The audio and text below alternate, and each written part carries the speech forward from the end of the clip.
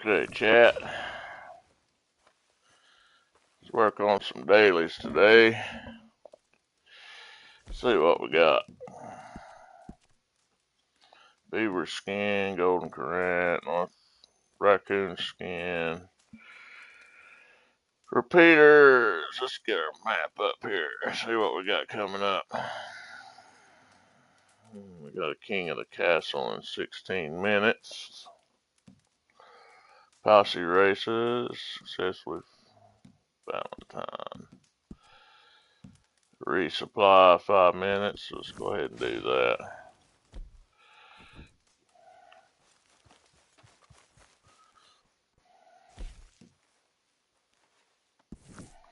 I'm sure you haven't forgotten it's my birthday. At least, I think it is. Certain dates have shifted over time. Anyway, the old Crips would have asked you for a case of good brandy. But you know what the new Crips wants. Yes, tanning supplies. The only gift I need this year. And next year, we'll be millionaires.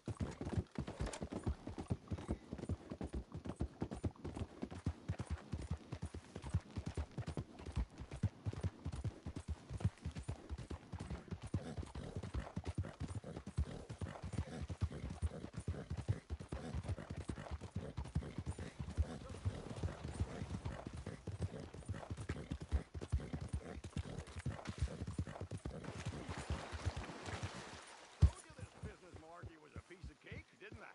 We are flying high now.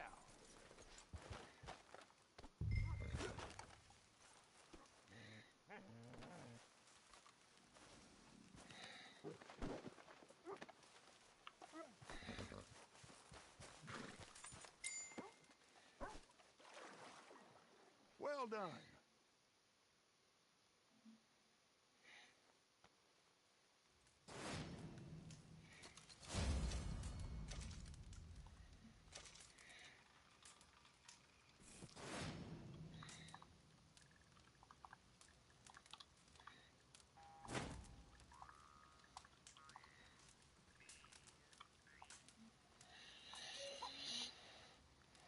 Okay, we got that one done.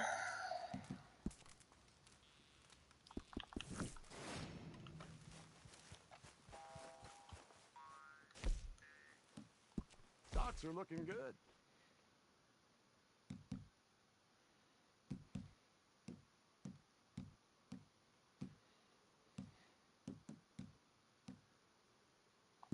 Very nice.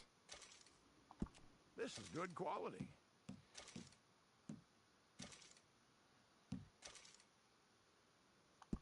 Beautiful. That's top notch. Excellent. Thank you. Good stuff. I'll have to go frog hunting soon.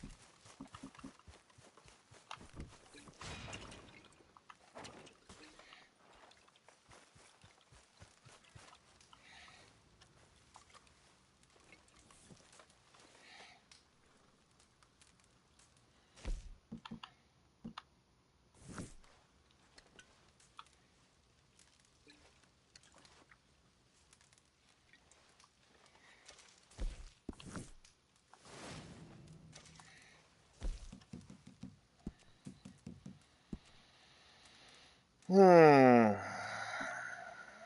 Blending tonics.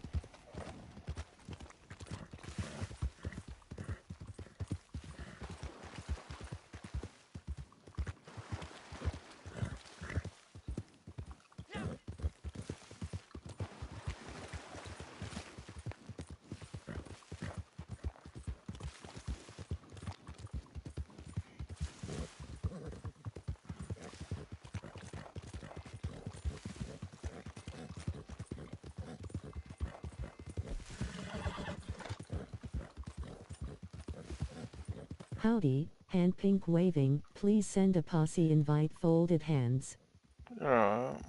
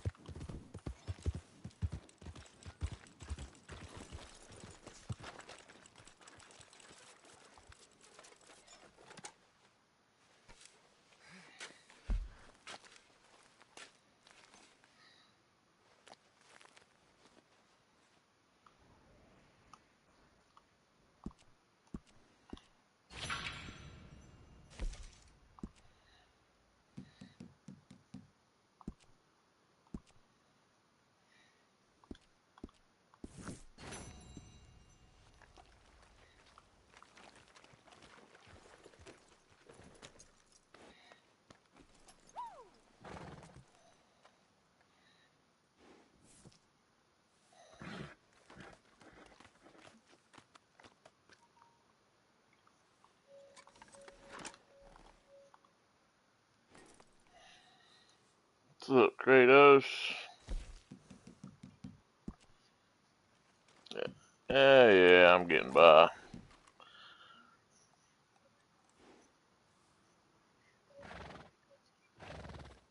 2 minutes.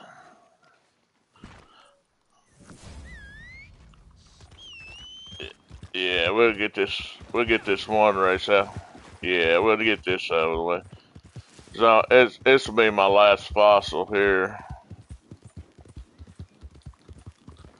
Yeah, there's a fossil right there where I was just at as well. If you want to grab it. Yeah,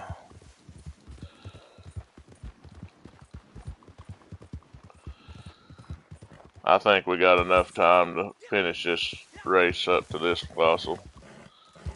Because even after it pops, we got a minute or two before we have to jump in it.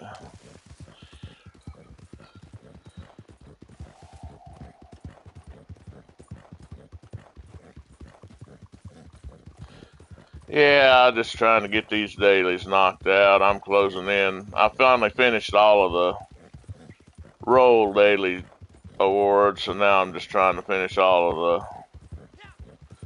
the generals.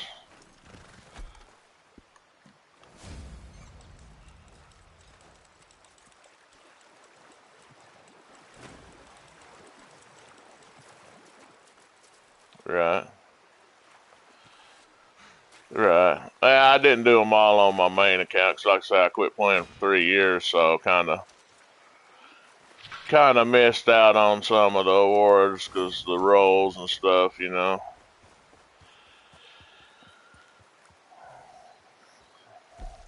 But the roll dailies today is a little bit not hard, but not. Yeah, the generals aren't too bad. We'll need to make a poker table lobby for one of them.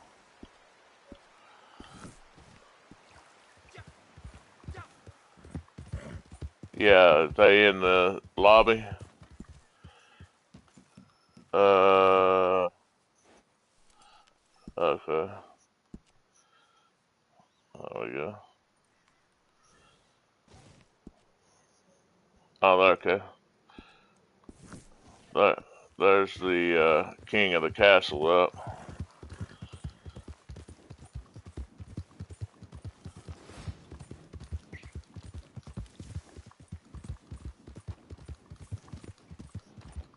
Mm-mm. I sent her an invite. Yeah.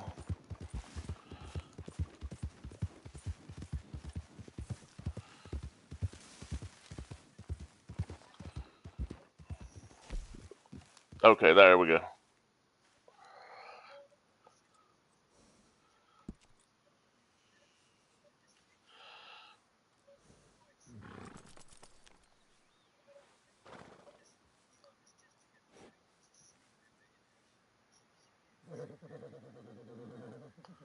I Yeah, we got a little about a minute and 50 seconds left.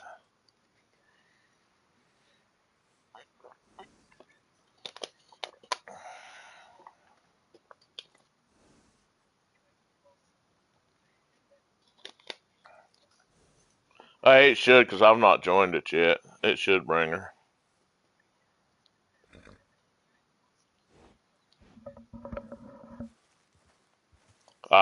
It was after. It was after.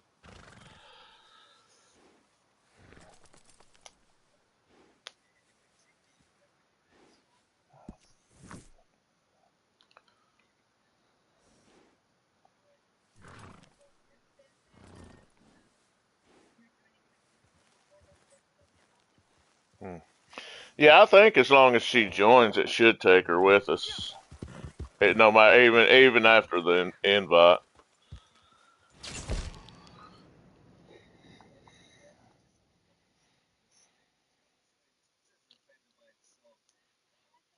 Hey, hey.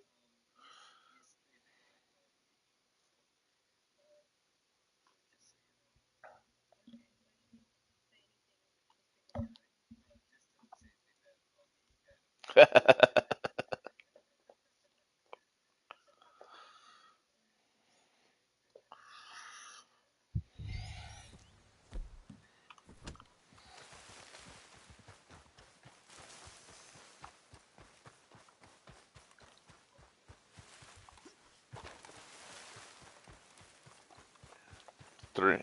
Yeah, three.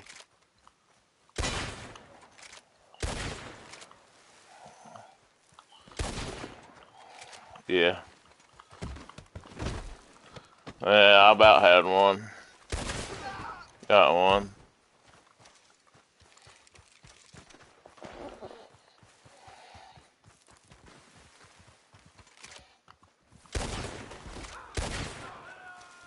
Okay, I got two.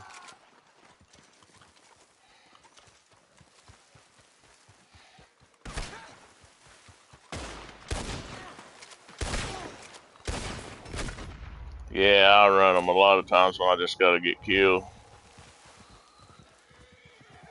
This makes it quicker and easier. But yeah, that's me. If I can get it done before the event starts, then I don't run the E rounds. All right, I got my three.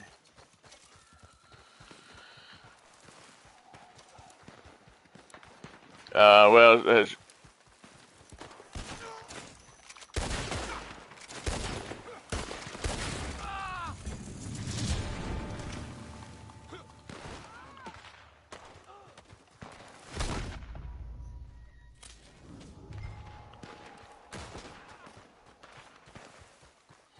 yeah, and we'll make a poker table lobby if you want. That way we can get because we gotta get an ambush.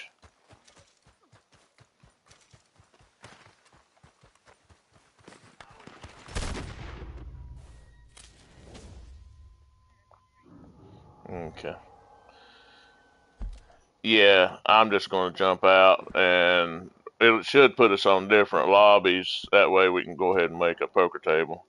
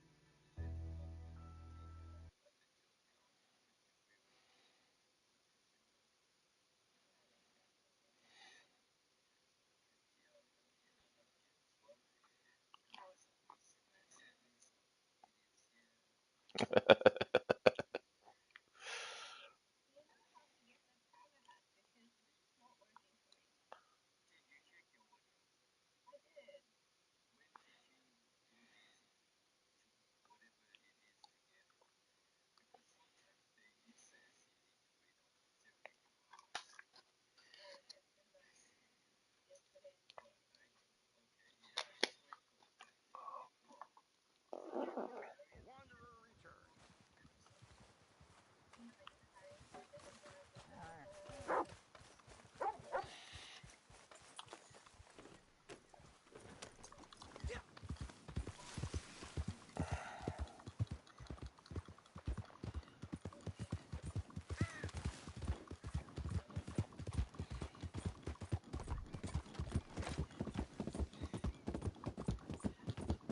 Start a ticket. What is it you have to do to get it?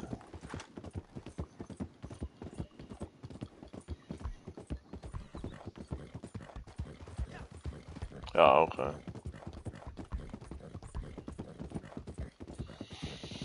Okay. I'm headed to a poker table.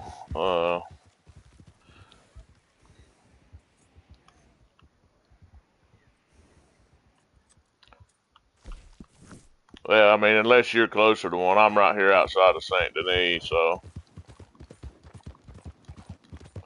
Well, I mean, unless you're closer to one, we can go to it. Either way. All right. Well, go ahead and do that one then.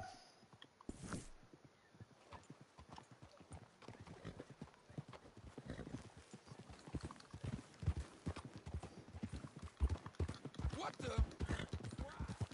Have they changed months yet, or we still got a couple of days, don't we?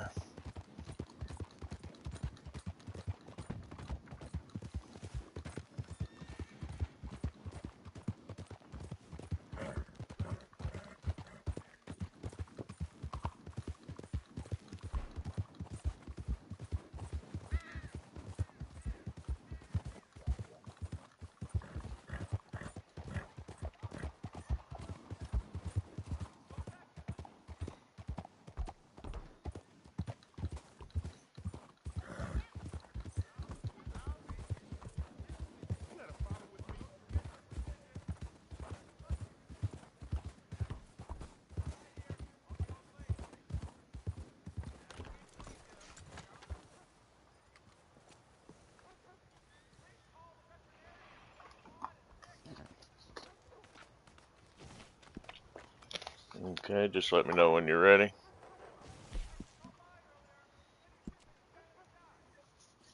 Okay, taking it. It's processing.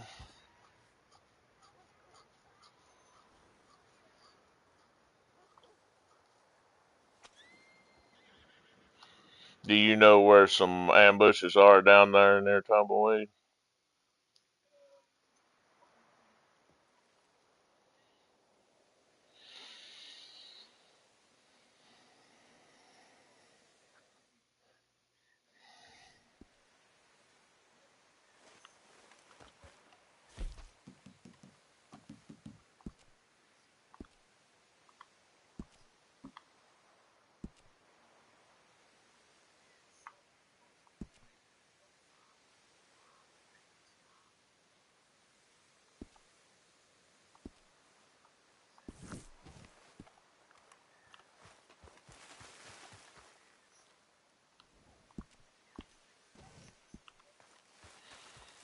Yeah, I got two go-tos. One of them's up right as you're coming up into Little Creek from Strawberry. Oh, I just got bit by a snake. And then the one is where you go across the bridge up there above Strawberry.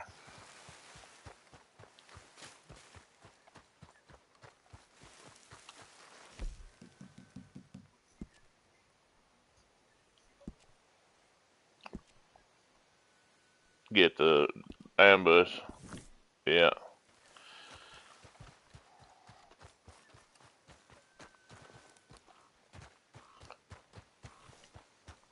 Oh, okay, let me come find you then. You'll have to invite her because she's not on my friends list. Let me find where you're at here. Okay, I'm coming to you now. I just got bit by a snake there a second ago, so.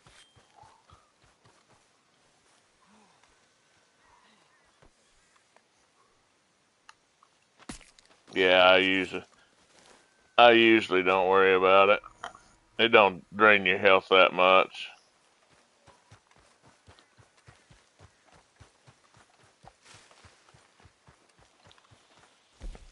I'll open the posse.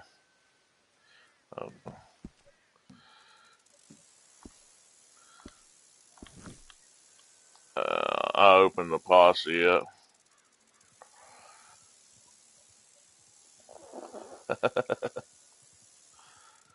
The posse's open, so you should be able to join back.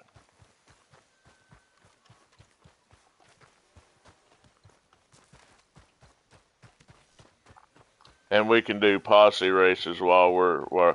Do you need to win posse versus, Jess?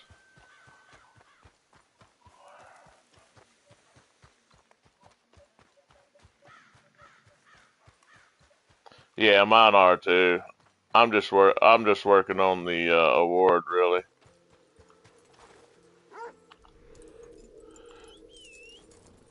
Yeah, you reset them, you get zero point 0.4 gold every reset.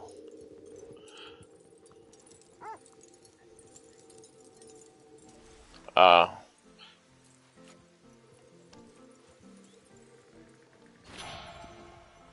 yeah, that'll work.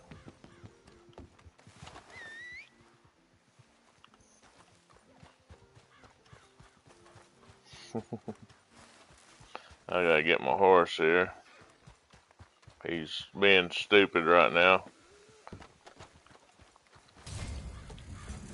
I got him. He's just hiding in the stable over here behind the jailhouse.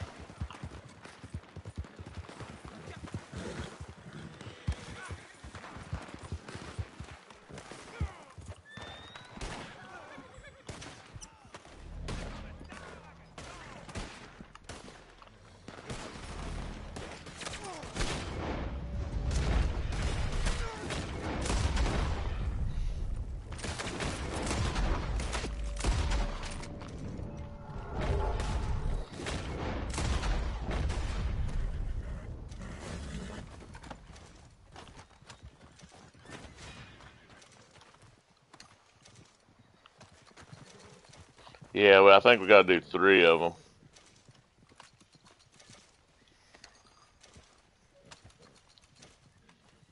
Yeah.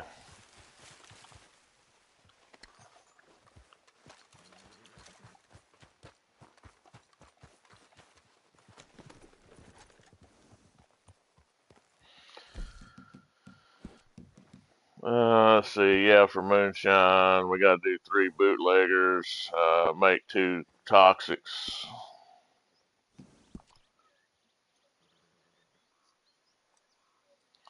Yeah, I'm not too worried about that because I mean, worst comes to worst, we can do the 3 bounties, 2 from New Austin, 2 with tag and arrows, and 3 with eagle.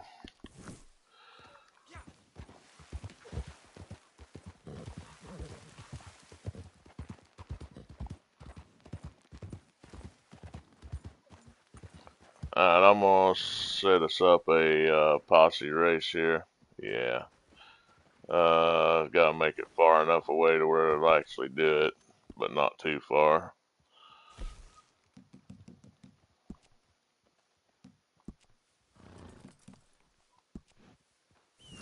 Okay.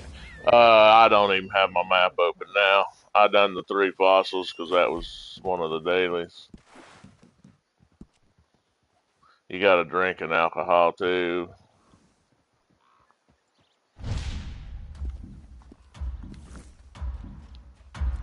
And you can win that. You can make it to that checkpoint, Jess, and get you a win. So I've got all my wins. Yeah, I don't need the wins.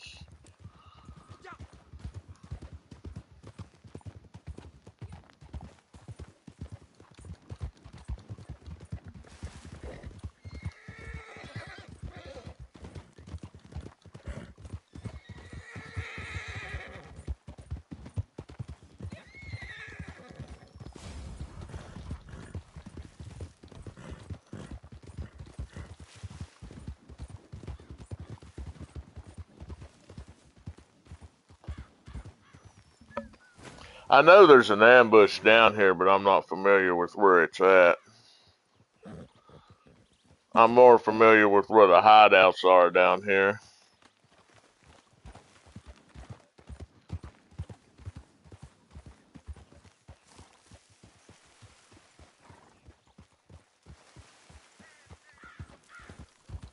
Yeah, the poacher's usually over this direction.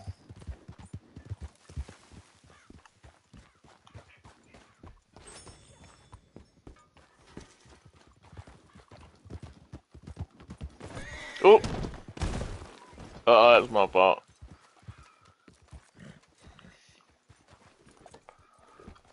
That's two. No, that's two.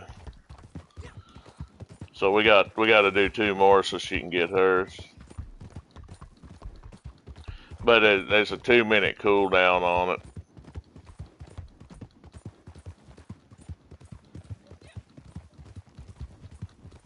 Who, me? Oh, thank you. I think this is the cob, yeah.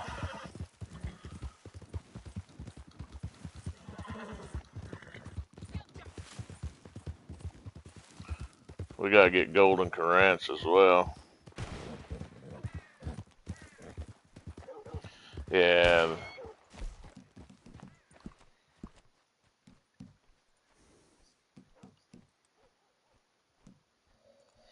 Yeah, I'm not too worried about those. Those are easy. We got raccoons, we got ambush, Valentine, and beavers. 2 raccoons and 3 beavers.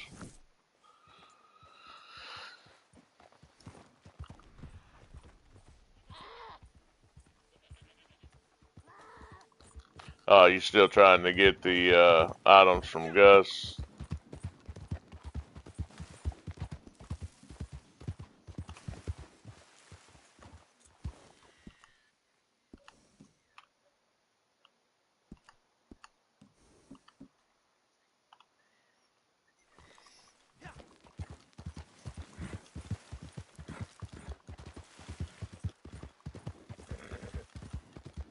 Yes.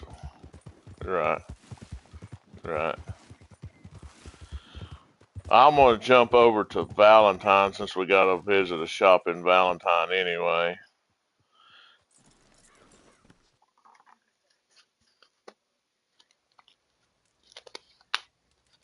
I'm gonna go up there and see about maybe finding us a ambush up in that area.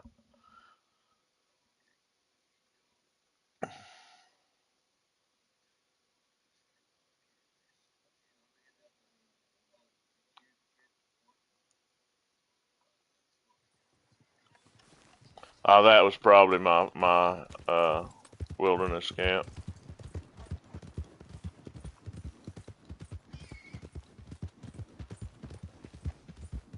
Hey, you should be able to now that mine's gone.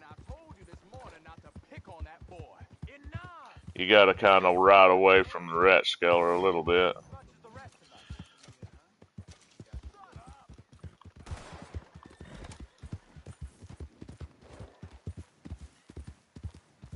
Okay. Yeah, if you see one, well, I was gonna say if you see one, don't engage it right off.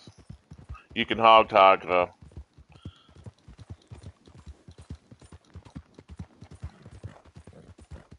Let me see. Can we start another posse race yet? If we can, I'll.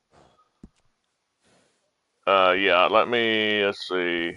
Where is Jess at? I'll put it close to her. Okay, I'm gonna put it up to tumbleweed since you. Do you have a wilderness camp open? Can you do wilderness camp?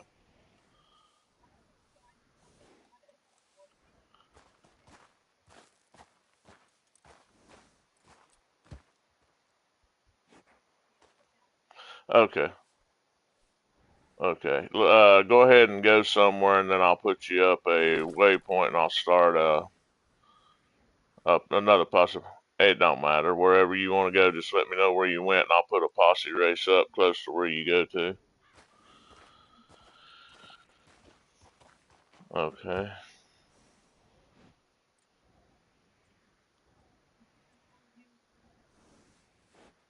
It comes in handy.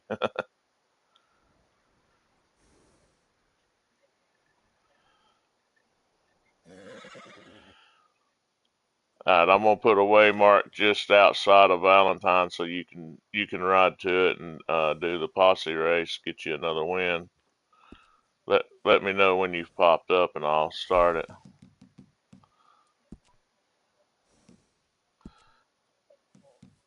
Okay, let me start the race first. There we go. Now, it'll disappear for a minute, but you can keep heading that direction. Even if, once the timer goes, it doesn't kill you or anything on those, so you can get a head start on it.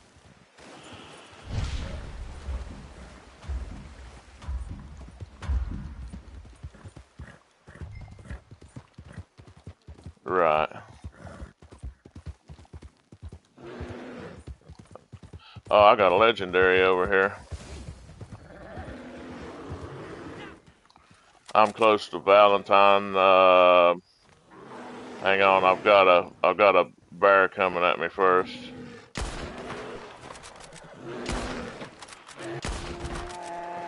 I think it's the bear.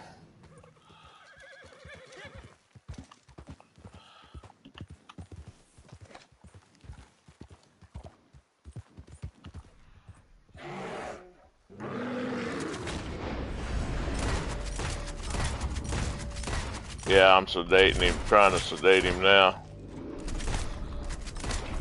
Alright, I got him sedated. I need to take a picture of him anyway. He's gonna kill me.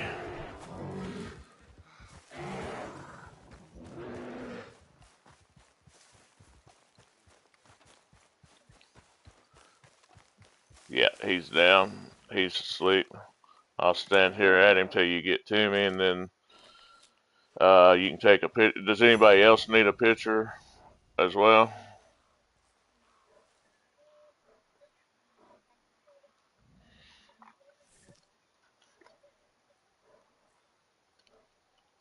Yeah, just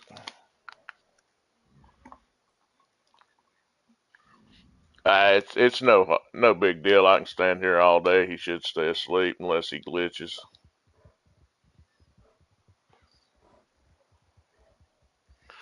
I need a photograph for the daily.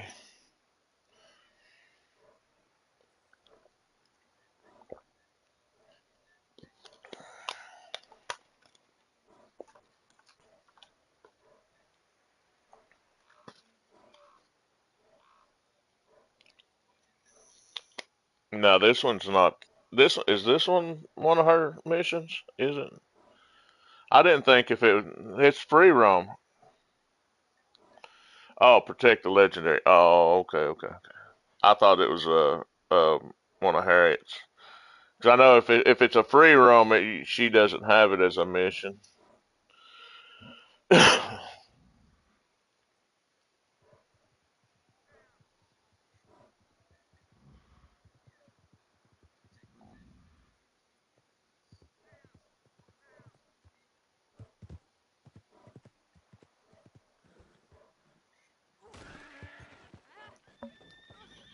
Yeah, you gotta come around the other side of the hill to get up here.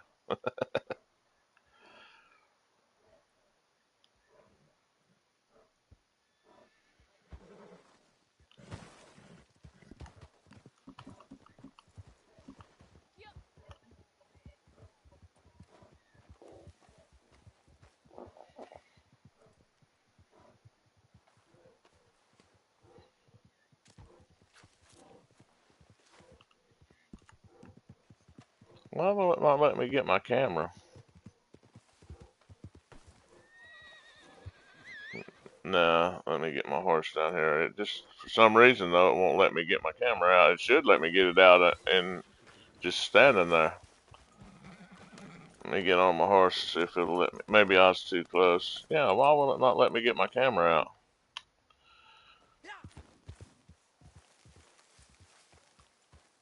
I don't know. It won't let me. It won't let me take it out though for some reason. It won't let me take nothing out. Binoculars or nothing.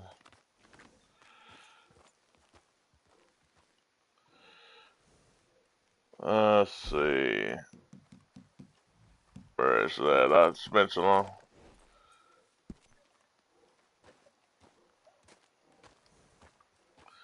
It won't. Let's see. Let me respawn here.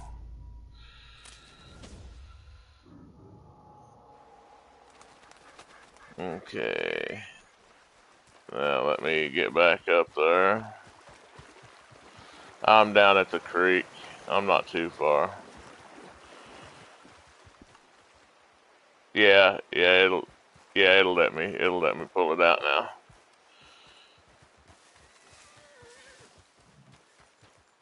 It's Rockstar trolling me, you know how they are. I think I have to go around the other side though. Yeah, I gotta go around the other side. I'm gonna die again.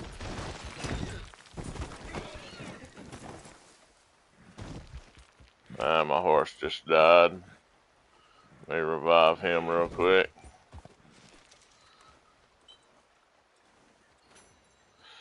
I'm not having a good go of it, am I?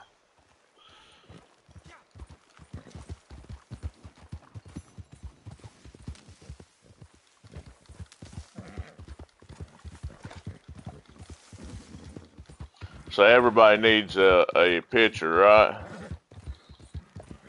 Okay, so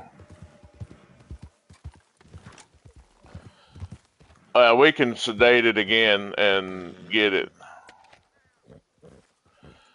We we can we can we can always revive it and or sedate it and revive it again. Well, I'm ready.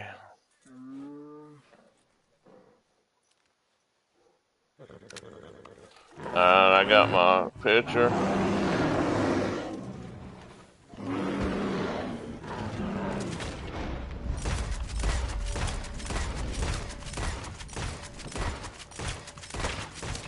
Alright, he's sedated again. He's sedated again.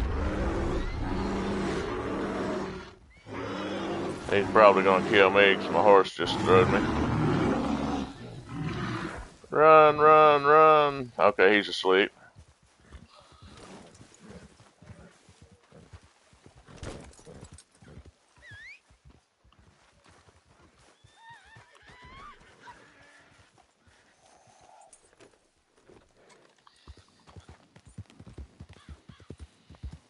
Too bad you can't clean the bears.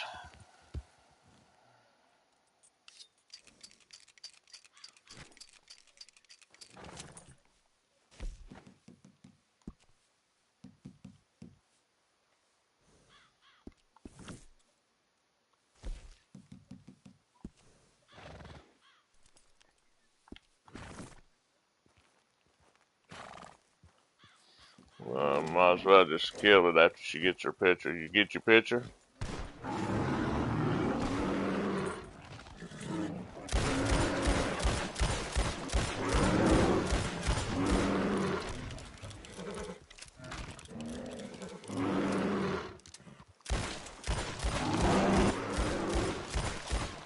He's dead.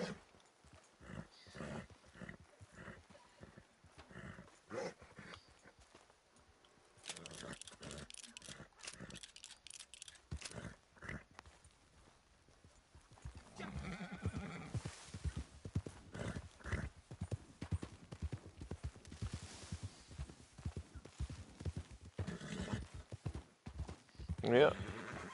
Now look for that. Oh, one more posse races.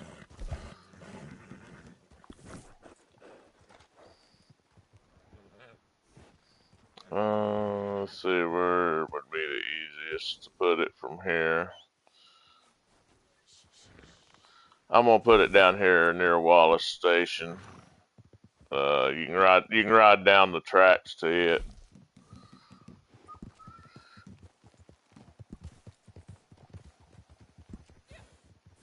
Okay, there we go.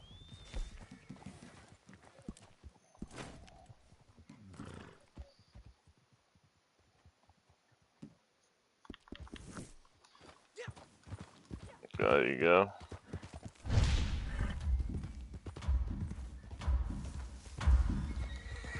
I'm gonna ride up here to Big Valley, see if I can find an ambush maybe.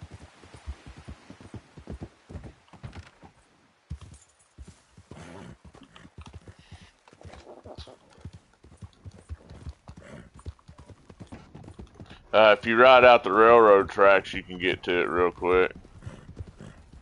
There's a train coming though, so be careful.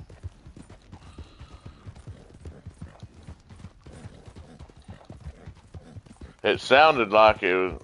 Yeah, it sounded like it's coming towards us, but you should be able to still stay close to the railroad tracks.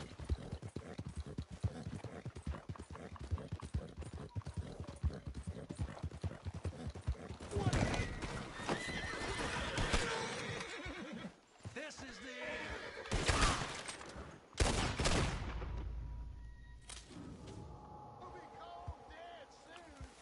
Yeah, I run into somebody and his buddy shot me before I could get up.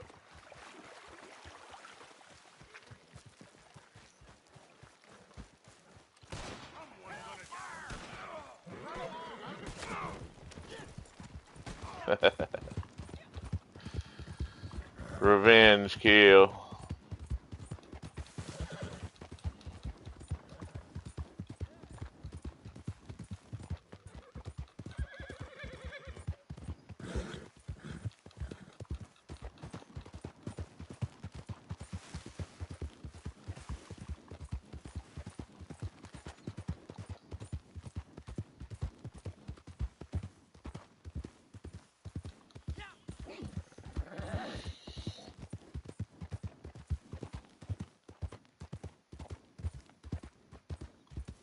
Are you close to the waypoint, Jess? Because one of us has to finish it.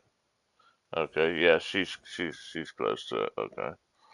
I just didn't want to go any closer towards where this one ambush is up here till that was finished.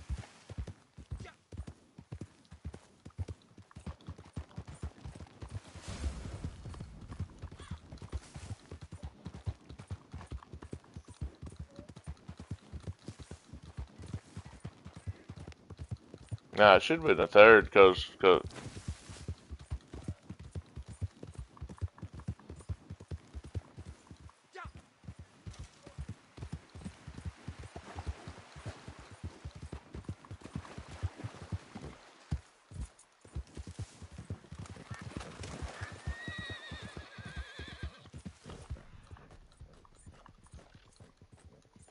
I hear a raccoon. Where's it at?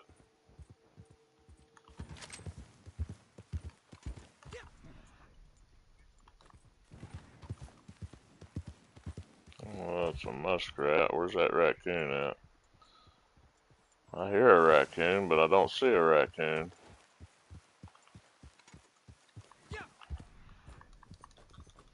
Yeah, it must be.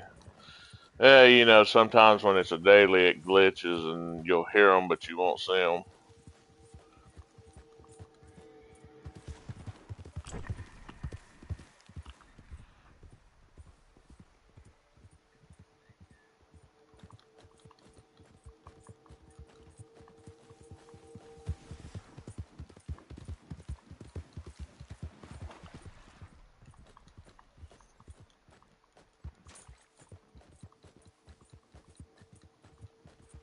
Buy it.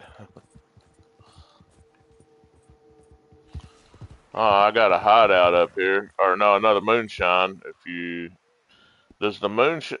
No, it's not. It's the poison. Yeah, it's the poison.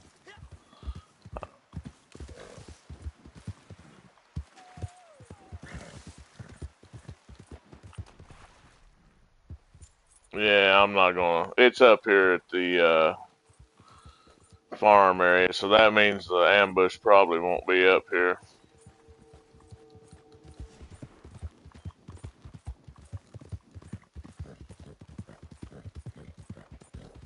Yeah, I believe it despawned. I'm gonna head on up here to this ambush site and see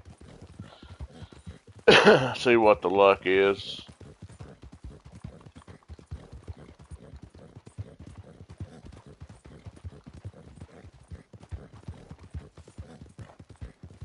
Yeah, there's somebody riding up through here, so most likely it won't be an ambush up here.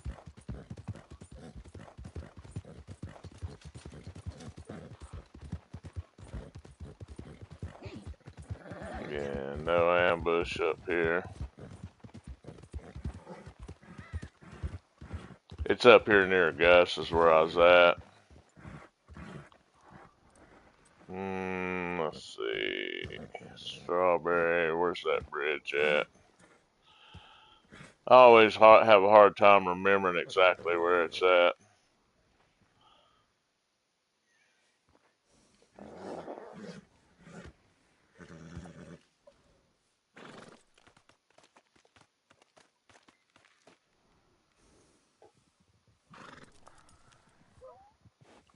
No, it's actually more up in the Big Valley area. There's a bridge you go across.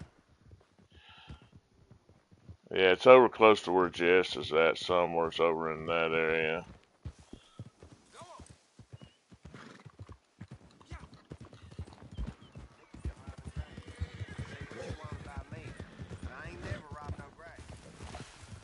Uh,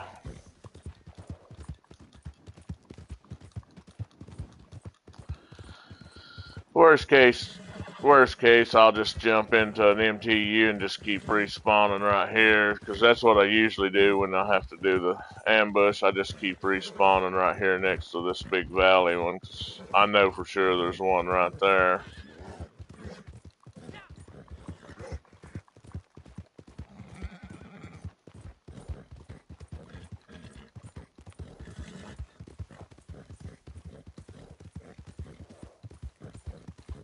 hmm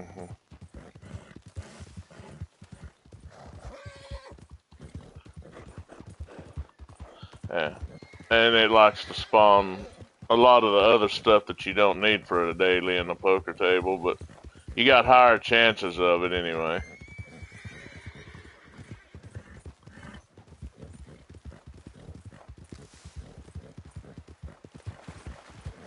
I was gonna go over here and get my jewelry till that moonshine thing popped up, since I was up here.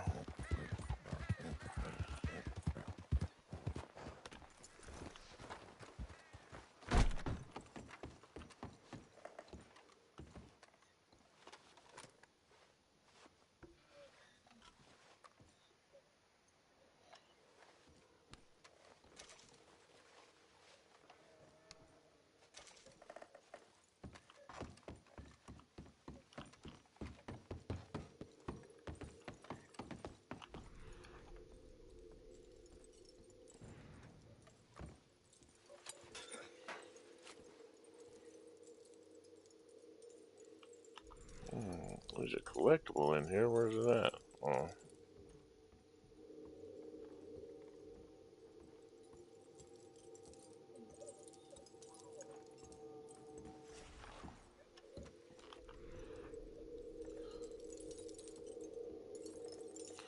I hear a collectible, but I don't see it.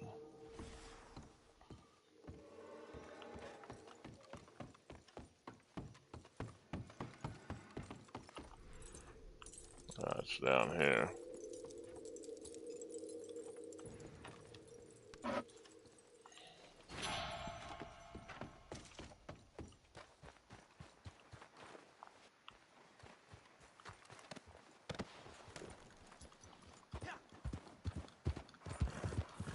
Has anybody heard what next month's gonna be? Collector, uh,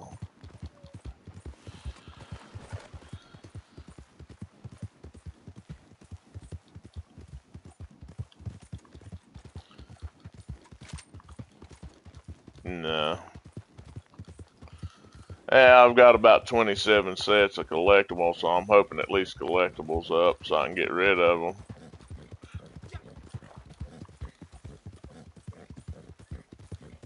Alright, where are you at? Okay. It will not let you, it will not let you open a campsite.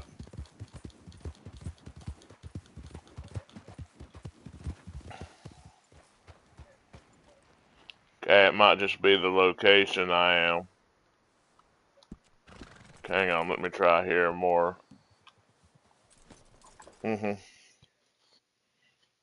Yeah, I've got one now.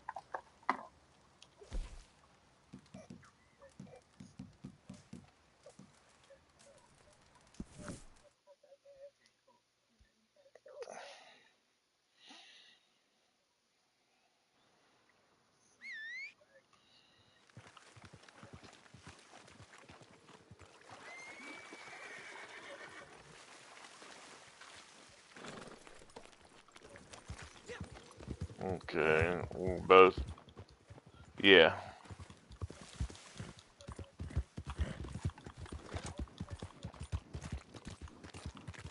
You'll need the hog tie too as well.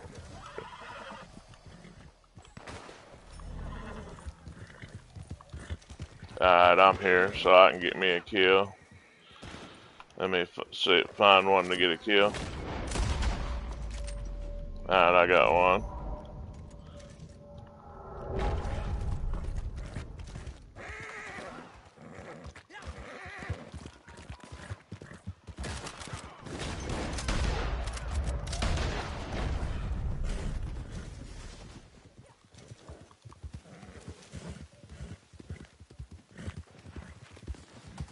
Yeah, I always forget about this ambush here.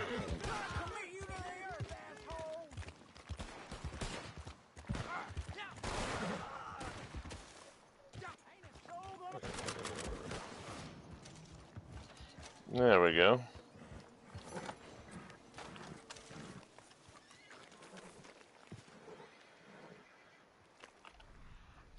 Yeah, I always forget about this ambush here. So that's out of the way.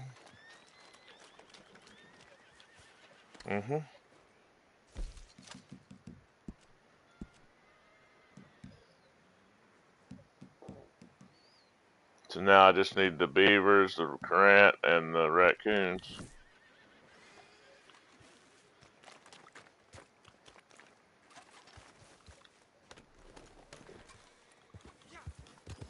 No. Beavers might be a little bit of an issue to get enough for everybody, but I can always just jump into another lobby and go back and get those. Let's see what we got left for rolls. I've got 7 so far. I need 2 more bootlegger missions. 3 collector maps. 2 local buyers. Can always do the bounties. Mine may, I don't know, he's halted. I don't know if he's halted for materials or for resupply.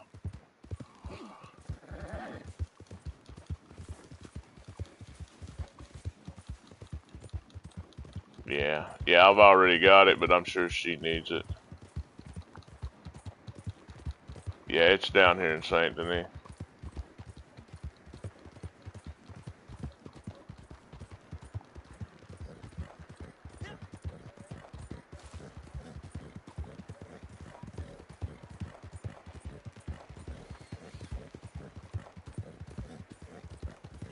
Plus, you've also got a award for doing resupplies, which is ridiculous to do 1,000 for a reset.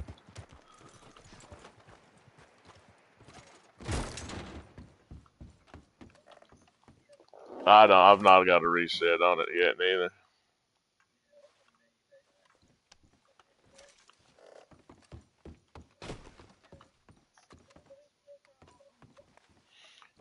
Go to, yeah.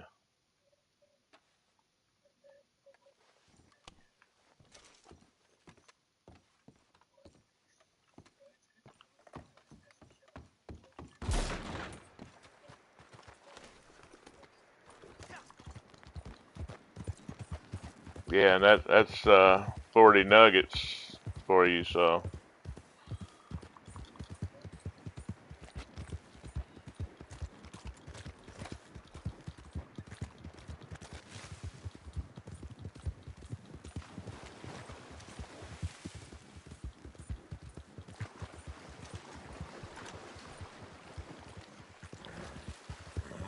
Yeah, I'm gonna have to go farm some more smiles soon. I'm starting to run low again. I got a cougar.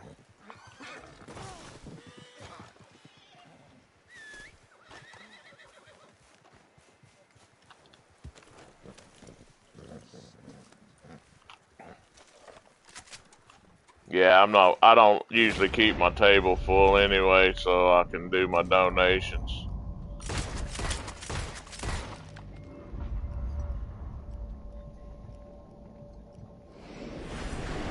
Okay, I've got a Florida cougar right now on me, and I'm trying to sedate, but he's right under my horse, so I can't shoot him.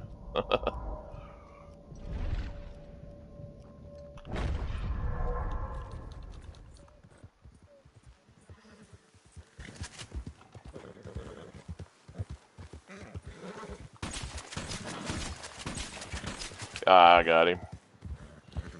Yeah, he's over here in the corn patch somewhere. There he is. I think it's a Florida Panther. It looked like it. You know, it don't never tell you when you're trying to shoot it. It's just a regular panther, but still, I need samples of those as well.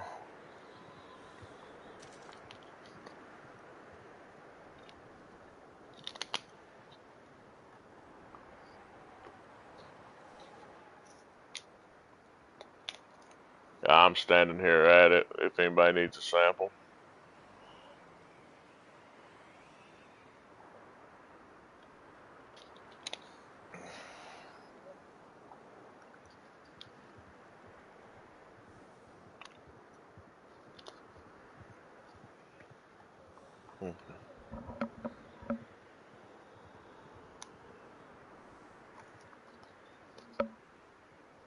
Mm-hmm. Yeah,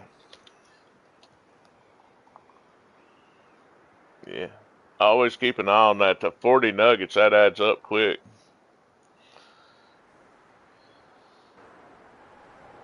I usually, whenever it pops up that I've hit the 10 on it or the 20 on it, I usually try to go over even if I'm in the middle of something and reset it or I'll forget. But I do like to check them before I get off and make sure there's none to reset.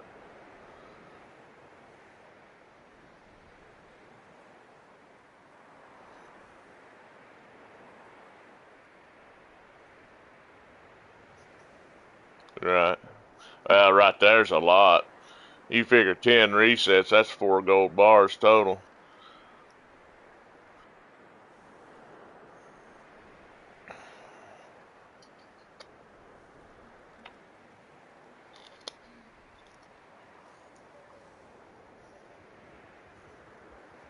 Oh, nice. Yeah, I still need a couple of thousand more to finish everything.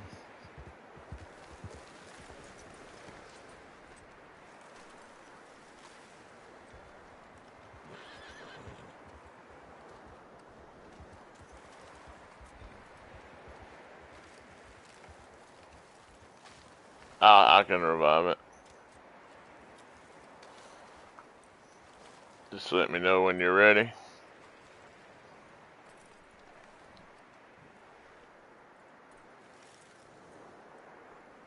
Okay, here we go.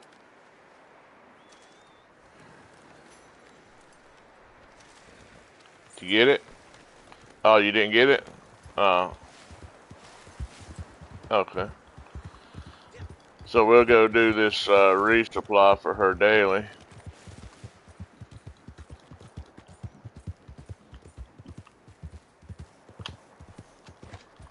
Yeah, I gotta get some more ammo. I'm running a little low.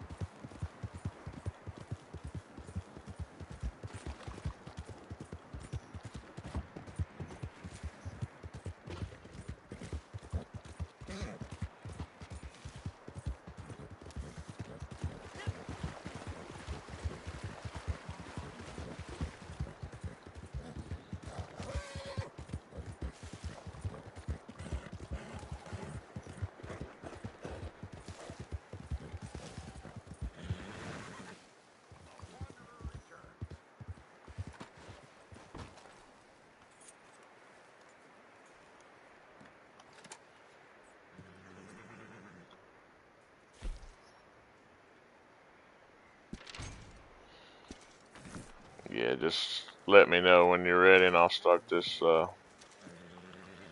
resupply.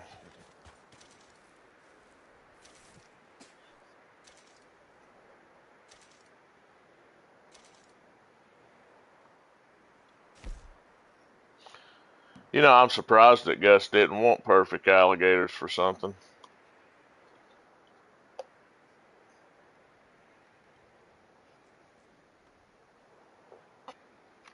Sometime today would be nice. Hats, boots, coats. Gloves.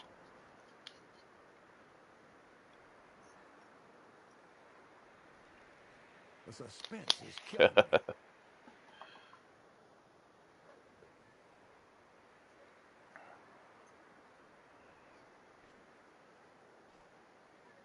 Come on, I'm a busy man. Mm-hmm.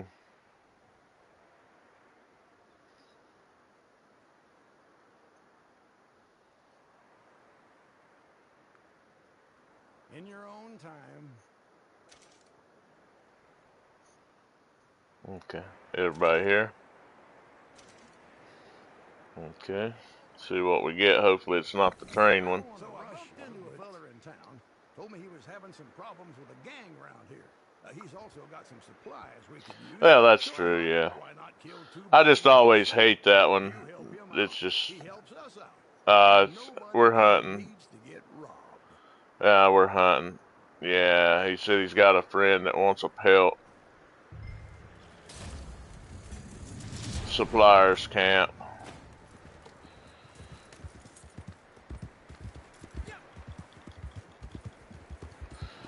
Yeah, he might have been glitching what he was telling me too, though, you know.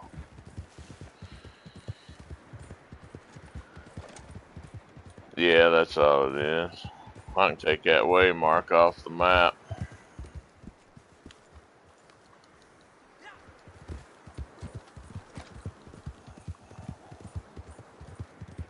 Yeah, sometimes you know he'll be saying one thing and then you end up having to do another.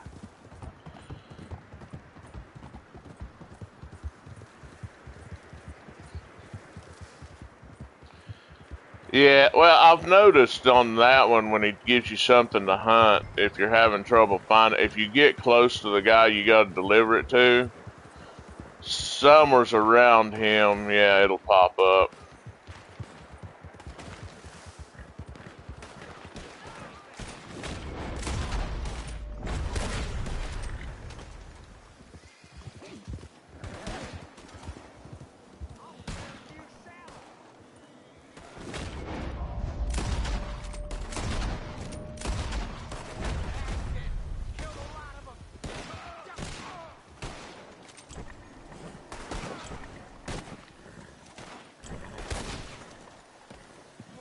It's just a wagon.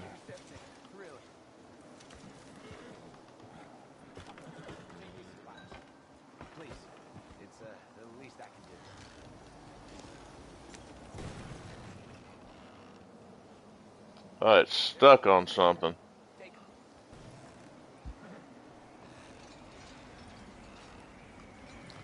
Yeah, it got stuck for some reason there for a second. I just had to back it up.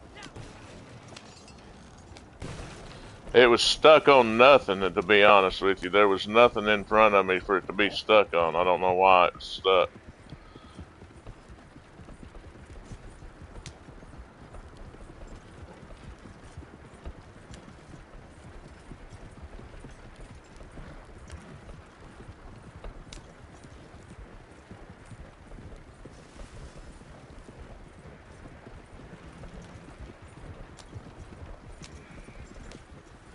What's the name?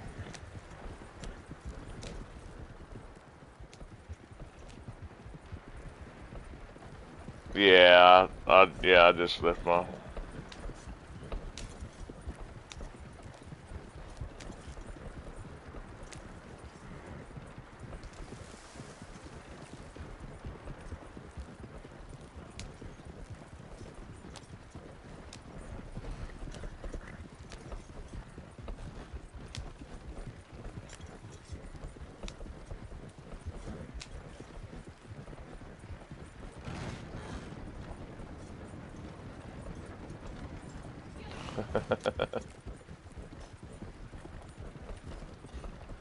Yeah, I've got all the roll horses and maybe one or two others. I just hadn't bothered buying any more yet because I was buying all of the cash items in the game.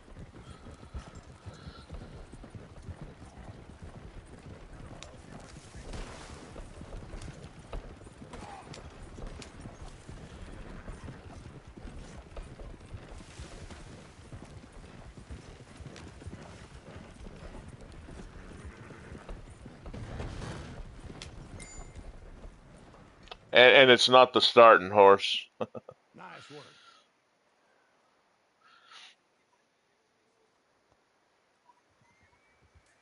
The saggy nag. No, I'm talking about the saggy nag. That's the one you got to get off of that horse as quick as possible.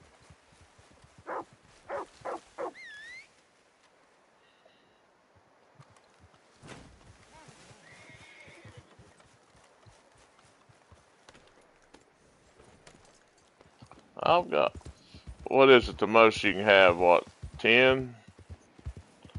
I think I've got like 7 or 8 horses.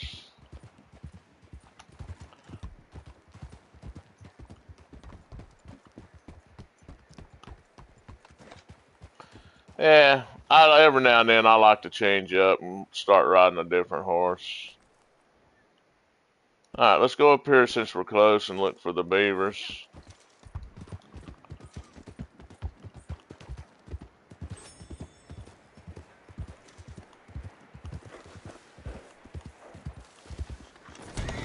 Oh shoot. Changing guns and fell off my horse. Yeah, 2 from New Austin, 2 tagging, and 2 Eagle Eye. Which you can tag them and get one of your Eagle Eyes on each one as well, if you need to.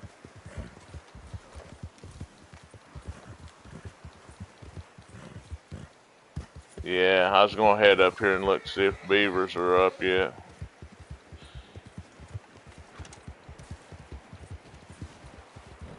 It's still early enough for them to be up.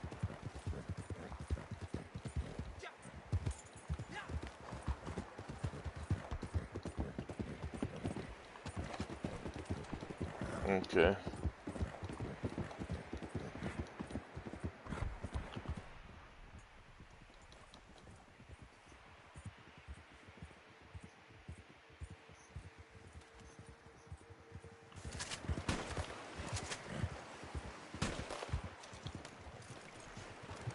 Got 2 beavers.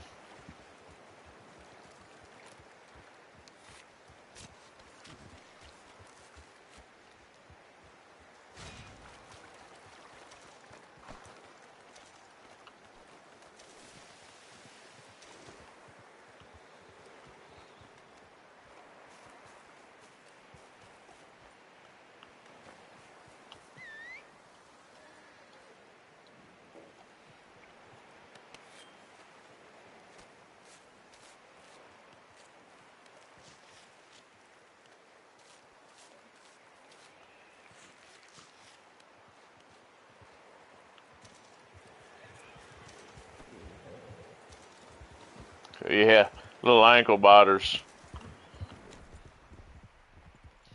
I got 2 beavers. There's my 3rd beaver, so now we need to find some more. If I can skin this one. I may not be able to skin this one. Alright, I gotta pick him up and take him up on land to skin him.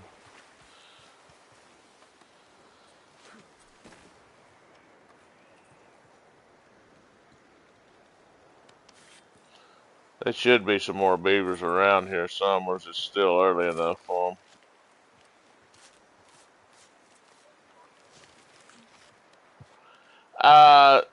I seem to have better luck, like late in the day or early in the mornings, or throughout the night. It seems like they come out more.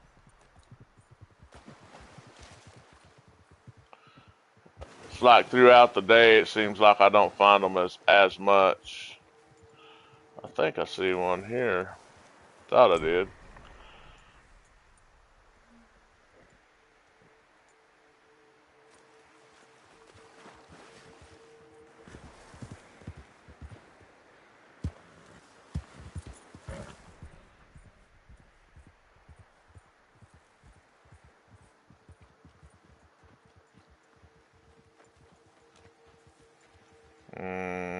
Not seeing anymore. Usually they're down closer to the dam area where they built the dam. I usually can't find them up this far.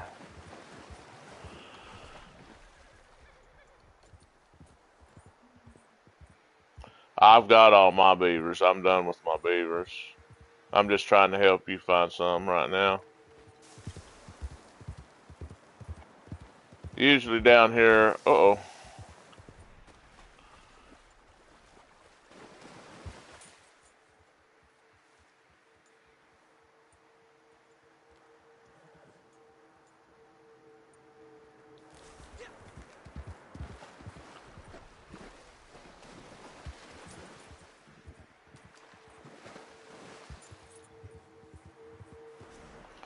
Yeah, we may have to come back and get them.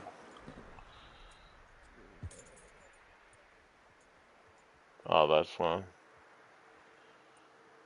Yeah, we'll probably have to come back. Usually down here where I got these three is where I find them the most. Down here where you see the trees that's been gnawed down in the dam.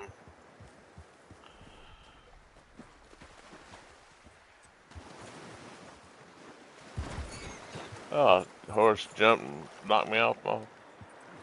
Knocked me off.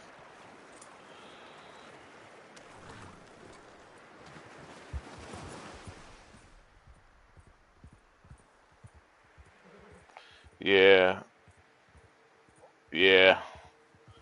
Have to come back and get them. They've. It's about too late for them. Usually during the day, like about 8 o'clock until about 6 or 7 o'clock in the evening, I have trouble finding them up here. They're more of a nocturnal animal, it seems like.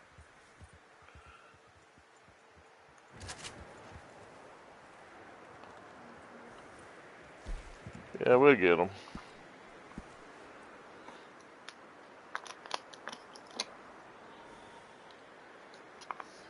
And sometimes you have to jump server to get them.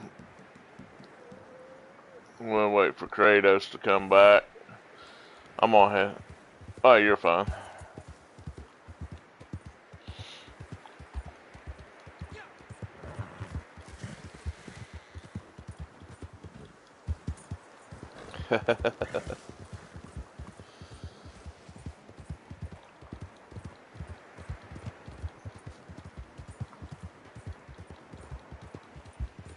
Okay.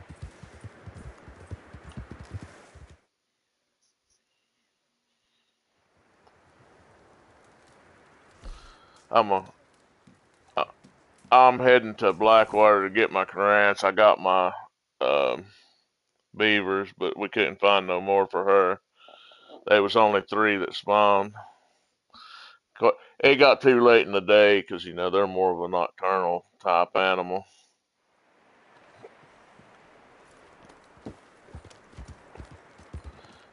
It's got to be New Austin, so I'll have to go to Tumbleweed. You've been going a long time. Back for some good meat, are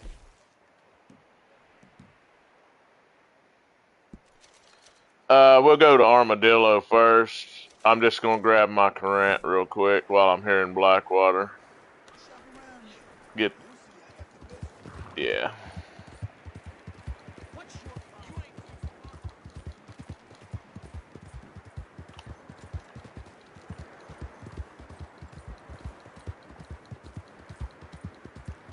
Well, what we got here? An alcohol bottle or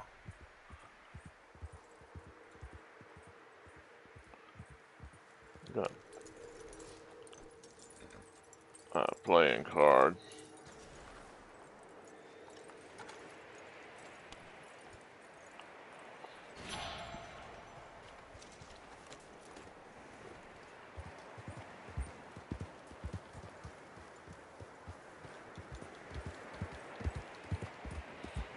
Got another. Oh,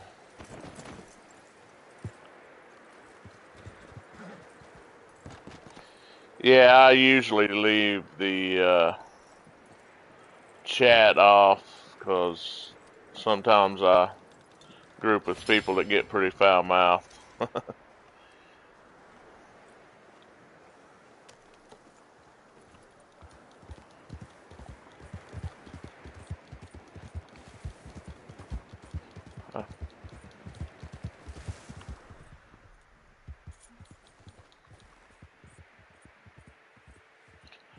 You know, I love the snow in this game, except for when I'm trying to find the herbs.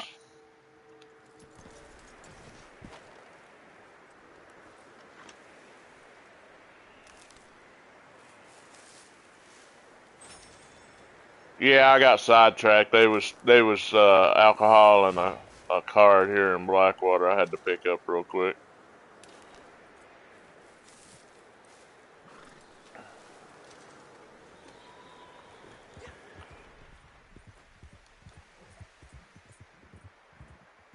Will it count for everybody if we're not there?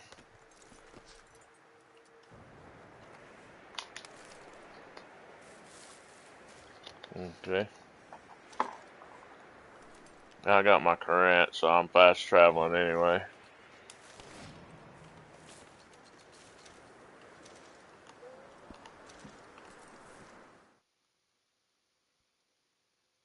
Yeah, currents don't take long. That's the reason I decided to go ahead and get them. There's so many here outside of Blackwater.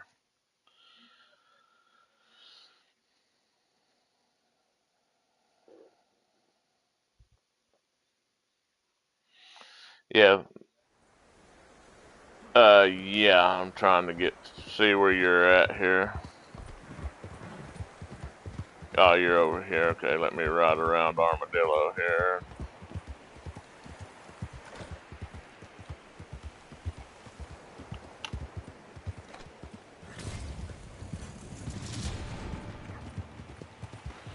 Yeah, I usually just go to Blackwater for the golden and then tumbleweed for the black.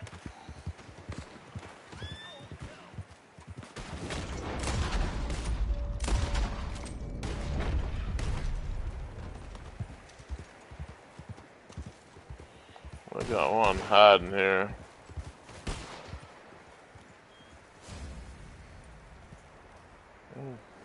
Good deal. Oh, 100 bootlegger missions completed. Get another reset on that. That's 2 resets on that. I don't usually do those unless they're a daily, so.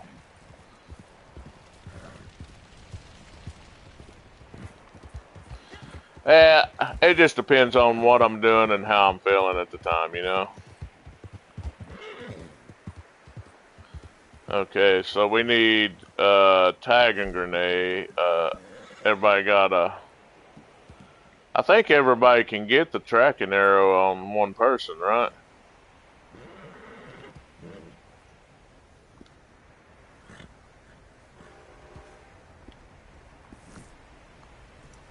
Let me see what we got here.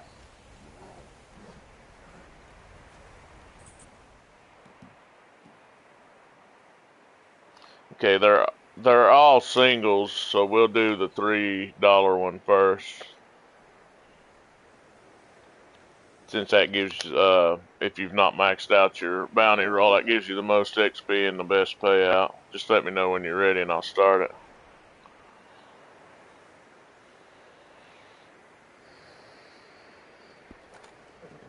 I have no idea. Let me look and see. Oh, that was for the beavers. Let me take that off. Let me get my bow out here real quick.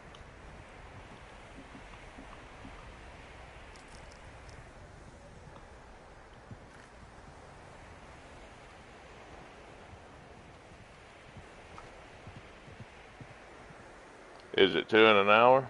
I think it's just 2, period. Yeah. Alright, everybody ready?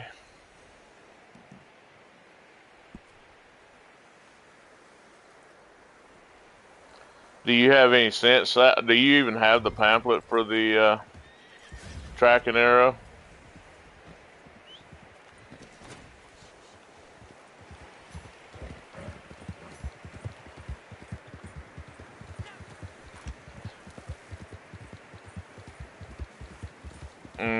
Are you maxed on your bounty roll, Jess?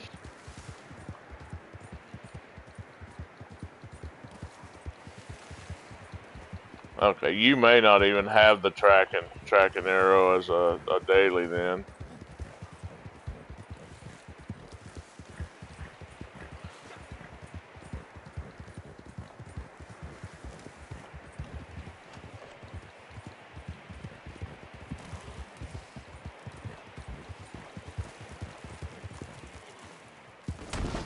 Oh shoot. Horse jumped over a rock and threw me into a mountain.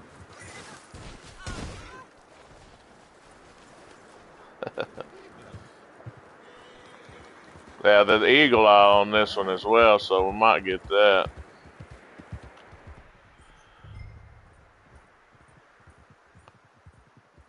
Yeah, we can get that for you.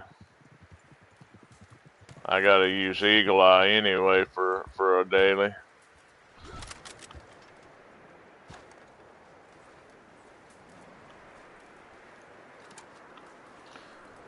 Yeah, if you're a high enough level, yeah. What are you, like 20 or so?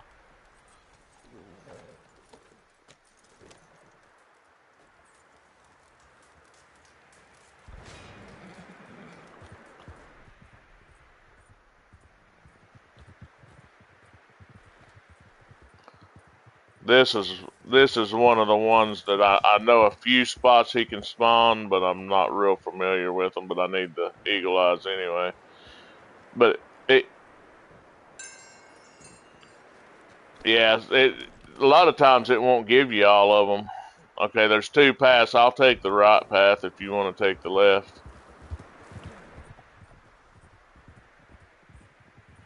Yeah, they're probably all the wrong one, to be honest with you.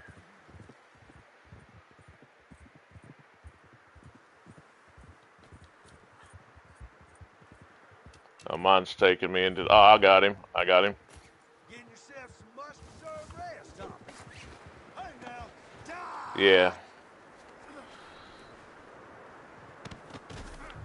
What in all hell?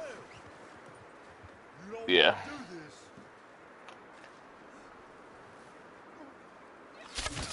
You must be. Alright, I got my tracking arrows done. Let you get yours, and then she can get her 3. You need 3 from horseback, Oh you say? my God!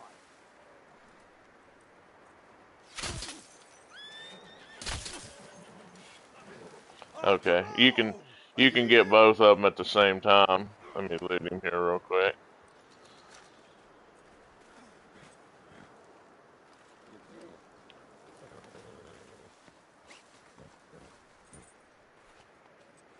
He may not run. He may start shooting. Well, shit! Okay. Just release him and let him get back up, and then lasso him again.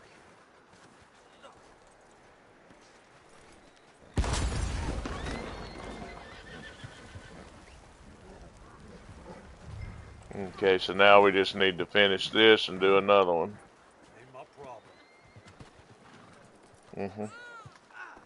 Mhm. All right. With a bunch of arrows in him. You're gonna pay for this.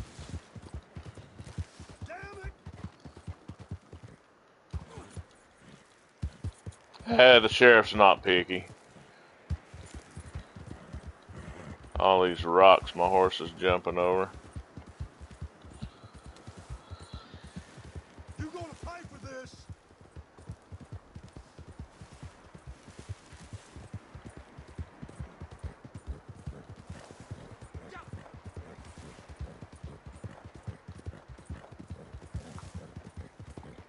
Well, that ended up being simple enough. Cocksucker!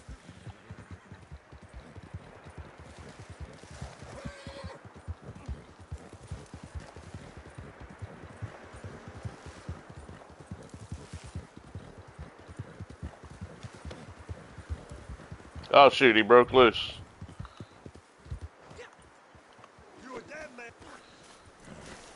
Yeah, that's all.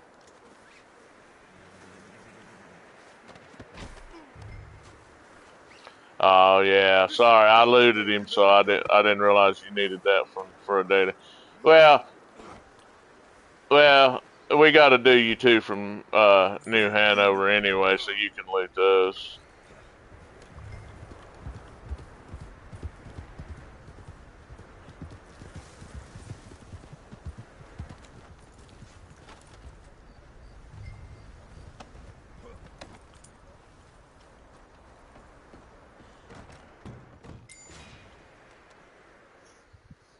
Ah, bounties go in the cell. Over yonder. Here's the going rate. There's a collectible here somewhere.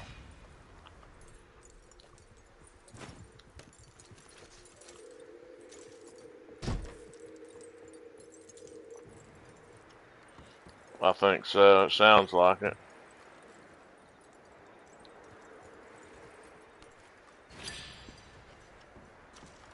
Oh, up here.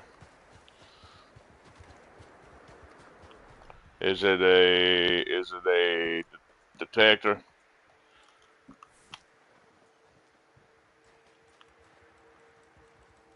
Yeah. It's actually having me pick up the stranger, daggone it. Get him out of my way.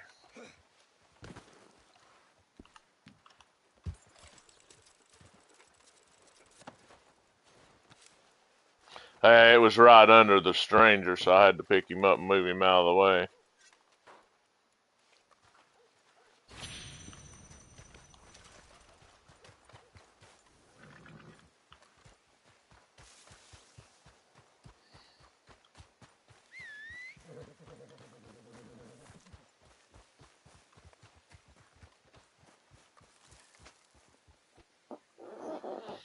Okay, we got a $2 will do now.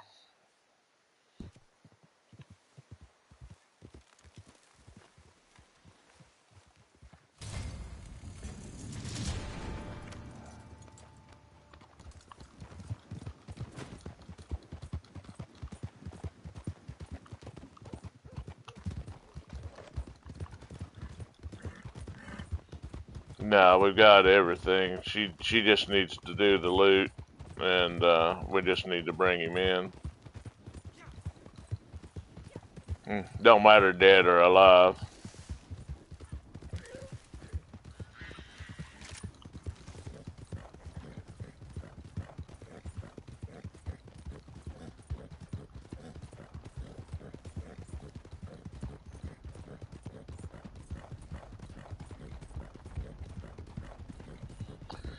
Even if he is, we got to get him out to put him on a horse so she can still loot him once we get him down.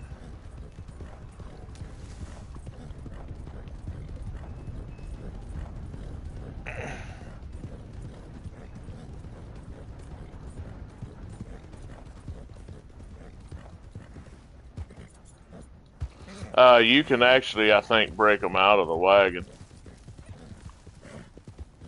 You gotta shoot the lock on the wagon.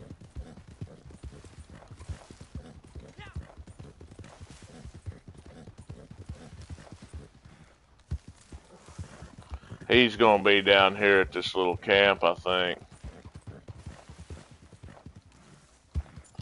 Yeah, I hate when they put them so far away.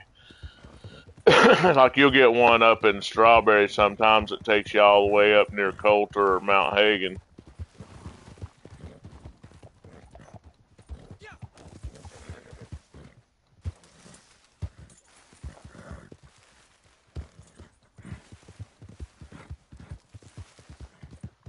Yeah, I think he's gonna be down here near Del Rio, maybe.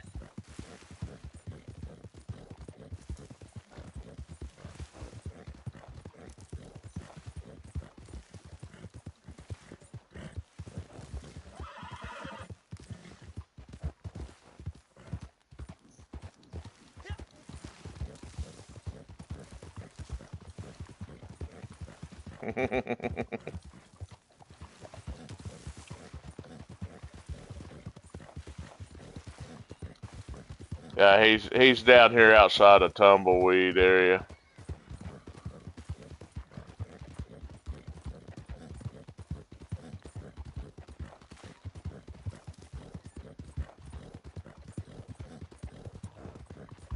Alright, I've got him now. He's on a wagon.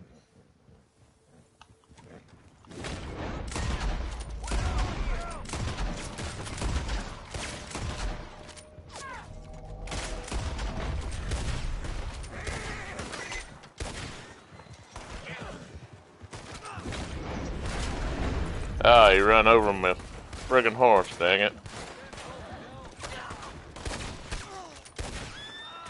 He's the one on the passenger side. I don't care either way.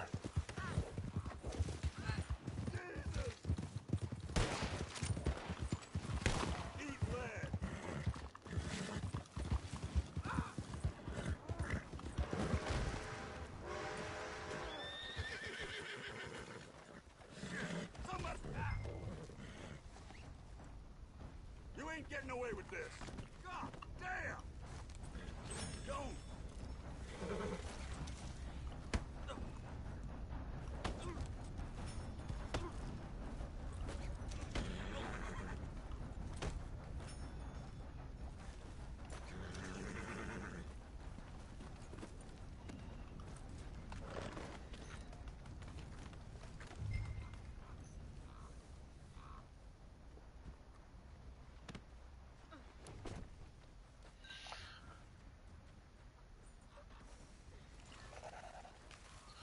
You gotta be careful of kicking him. Sometimes you'll kill him, though.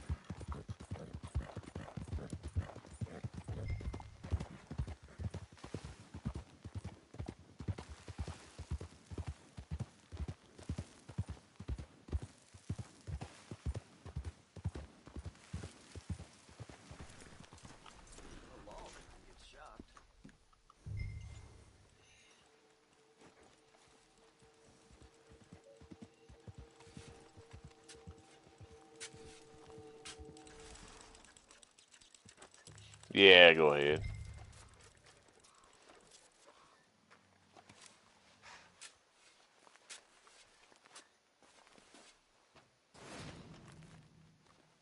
People will be real excited to see him go. Yep, Thanks. that should be all my rolls. I think Take all I care, got left's the or you can raccoons trust it. now. It's all there.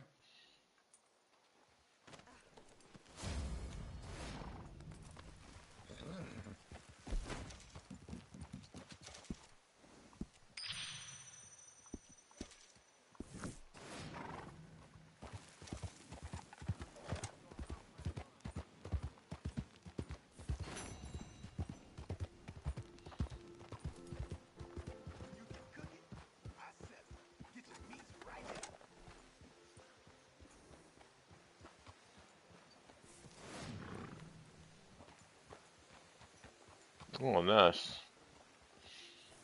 So what do we need? What we got left to do? All I got's the raccoons, so I can get those doing anything.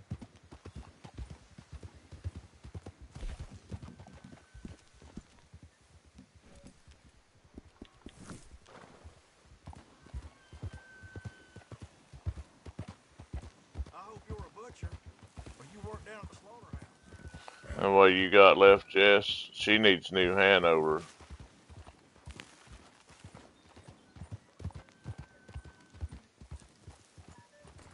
How many?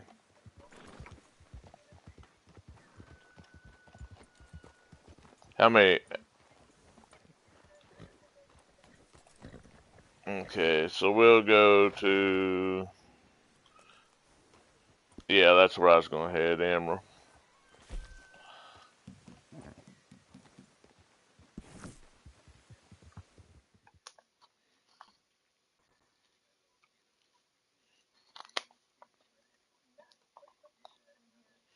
Well, if you complete 9 rolls or 7 generals, you get extra gold.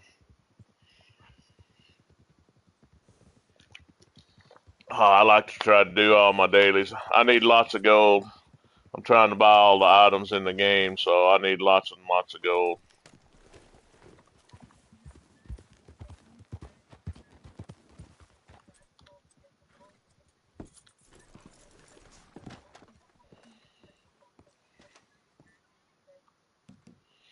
Is everybody in Emerald?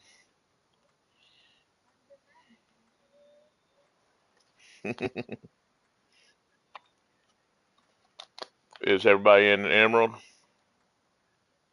Okay, we'll do a $3 here. More.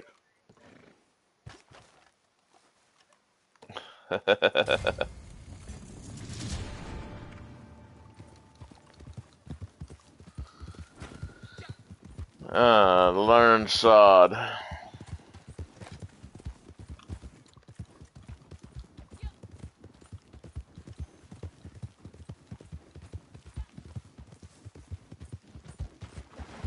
I actually seen him last week.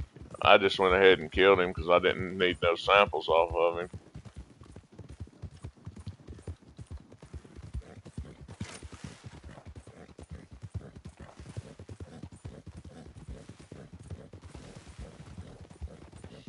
You know, I've noticed. Yeah, I've noticed the legendaries go. Yeah, they go in a like a rotation. It seems like. Yeah, that's them. Hey, get yourself gone from here. You don't belong here. You don't? I'm not seeing him. There's a legend. There's a collectible over there.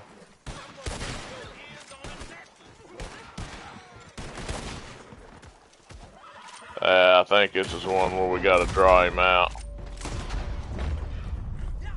There's a collectible right over here as well.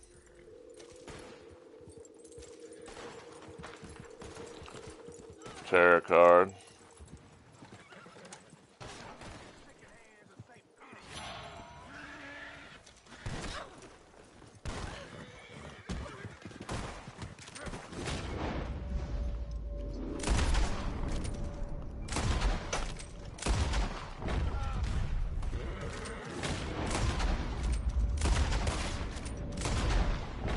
Yeah, there is.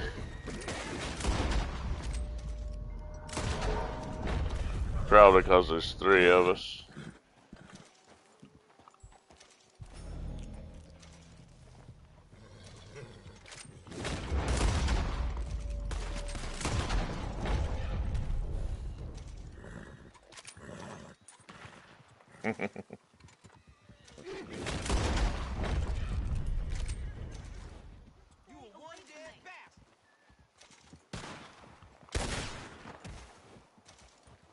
There's a lot of them.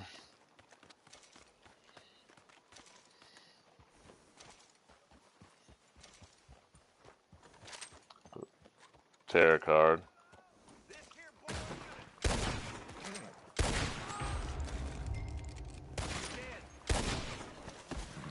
There's our target.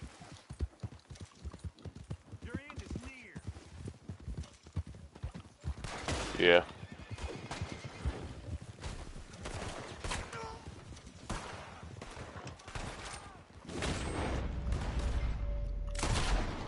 Oh, that's alright. It'll still count for you daily. Go ahead and loot him though.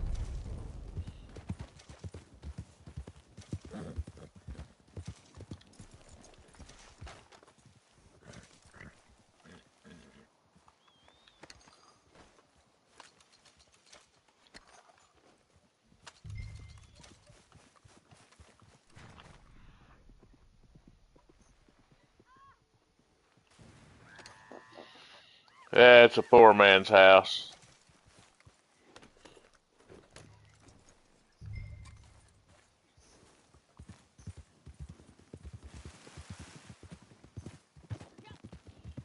Right.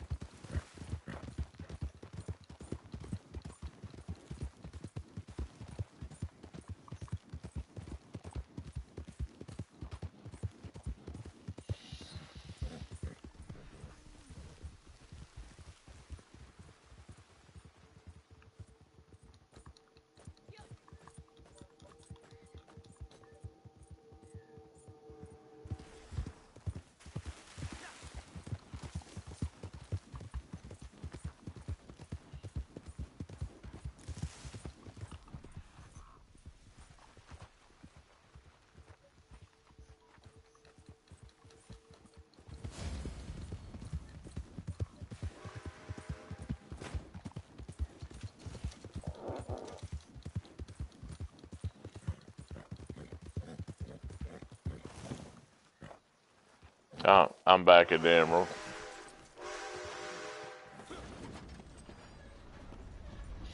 Yeah, I'm just waiting on the board to open back up. We'll do a $2 one.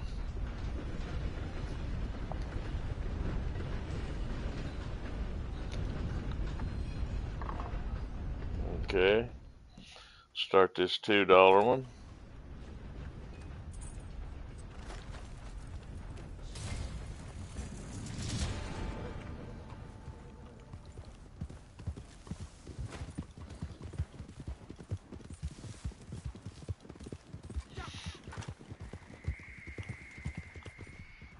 Here, possums.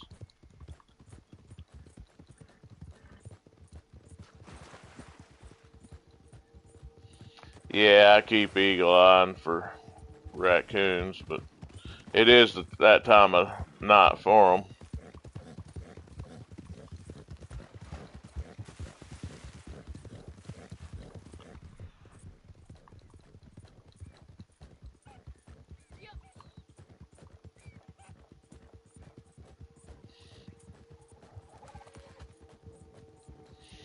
Yeah, yeah.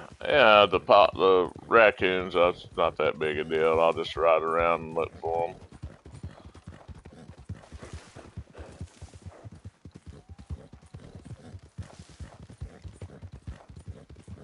See on a wagon as well.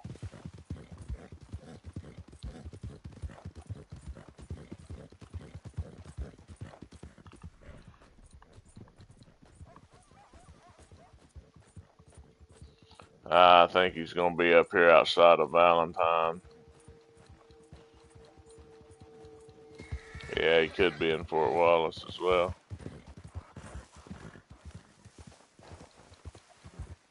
Okay.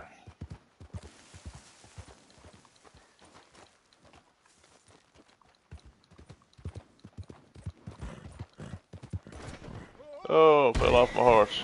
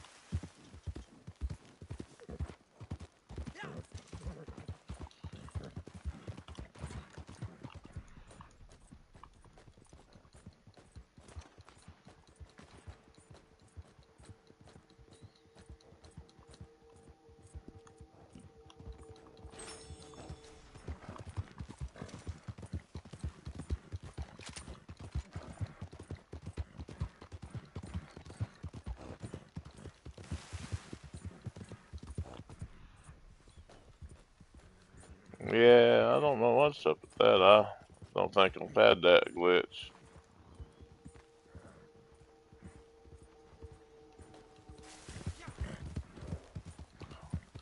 I'm lo I'm always losing my hat anyway, so it may have happened and I just didn't pay attention.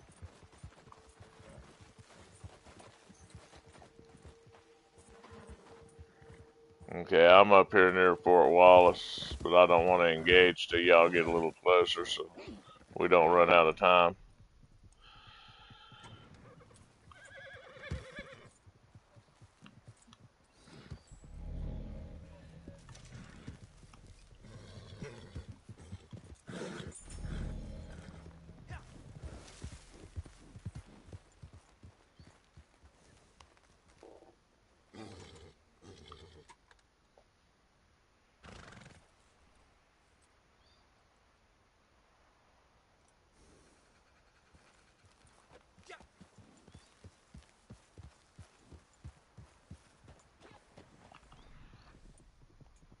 Okay.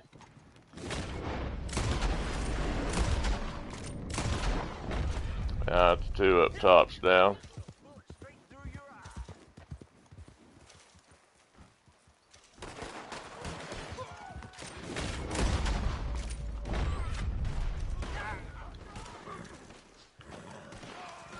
Free fire.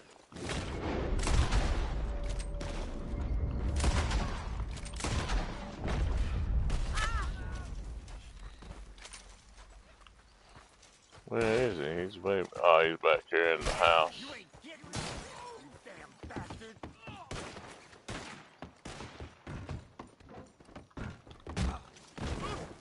Good Lord, save me. Oh, you need another loot as well, don't you? Untie me. Now. I've got a bad habit of looting these guys because they usually have good stuff on them. Damn it. Help me.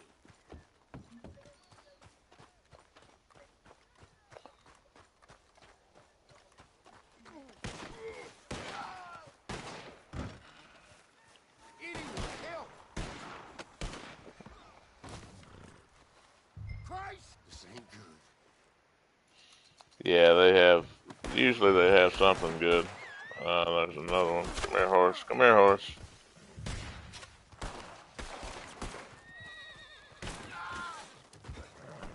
We got you now, you animal. Okay. Take him to Valentine.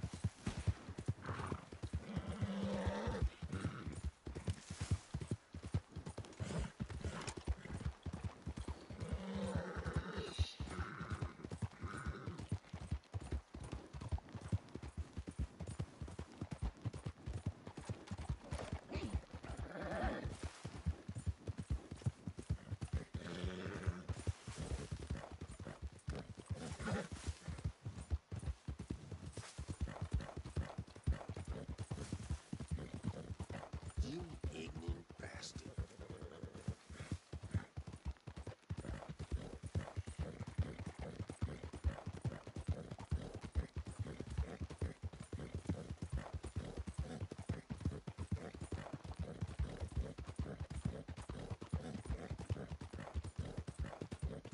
Come on now.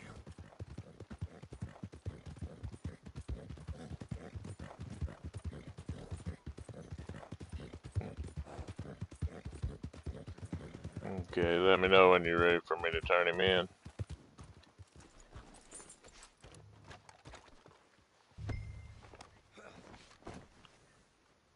Damn it.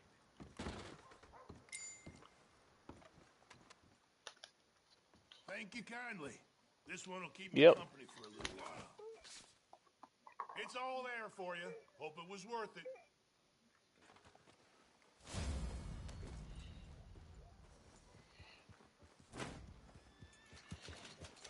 Okay. What else does anybody have to do?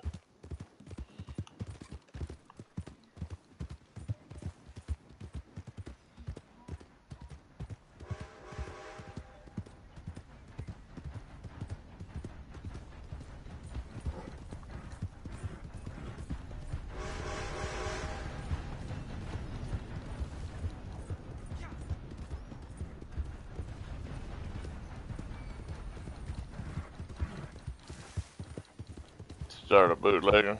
Yeah.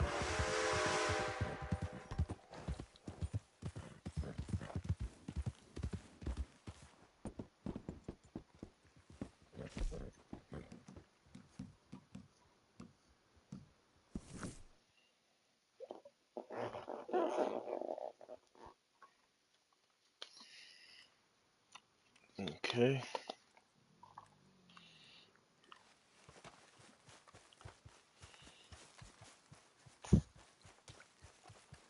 Yep.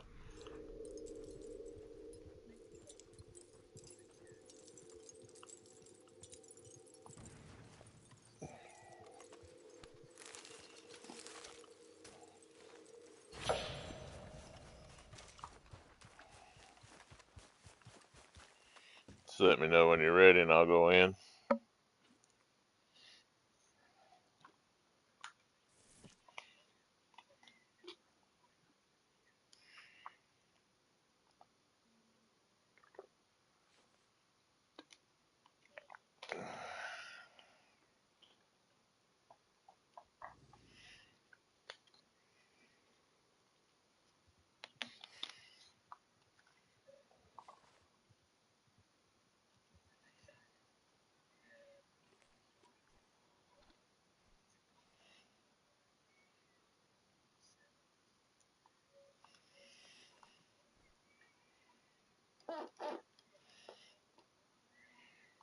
Okay.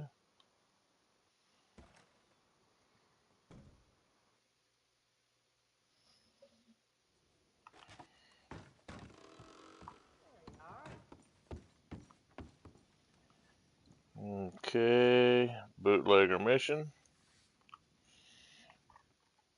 Right, so even discounting the Braithwaites, still far too many folks cook and shine around here for my liking. I figure they must all know I'm back by now. Yeah. But I want them to know I'm back, and that we mean business. They won't shut down, you go make sure they shut down. Destroy whatever you can. Yeah, it's gonna be a poison, I think. She said destroy anything you can.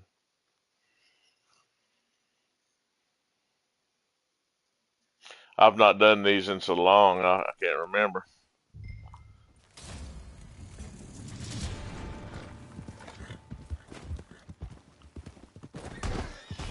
Oh, shoot. Dude run into me. Oh, he wore me out.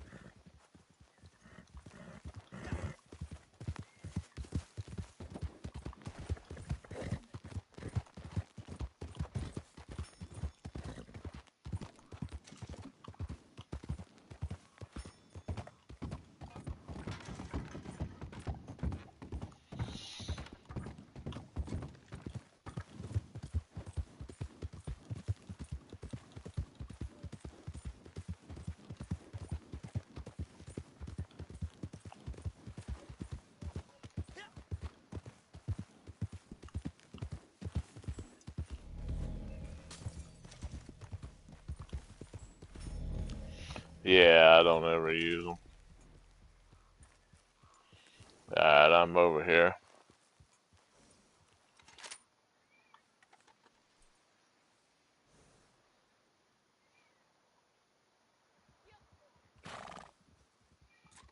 Hmm.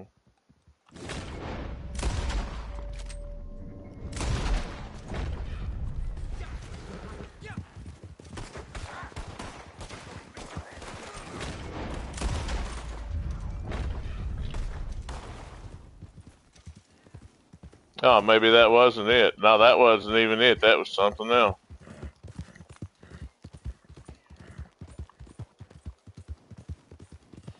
Yeah. Yeah, I just noticed that. Yeah. That's weird that it popped up.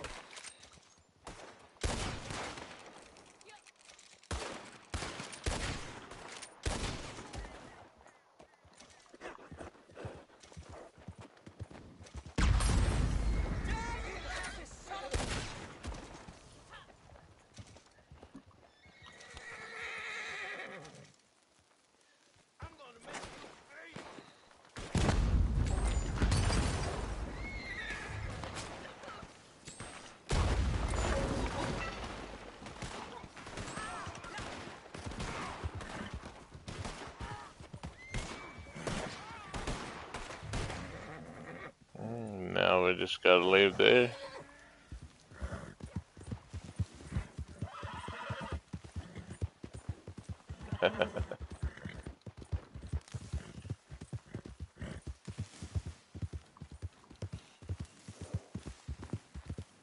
Oh, nice.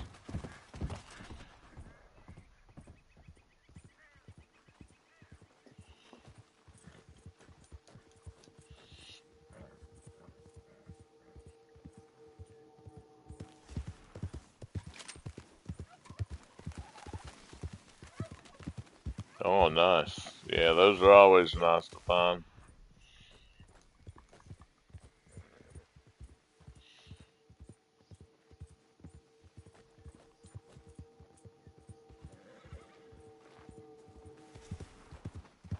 Yeah, there's at least two of them that I used to know how to get up to them, but I can't remember how to get up to them anymore.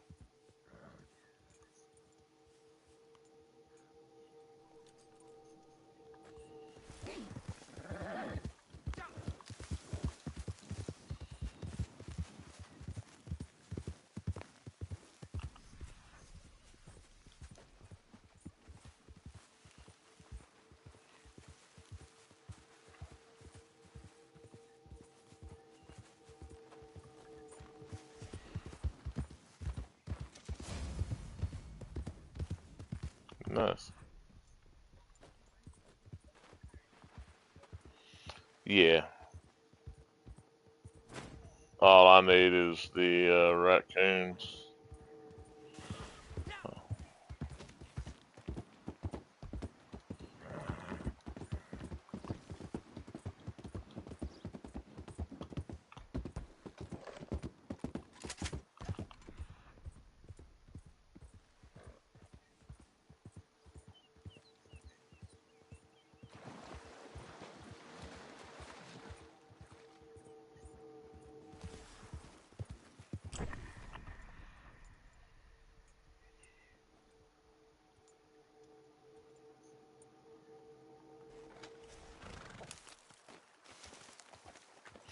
I'll come up here to see if the beavers is back up for you guys, but they're not up.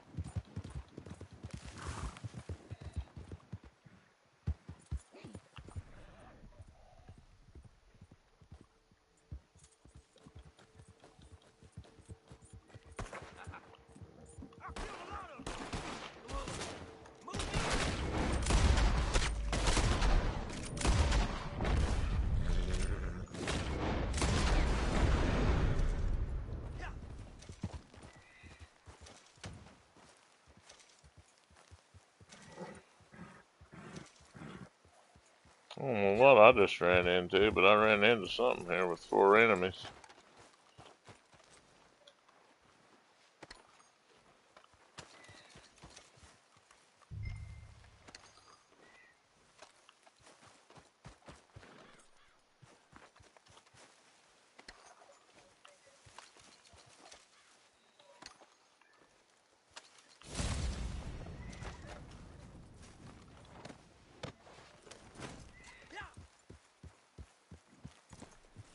I don't think this is a poison poppy spot, is it?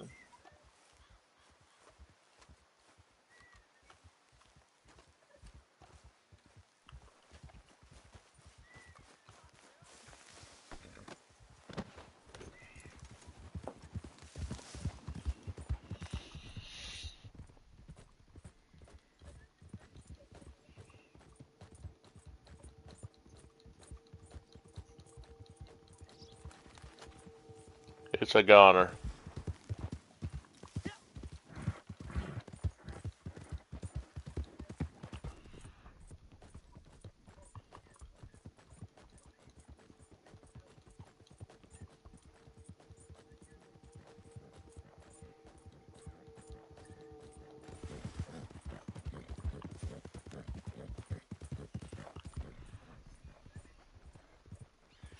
No, I thought it. That's what I was asking if it was the poison poppy up there, but it wasn't. So I run into just four random enemies just standing up next to the road with a tent next to them. But I mean, I found the I no there wasn't anything there. It's just a tent, couple of tents.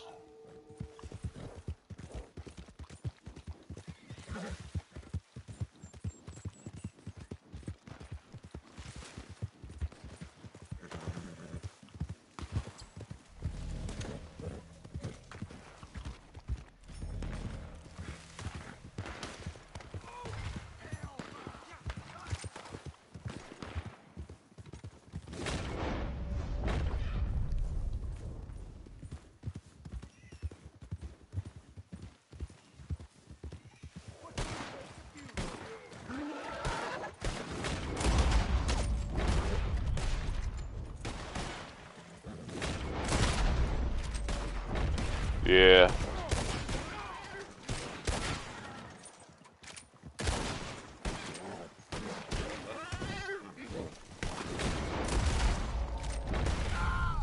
Give up, 'cause I ain't done today.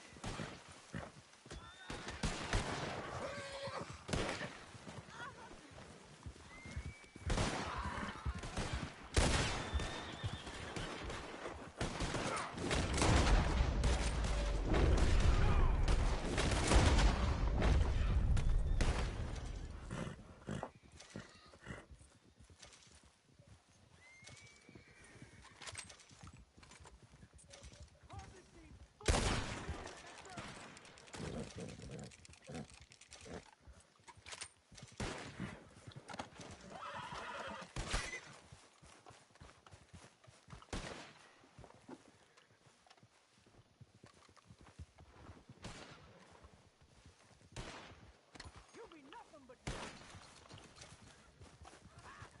I don't know what you thought was gonna happen.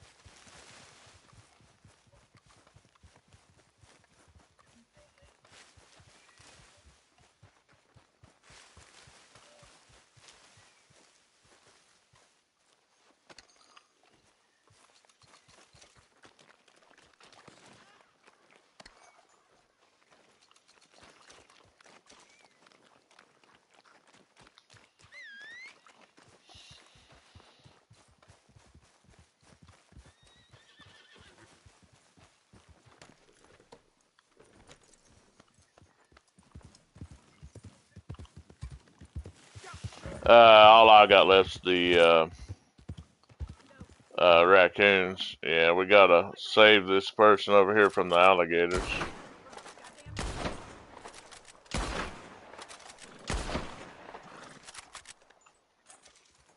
Yeah, no.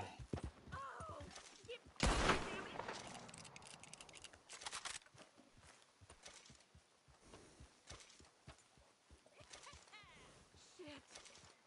Phew. I did not want to die in the mouth of one of them monsters. So, listen, there's a fishing village not far from here, a place called LaGras. Reckon you can take me there? Gonna see if they can sell me some supplies before I head back west. If she'll jump in there, yeah.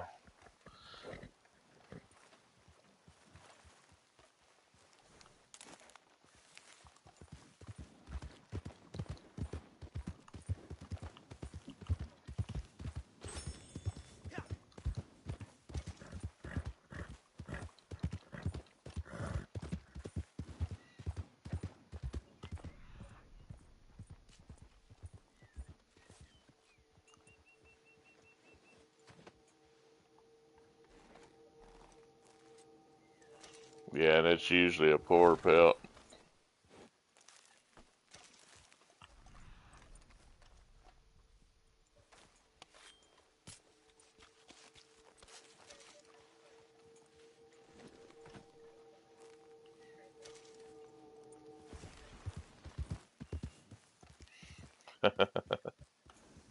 Some more Orlando Sage over here if you need it.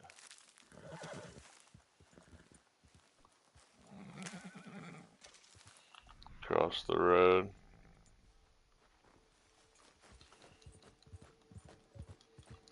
Oh, okay.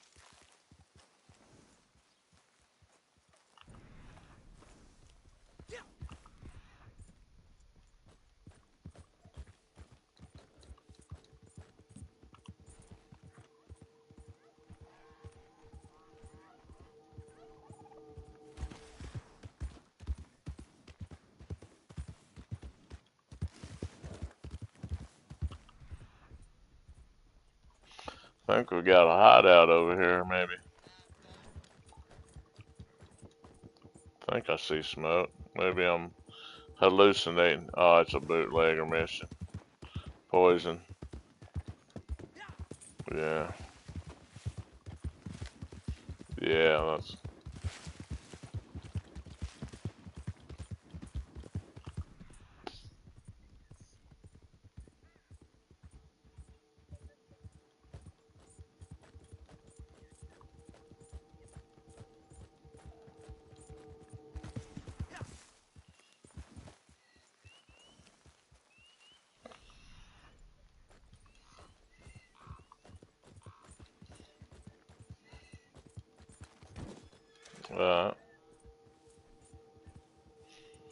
Uh, that's probably that bootlegger that he's over in there.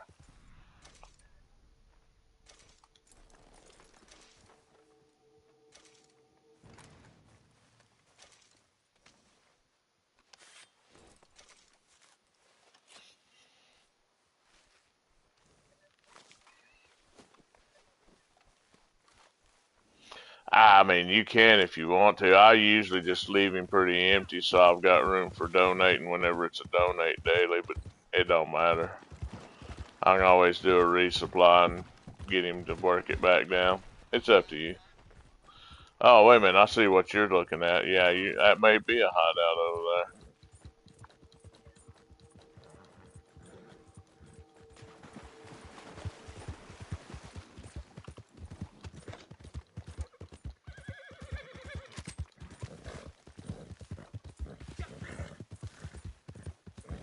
Alright.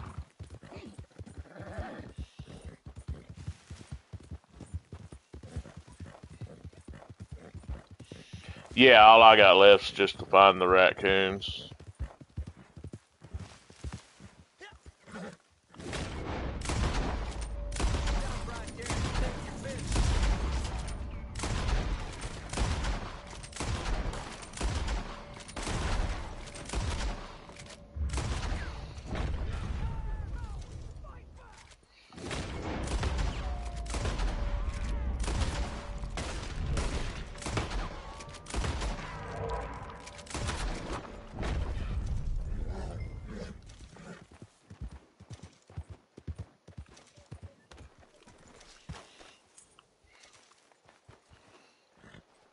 Yeah, I usually do an execution on him for one of my executions.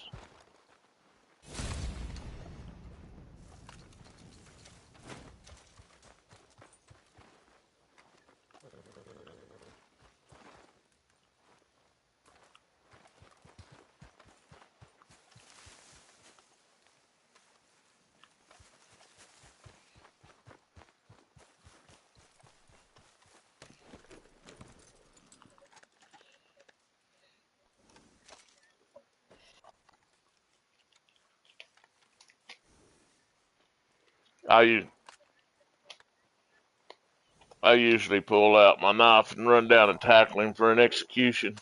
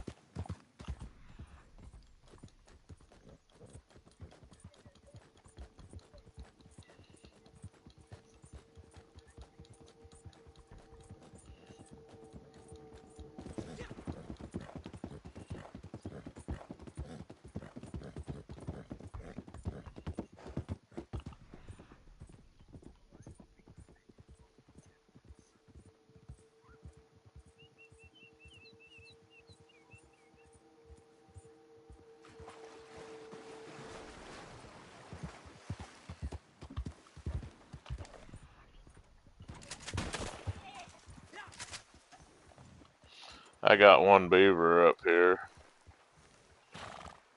Anybody needs it?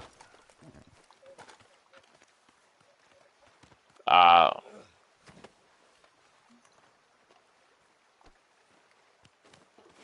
yeah.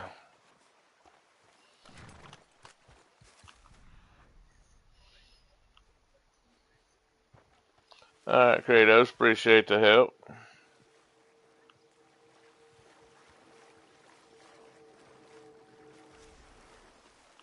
Oh, I won't be. You know me.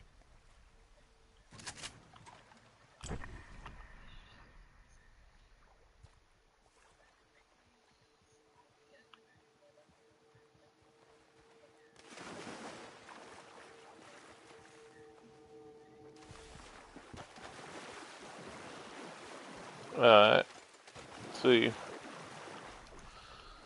Yeah, there's only one up here right now, seems like. I'm not seeing any more. I'm up here where I was at earlier for the beavers. There's only one right now, though. Yeah, it's still a little early for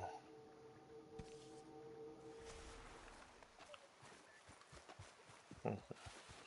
Yeah, just find my horse. I'll put him on my horse.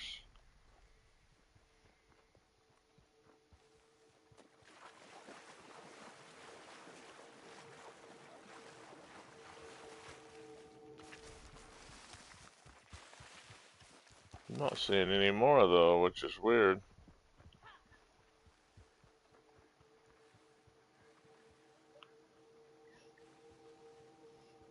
He should be on the back of my horse.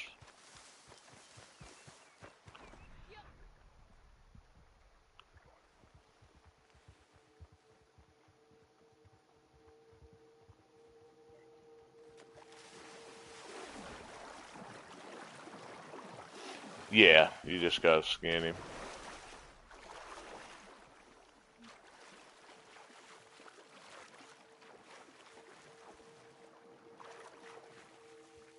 Mm-hmm.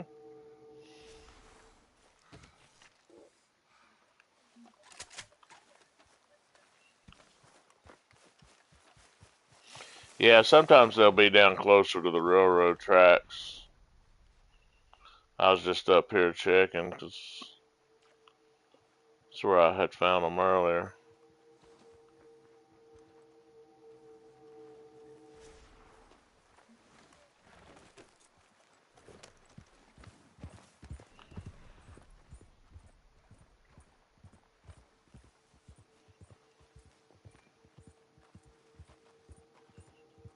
So deer.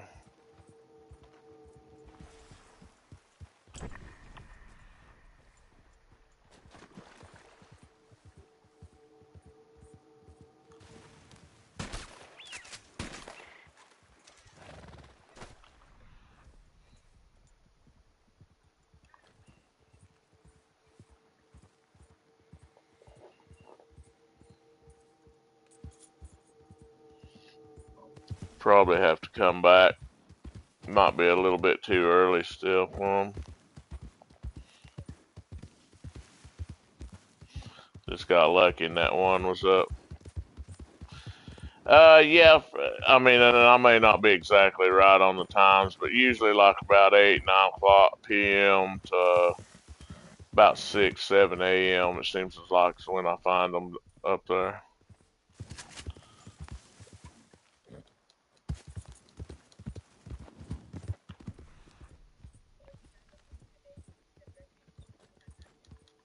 Yeah, I just need, what is it, 2 raccoons? Yeah, I just gotta find 2 raccoons to skin.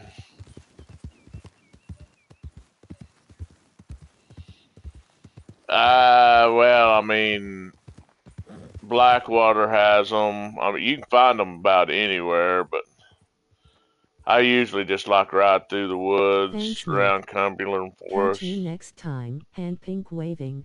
Oh yeah, Kratos, no problem. Um, Up at Little Creek's a good spot to find them a lot of times. Usually, if you find one, there's usually 2 right next to each other. But since it's a daily, you know, Rockstar likes to troll you when they're dailies and not spawn them that much.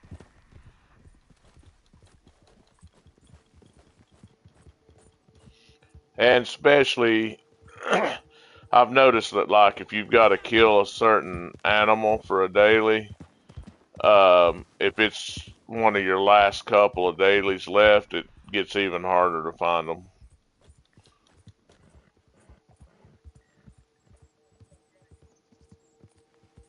hmm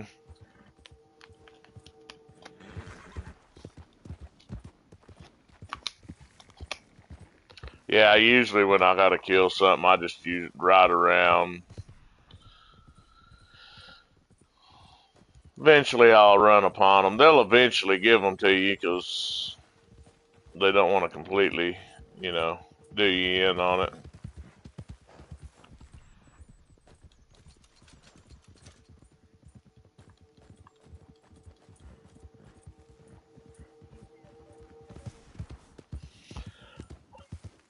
Uh, I used to, but now I pretty much on Red Dead just come in, get my dailies done, and then because I've been playing Arc Raiders here a lot lately, so I'm trying to work on my Arc Raider stuff.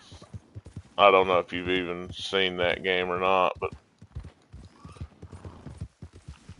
It's her settings, don't hear Jess.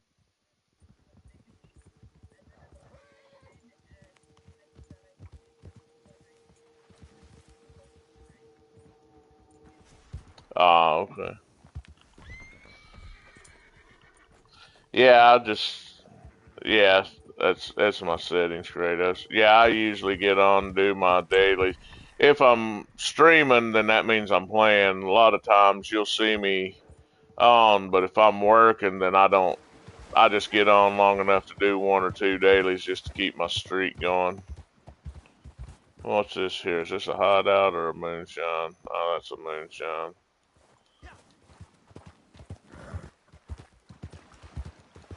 Just gonna ride around it since I'm looking for raccoons.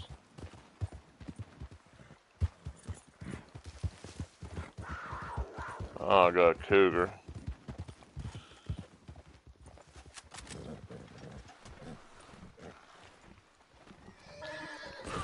Where is he at? Oh, he's right under my horse. That's why I couldn't see him.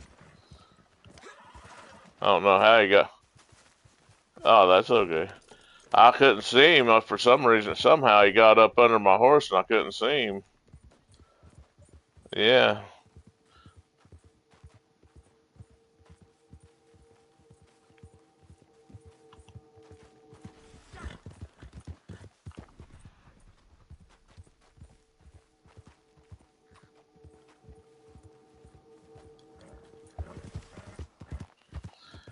Yeah, if you want to ride back down there and look for the beavers, they may be up now because we've rode far enough away from them to possibly spawn up if they're going to.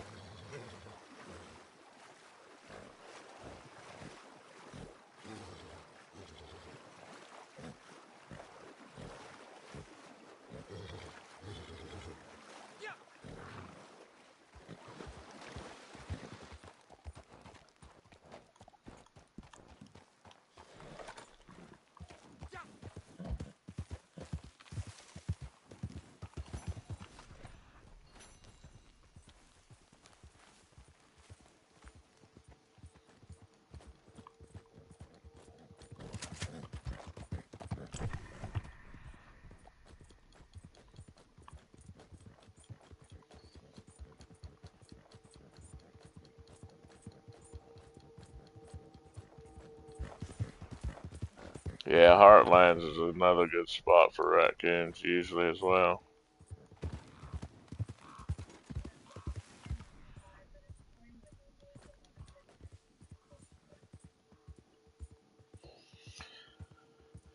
Yeah, it seems like the story versus the online, it's a little different.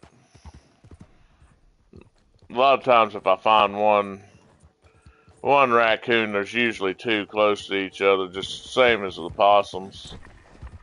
Usually two close to each other.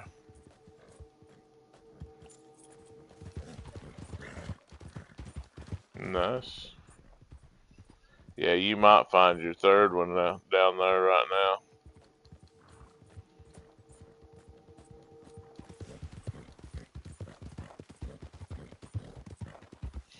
Where am I even at? I don't even know where I'm at right now.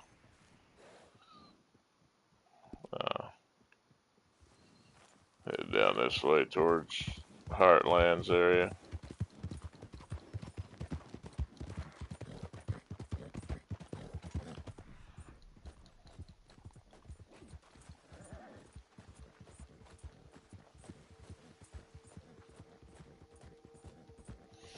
I got to change the battery in my headset. I'll be right back.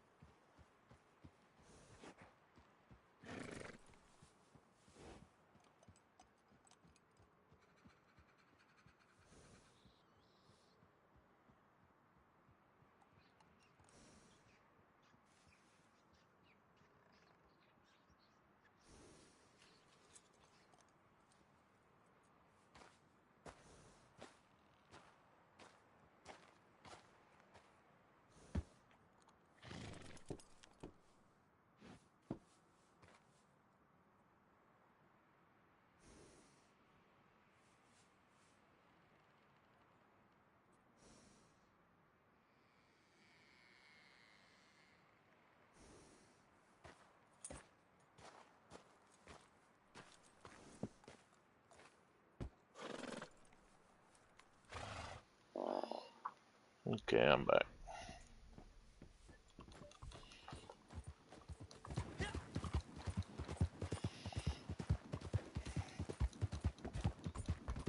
Oh, you're fine.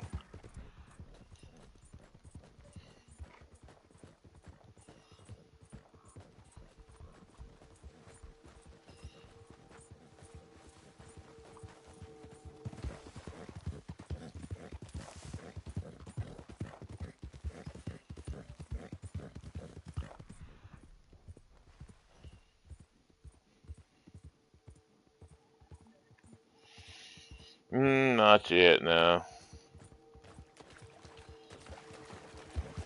They're gonna make me work for the raccoons since it's my last one.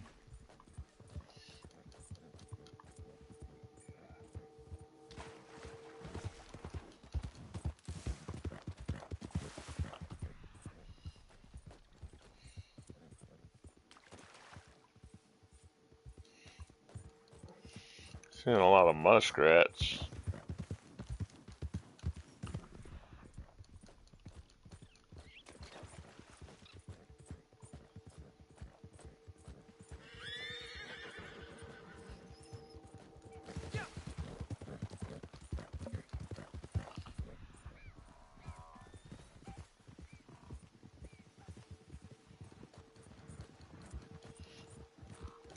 Oh, nice.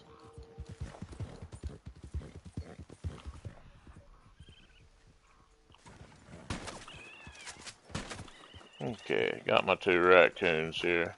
Yeah, the revenge kills.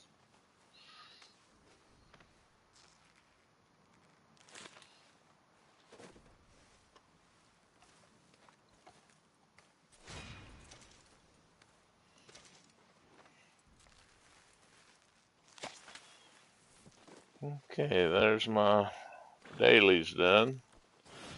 I'll see if since I've got it done, I may be able to find them for you a little bit easier now, because usually once you've completed it, they spawn up for you a little better.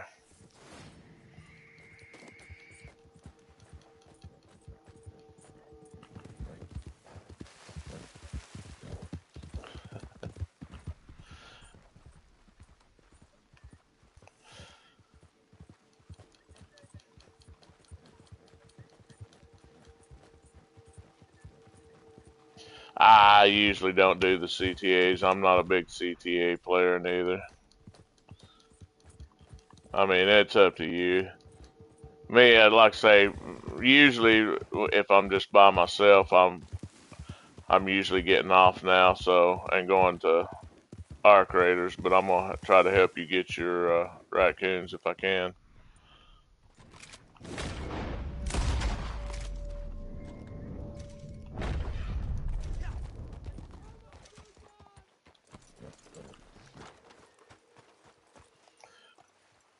Yeah, seen him sneaking around, so I just killed him.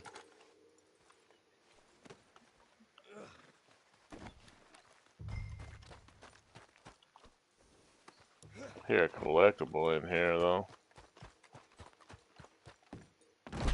Yeah, it was just a bounty. Yeah, right here in the Heartlands. He was just creeping around, so I'll kill you. Yeah. Just want me to take him to Valentine.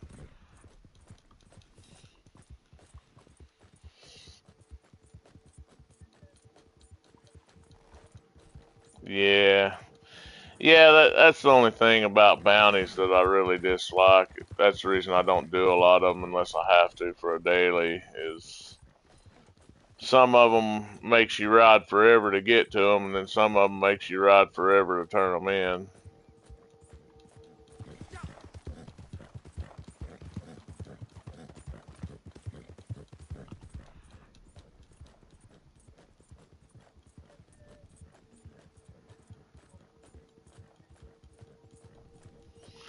Yeah, the naturalist I've not focused on a whole lot. The bounties, I've done a few of them, but the naturalist, it's just, I don't know. Some of the animals take so many sedate ammo to knock out to get a sample off of, and they don't have that many Harriets, especially when you go to do the desert one.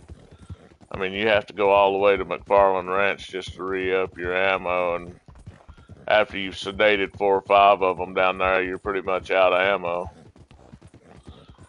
Especially with the way they run, and I miss shots all the time.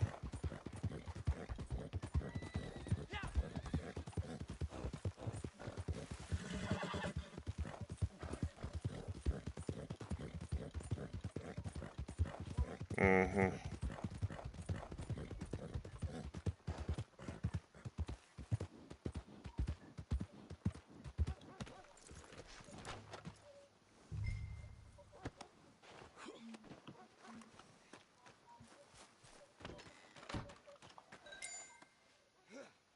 Your gun or my gun? Yeah. Tends to Well, stand tall. sometimes it takes them a few days before they'll actually give it to you.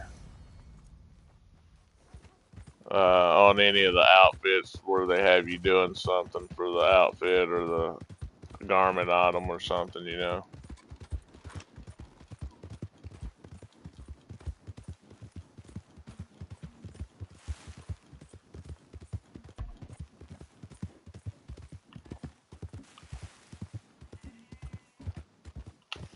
Hmm.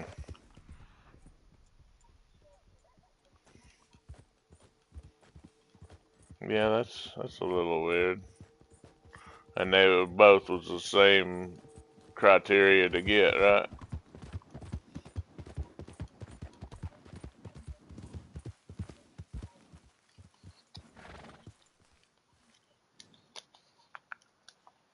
Hmm. Yeah, I'd give it. Cause they say it can take up to 72 hours, so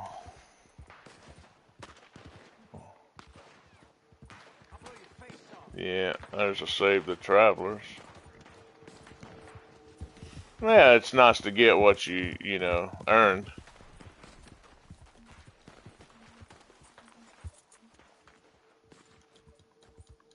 Right. Yeah, and I wish they would, if nothing else, just put them back in rotation. The oh, going brain dead here. The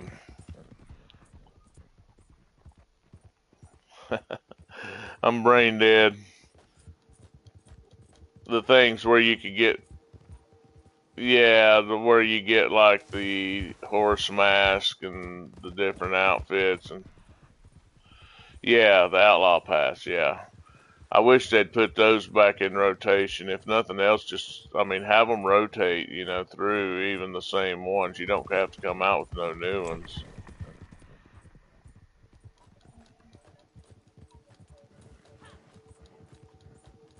Ah, okay. Well, yeah, that's the only one that they'll actually come back out with. Seems like. So my main account, I did the first 3 or 4 outlaw passes, so I've got like the flags for my camp and the mask for my horse. Uh, yeah, yeah. When I quit playing for about 3 years because they went through a time there to where you couldn't hardly ever get your camp to even spawn. There was no animals to even hunt for your camp. Um, and after a few months of dealing with that, I was like, okay, I'm done with the game. So I quit playing for 3 years, and then when I come back, I didn't max everything out on my main account, but all my roles were maxed out, but I didn't max out like all the awards and buying all the items, things like that. So I decided when I came back, I was like, okay, I'm going to just start a second count and start over fresh, and I'm gonna try to do as many of the max out all as many of the awards as I possibly can, and buy all of the items in the game. So that's what I'm working on now is buying all the items. I'm pretty much down to just having to buy things with gold now, so I need a couple thousand more gold to finish all of those off.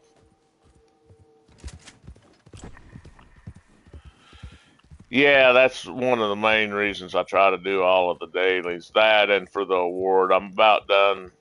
I've maxed out the award for all of the doing all of the role dailies, but I still got to do the one. I need like 10 more days of doing all of the generals, and then I'll have all of that award completely finished. You can reset dailies 10 times, and after the 10th time of resetting it, once you finish it, you can't reset it no more.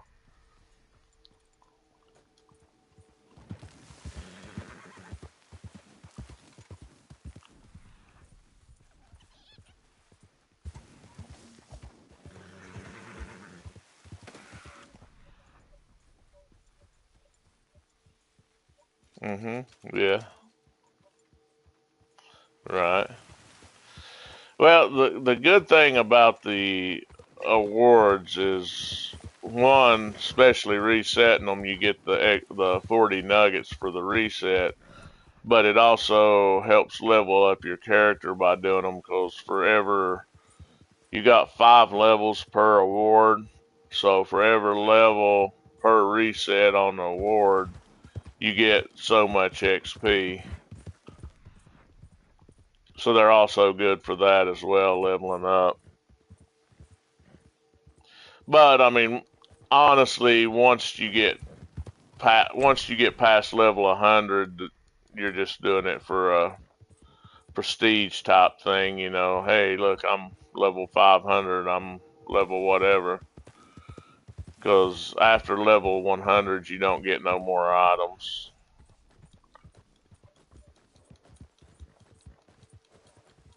Yeah, basically that's all it is. It's just bragging rights. Hey, look, I made it to level 1,000. I'm max level.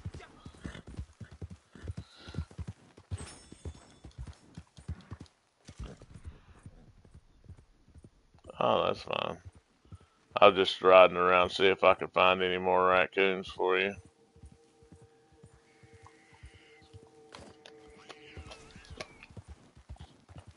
And that's another thing with the dailies. You get XP for completing them, but you also get the gold.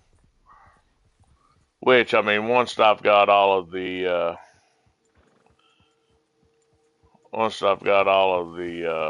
awards completed, I won't be as hard pressed to finish them all unless they're easy. Like if there's PvP general, then I probably won't even mess with it unless it's an easy one. There's some of those general PvPs that I'm like, man, this is a pain to do. Like getting melee in a showdown, that one's ridiculous. I don't mind so much. Yeah, I don't really mind so much the melee in say free roam event because I just wait for master archery to come around and you can get it pretty easy on that because most of the people are using bows looking for the targets anyway, so you can just run up and tackle them and kill them. But now if it's like King of the Castle or something like that, it's a little bit of a pain because everybody's using guns. You know, it's hard to get melee kills when somebody's shooting at you with a gun. Especially since a lot of people like to run aim bots nowadays, it seems like.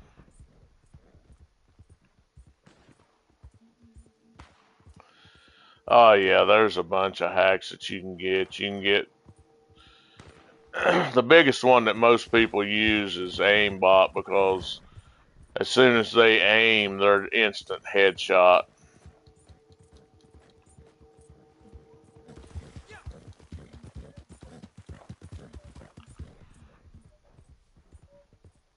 hmm Yeah, there's that one. There's also one to where you don't run out of ammo. There's which is people don't run as often. There's one where you don't take damage or any damage at all. I mean, there's a bunch of different hacks out there that people run, but the biggest one that most people run is the aim bot because it pretty much it's instant kill. As soon as you're hitting your aim, you're instant headshotting them people. So you know,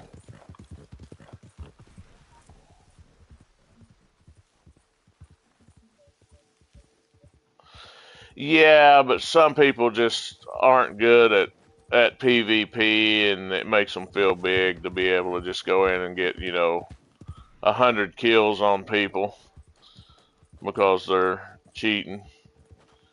They just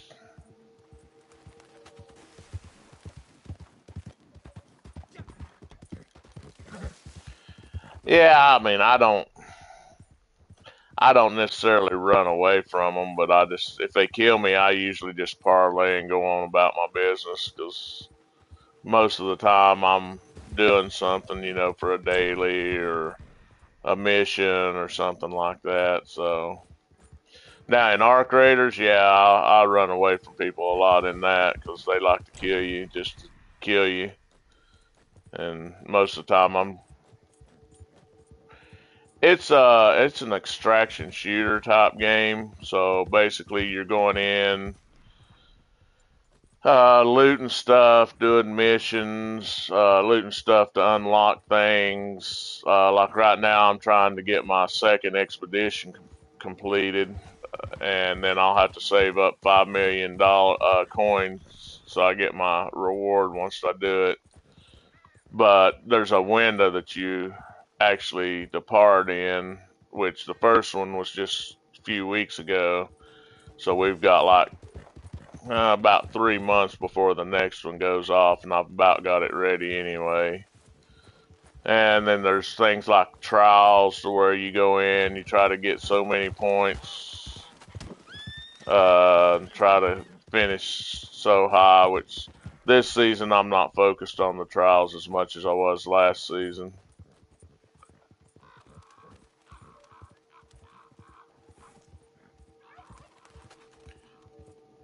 I mean, if you like extraction shooter type games, it's probably the best one they've come out with in a long time.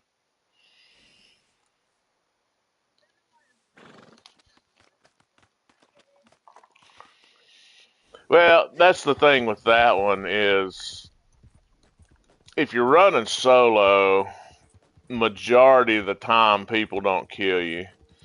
But if you're running duos or trios, majority of the time if you run into people, you're going to be fighting.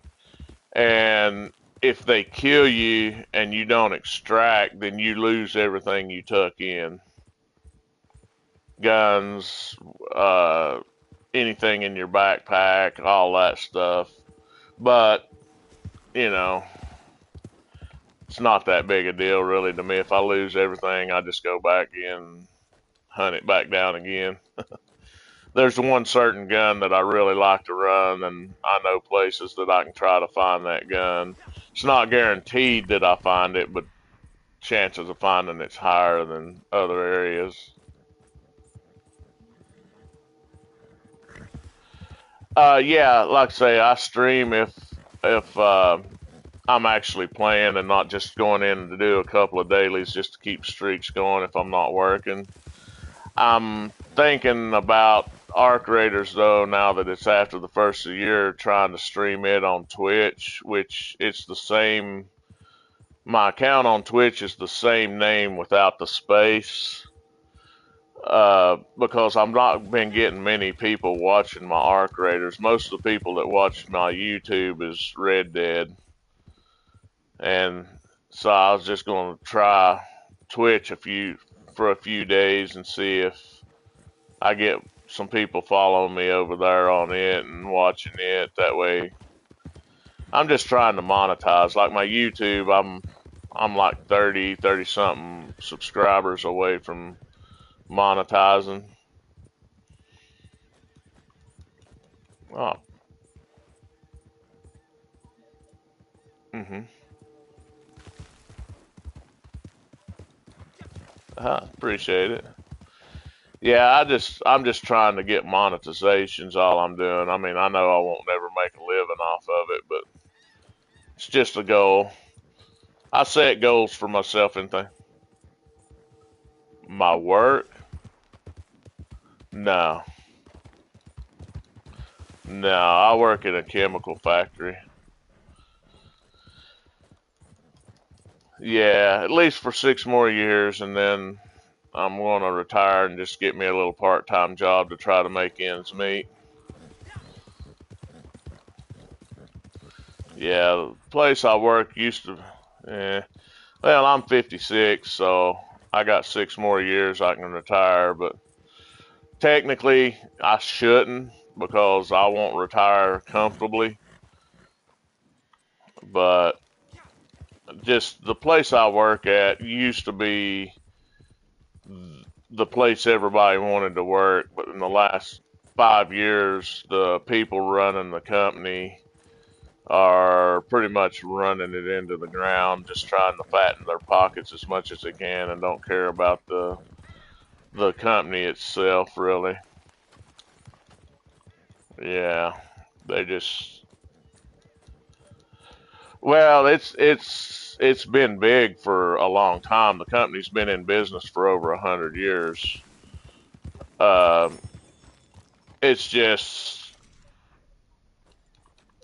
Yeah, they don't really care about the workers anymore like it used to. The guy that started the company in 1920, um,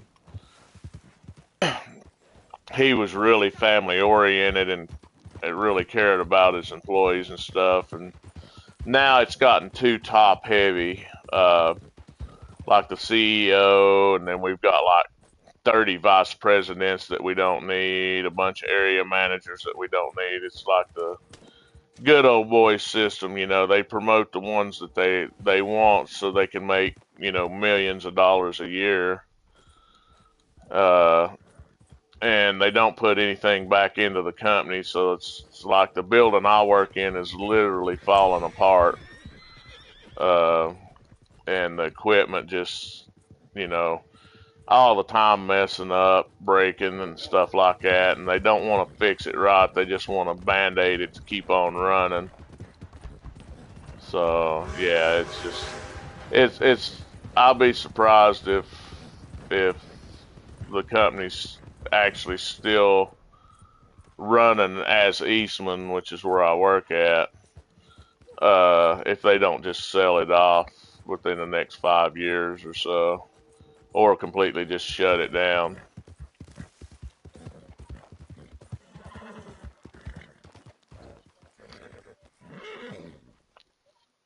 Yeah,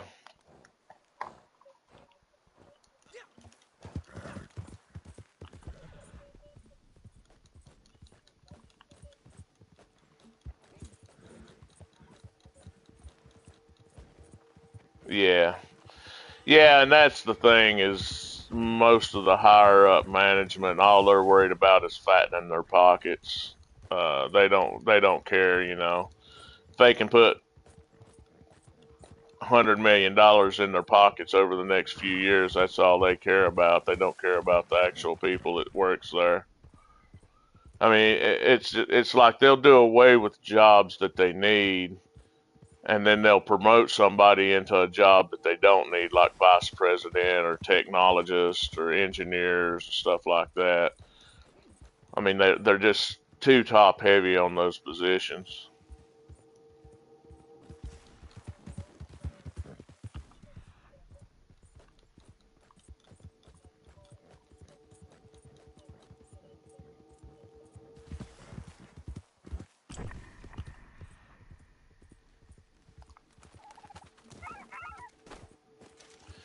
Yeah, yeah, they just done away with the position in our building, uh, saying that they're trying to save money, uh, which is a position that we really need, and they're going to give.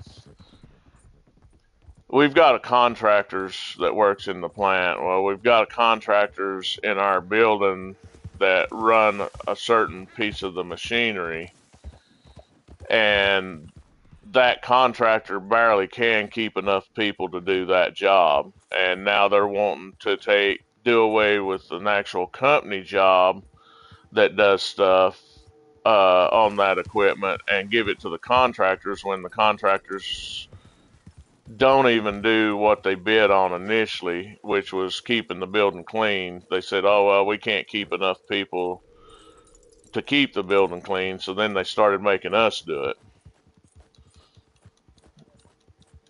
And then they'll turn around and deny that that's the case. But I mean, if you've been there long, I've only been there 8.5 years, but I've been there long enough to know what, because I was there when they bid on that contract.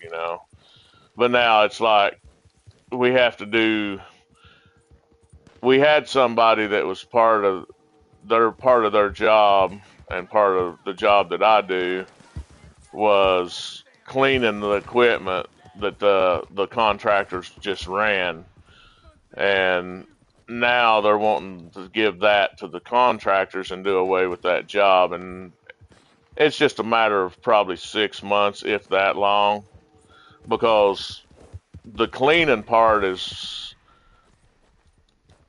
it's kind of dangerous because you could get burnt from the acids that we use if you screw up. and you have to wear a respirator doing it. So those contractors aren't going to do it.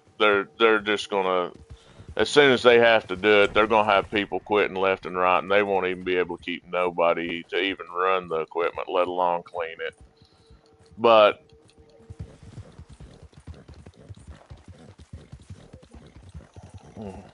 right, well, majority of the decisions that they make in our company are made by the higher up management that's most of them's never even stepped foot in our building. So they really have no idea what we even do. They, in theory, know what we do, but as far as actual reality, they have no idea what we do. And when you got people making decisions on stuff like that, oh, well, this is the way it is, this is what you do, that blah, blah, blah. Well, you've never actually even been in the building and seen us doing it. You've never actually even stepped foot in our building.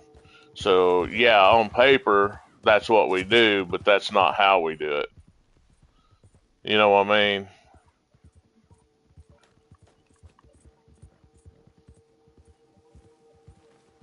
Oh, it's happening in a lot of companies, yeah.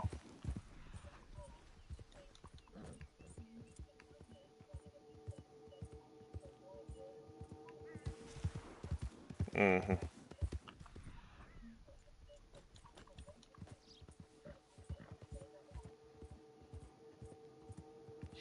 Well, it's my old saying is I can make anything work for you on paper or on a computer. Does that mean that it's going to work in reality? No. And that and I've told some of the engineers and the higher ups this, and they don't like it when I tell them. And I'll say, okay, there's a big difference between book smarts and common sense, and there is. And they're like, well, what's the deal with the common sense? And I'll look at them and say, have you ever actually worked a real job? Well, yeah, I've got a real job now. I'm like, no, you've got a position. You don't have a real job. I said, have you actually done anything to where you had to actually go out and work with your hands and build something or do something along that lines? Well, no. I said, well, you don't have the common sense. Now, common sense is variable. Like you said, you're in the insurance industry. Okay. I have no common sense about that other than, dealing with insurance companies as far as insurance on my vehicles, my house, or what have you. So I have no common sense about that because I've never actually done that. But I could get right, right. Now I could get the book smarts, you know, and and know the theory behind everything. But could I actually run an insurance company? No, because I've never done it. Could I actually go out and make good decisions for an insurance company? No, because I've never done it. You know.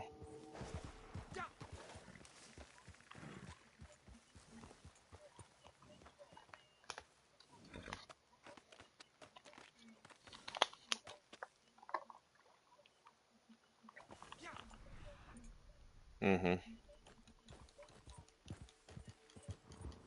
Mhm.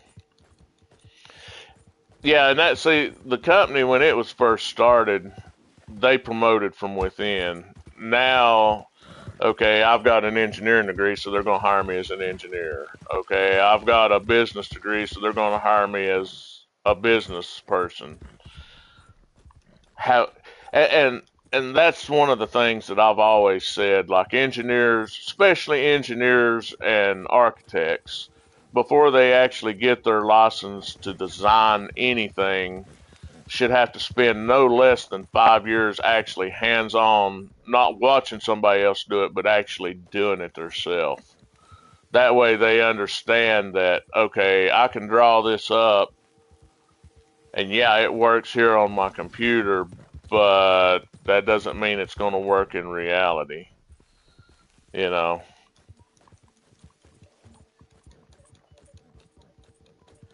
hmm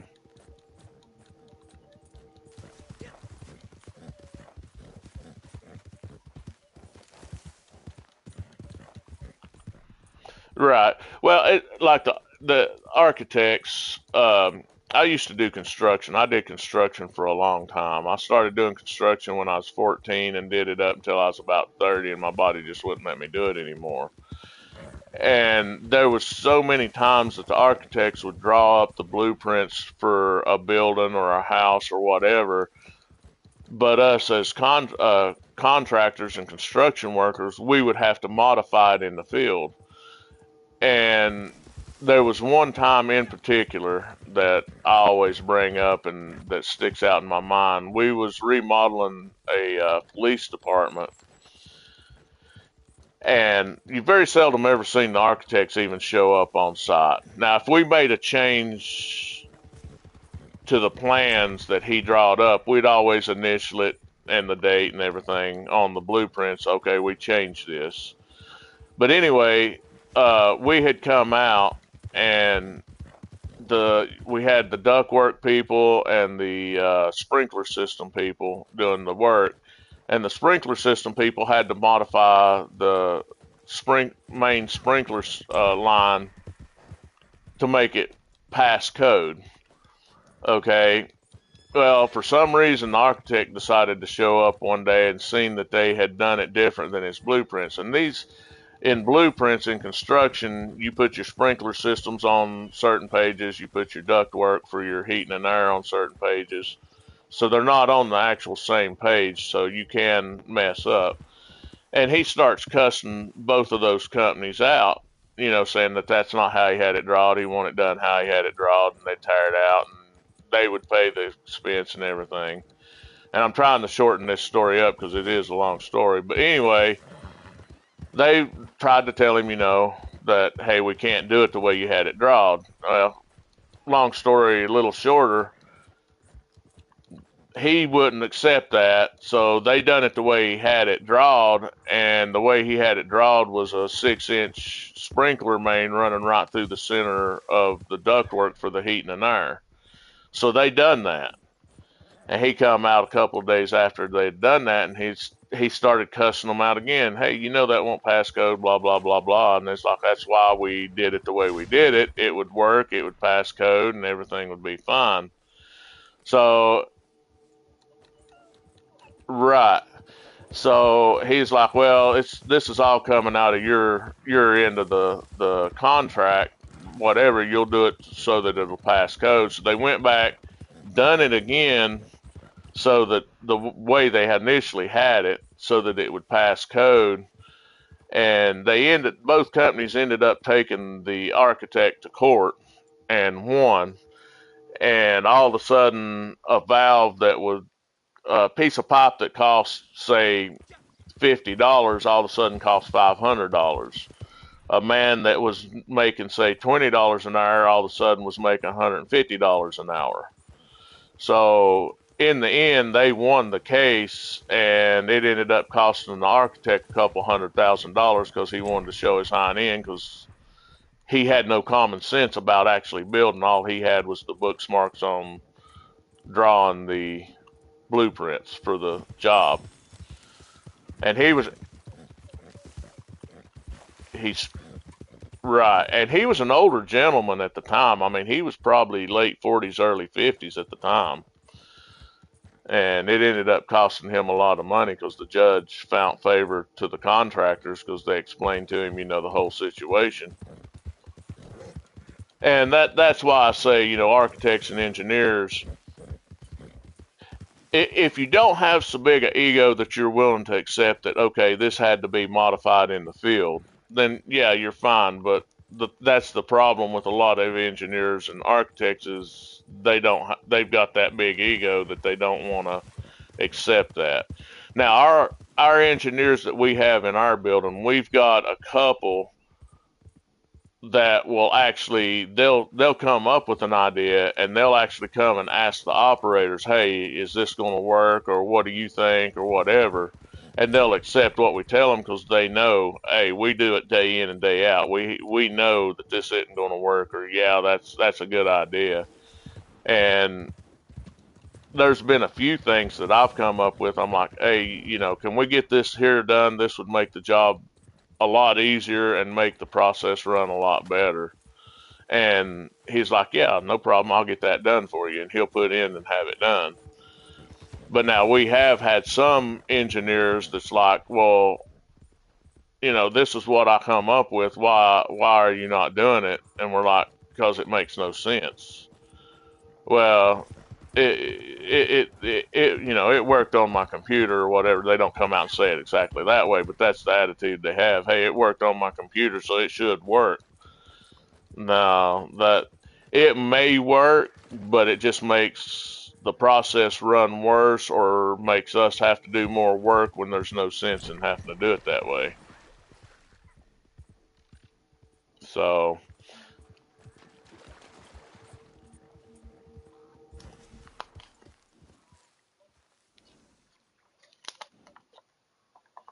hmm well, and a lot of the engineers in our building,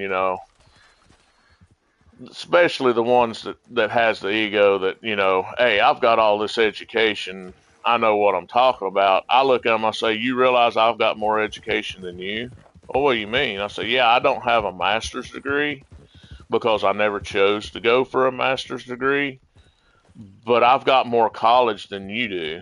And they're like, well, how's that? I'm like, well, I've got 3 associate's degrees, I've got a bachelor's degree, and I've got like 6 certifications. I've got more college credits than a lot of doctors do as far as college goes. So, okay, the book smarts don't talk to me about. I've been in college enough to where I've got a lot of what you call book smarts. I found a raccoon over here, by the way.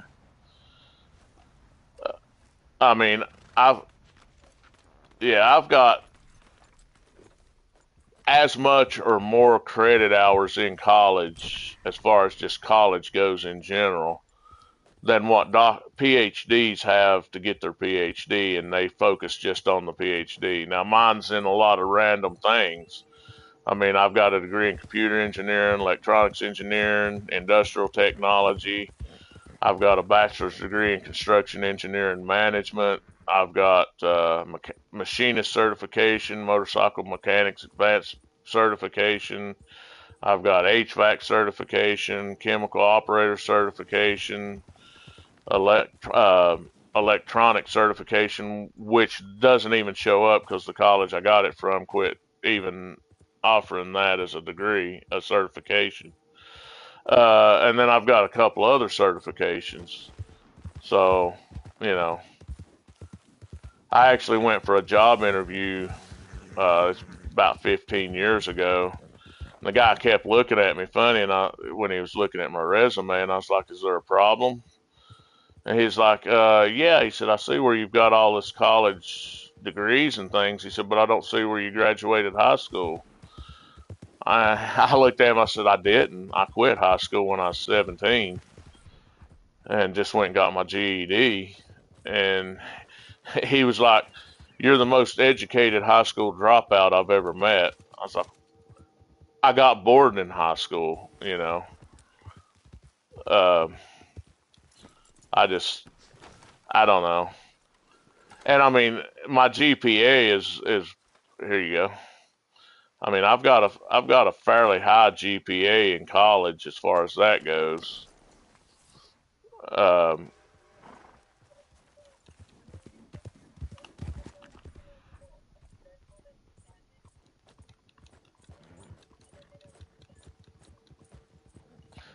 yeah, well, I was. I hear another one over here somewhere. Where's he at? Um, that might be a skunk. Yeah, that's a skunk. Um, they were trying to figure out why, because I mean, up until I got to the point to where I just gave up in high school, I usually had pretty high grades. I wasn't straight A student, but I always had pretty A's and B's for the most part. And they pretty much come to the conclusion that I just got bored with high school because it wasn't challenging me enough. Now, am I a genius? No, I'm not a genius, but I mean, I've got like a 3.8 GPA out of a 4.0 out of all the college that I've got. And the main reason that it dropped to a 3.8 is because I was in the RN program, registered nurse program, and decided that it wasn't for me. So I just gave up and didn't even try in my classes. So I got a couple of bad grades in a couple of my classes because I was like, I'm just going to withdraw after the semester's over, you know. I couldn't withdraw during the semester because I had financial aid at the time. But, you know, I'm not a genius by far, but I'm not stupid neither. And that's another problem with where I work at is they think that, you know, if you don't have this bachelor's or master's or PhD in a field that you work for this company for, then you're stupid. So that because they'll come out with stuff and think, and some of the people, yeah, they can pull the wool over their eyes and they'll believe what they tell them, but they'll come out with certain things, you know, and think that everybody's going to believe them because we're all stupid because we're just operators. You know, we don't have these high end degrees, but most of the people know the difference. I mean, you know, you have to be pretty mind dead to believe a lot of the stuff that they come up with.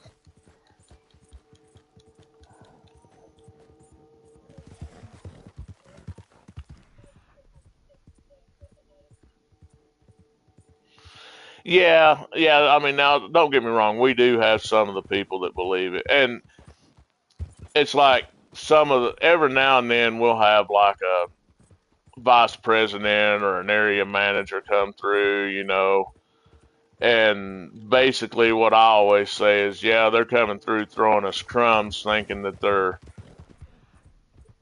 that we're privileged to have their present, to be in their presence of them being here, when in reality we would prefer them to never even step foot in the building because all they do is usually cause us a hindrance.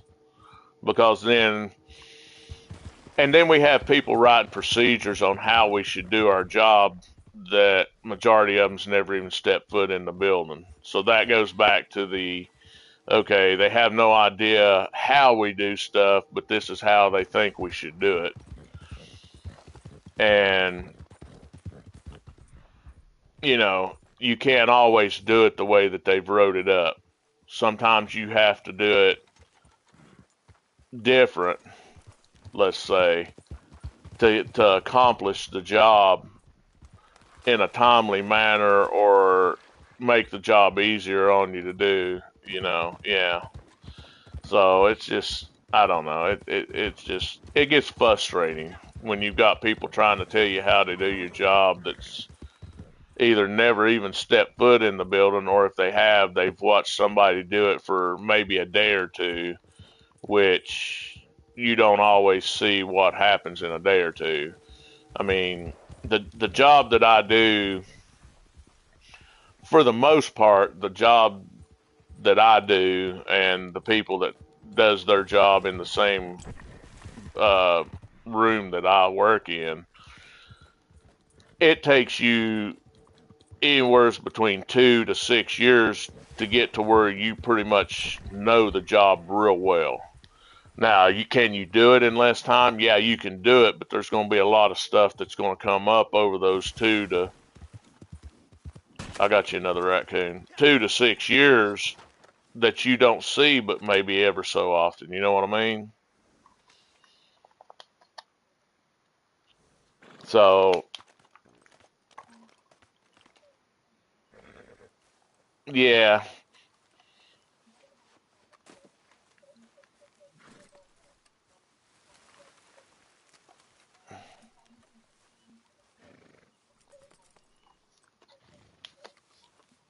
hmm Yeah, because they see it on paper or see it on computer and they're like, "Well, this is how it works." Well, no, that's not. It could possibly work that way, but it's just going to make more work and slow down your process and make everything harder on the people that's actually doing it. It's right here beside me. hmm And that just makes your job more miserable. And we work Just a arrived at Wingstop. Catch y'all later. all right, Kratos. So it's like we work a 12-hour rotating swing shift. So like right now I'm on 7 days off. Okay. Then next Friday I'll go back. I'll work Friday, Saturday, Sunday, Monday nights. Then I get Tuesday, Wednesday, Thursday off. Then I work Friday, Saturday, Sunday days. Then I get Monday off. Then I work Tuesday, Wednesday, Thursday nights. Then I get Friday, Saturday, Sunday off. Then I work Monday, Tuesday, Wednesday, Thursday days, and then I get my 7 days off, barring having to work any overtime. Now, you have to work overtime because we run 365 days a year. Uh, our plant never shuts down. The only ones that actually gets holidays off are the ones that work straight days, which are most of your higher up management. They're the only ones that get holidays off or, you know, work a set schedule. For the most part. I mean, we've got some maintenance that works straight days, um, but for the most part, it's management and the upper end management. And yet they,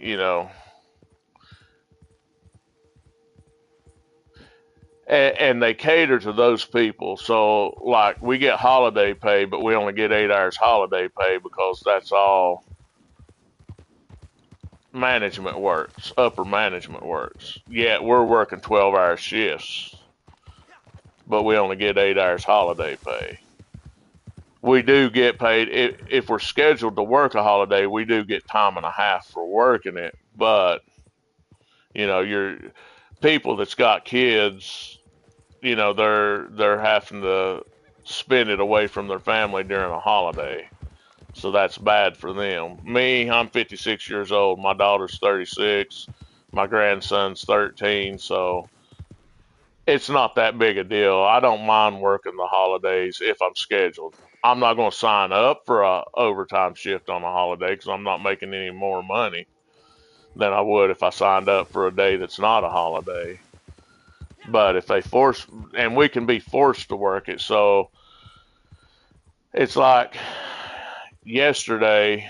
Uh,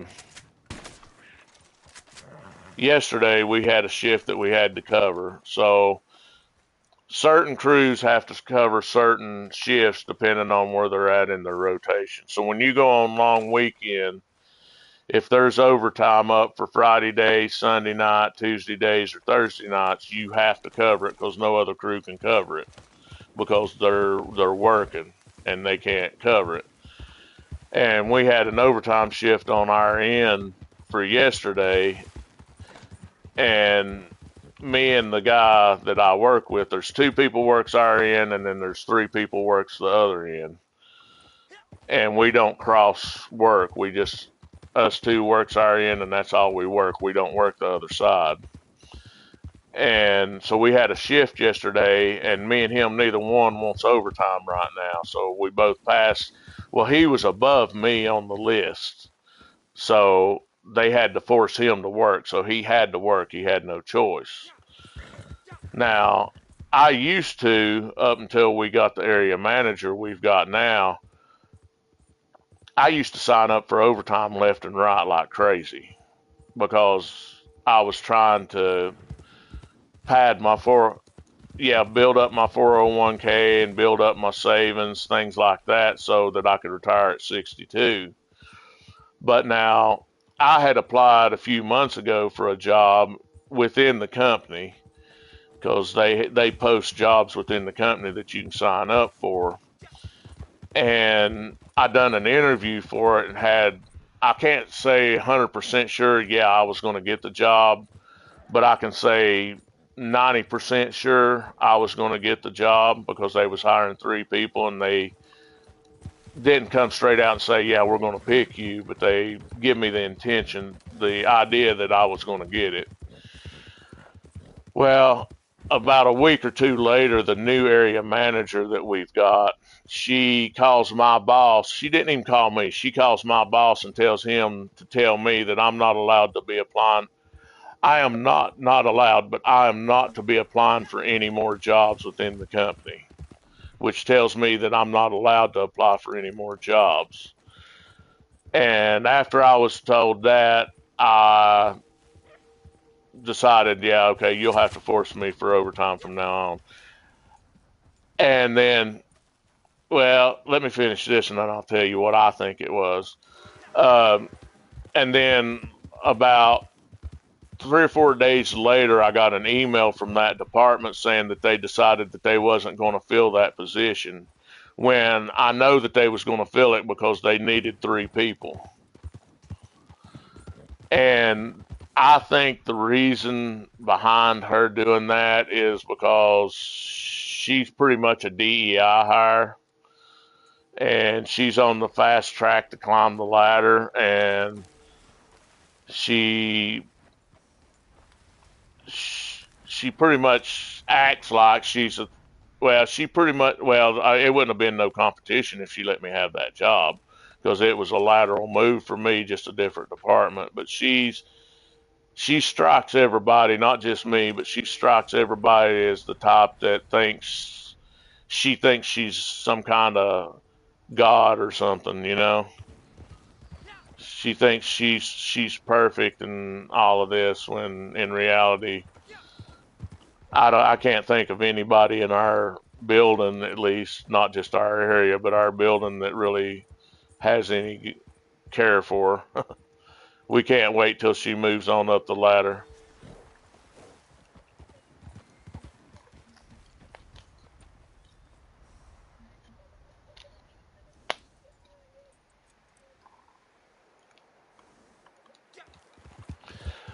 Well, there for a while there was a DEI hire thing going to where you had to have so many of this race or so many of this gender or whatever.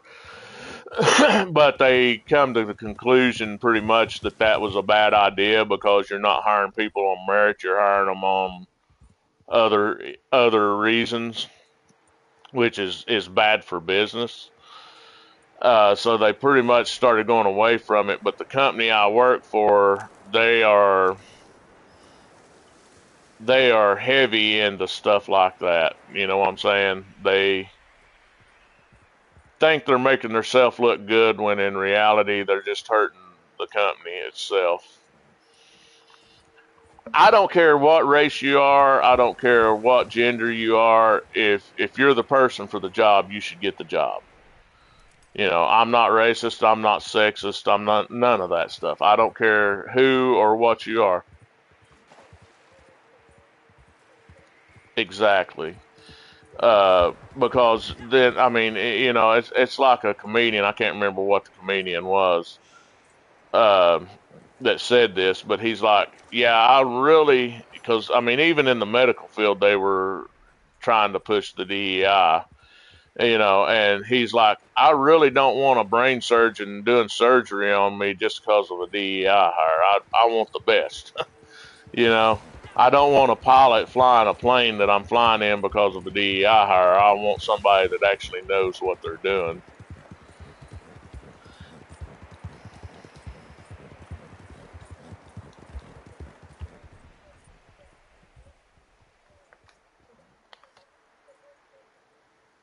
Mm-mm.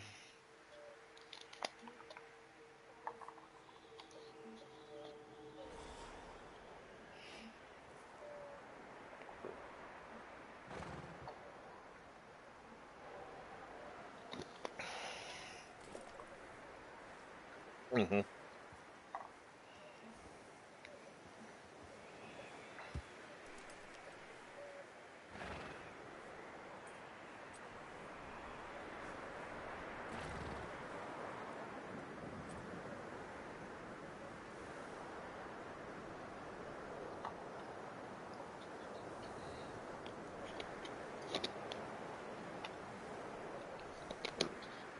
Right.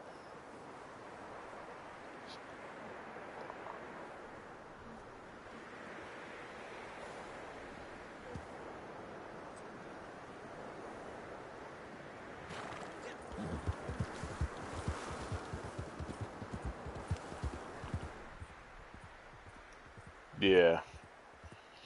Yeah, and see, another thing that's come out in our country a long time ago, like 30 years ago, that I don't agree with, and then they sit back and wonder why a lot of things are happening in the country, is one of the vice president or one of the president's wives came out with this "No Child Left Behind" thing.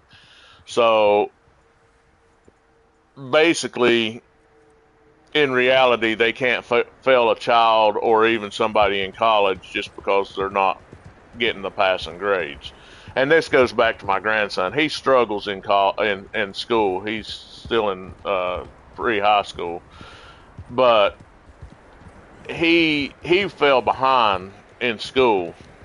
And this has been a few years ago. We had him tested in between during the summer in between grades, and he was going into fourth grade, I think, or fifth grade at the time, and was reading on a first grade level. And I told my daughter, I said, hold him back. I said, don't let him go forward. And she went and talked to the principal of his school, and the principal literally told her that she was not allowed to do that. I was like, if he's no, no, further and further each year. And she talked to him and was like, well, because I was like, well, if he's not getting the grades, not that I want my grandson to do bad in life. Don't think of me that way. But I was like, if he's not making the grades, they should fail him. And the principal told her that if kids get failing grades, they don't even record the grade. They record it as a just barely passing grade. And the main reason the president's wife that came out with this, and the president obviously is the one that wrote off on it, is because that they said that the black community was falling behind in school because they just couldn't get the passing grades or whatever. But you're not helping them out. You're just hurting everybody, including them included.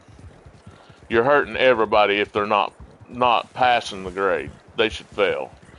I mean, when I was in school, I had a friend of mine that it wasn't that he couldn't make the passing grades, he just didn't care. But he was in the ninth grade, 10th grade, 11th grade, 12th grade, and 8th grade all at the same time. It's like he was in like, and I don't remember exactly how it was, but he was in like 8th grade math. He was in ninth grade English. He was in 10th grade uh, science. He was in 11th grade something else and 12th grade something else because he didn't care. He just didn't care about passing. He just was there because he had to be. He was a smart guy, but he just didn't care about passing. He ended up dropping out as well. Uh, but that was back before the whole no kid left behind thing. And yeah, it's like you said, you're not helping anybody out by doing that. You're hurting every single child that is struggling in school. Now we did get my grandson caught back up. Um, he's pretty much caught up to where he's at. He's still probably a little behind on his reading level, but he's caught up close to where he should be now anyway. And it's just I don't know. It that makes the whole world a lot, or the whole country a lot worse. And then I know you've seen on in the news and stuff school shootings and things like that in the country for the last few years happening around here. And they sit back and say, well, why are we having all these school shootings and things? And my thoughts on it, I mean, I can't say 100% that this is what it is, but it's because our country has went soft on crime. There's no consequences for your actions like there was whenever I was growing up. Um, that, and every kid gets a trophy for participating in sports. It wasn't like that when I was in school. Now the school I went to, the area where I live at, you could pull in the high school and let's say there was 50 student cars in the parking lot because you could drive if you was a certain age or a certain grade level, you could drive to school. And let's say there was 50 students drove to school that day. Well, out of 50 cars, at least 25 or 30 of them had had rifles or shotguns in the rear window. We all carried pocket knives to school. All the boys carried pocket knives to school. We didn't have the school violence that we have now, you know, but we had consequences for our actions. You know, if we was bad enough, we got our hind end wore out by the teacher. If that didn't do it, then they sent us to the principal. He'd wear our hind end out, and then when we got home, our parents would wear our hind end out. You can't do that anymore because they say it's child abuse. There's a difference between child abuse and discipline in my mind. A lot of people disagree with me on that, but there is a difference in my mind. Putting a kid in timeout, especially nowadays, they just sit in their room and play video games or whatever, even if you tell them they're not supposed to. But I mean,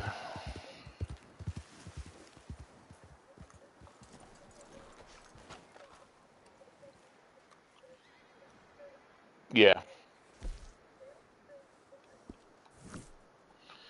yeah, and well, I mean, it's like now, last 15 years or so, you know, oh, well, it's just like a few months ago. Um, there was a mentally challenged, somewhat mentally challenged person on a train, and he was going off on people, and a guy put him in a chokehold. Well, he ended up dying, but he was violent, had a violent criminal past and everything, and he was going off and was potentially getting ready to hurt or kill somebody on that train. And the guy that put him in the chokehold to try to detain him until the police could get there or whatever was ended up charged with murder because the guy ended up dying. Yeah, I mean, in my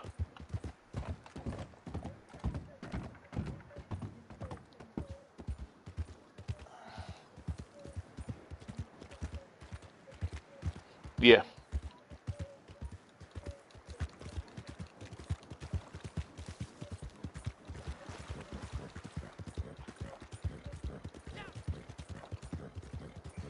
yeah, and our country's getting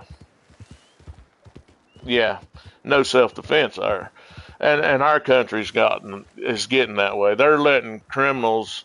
Um, I watch a YouTube guy and he talks about this. He's actually an ex criminal, but he changed his life around. He reformed himself and everything. He wasn't a violent criminal. He was just like a thief and a drug addict and stuff like that. But he's reformed himself, works a legitimate job, does YouTube, makes money off of it, and things like that. And he'll talk about certain things, like we've had people. I can't remember the exact ones, but we've had people that's got like been arrested like 20, 30, 40 times for violent crimes and keeps getting let out, ends up killing somebody. Then,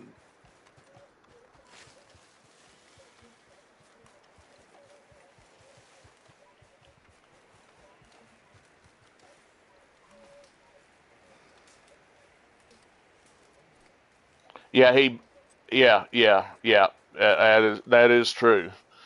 And um, he basically is getting a slap on the wrist for it. And so, I mean, it's just like, you know, I believe in if you've done a violent crime and without a doubt it's proven that you've done that violent crime, you shouldn't be allowed to spend even your life in prison. I say build a gallows out behind the courthouse and hang them and have a public hanging and put it on pay-per-view to pay for the court proceedings. You've got sick people that would want to watch that. I mean, I wouldn't, but uh,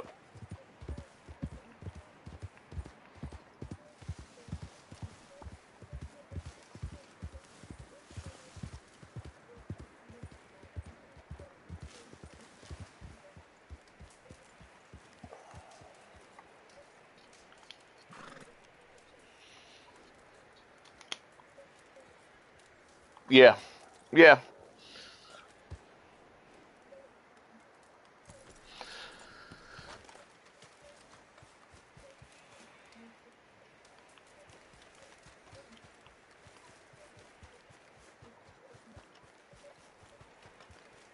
yeah.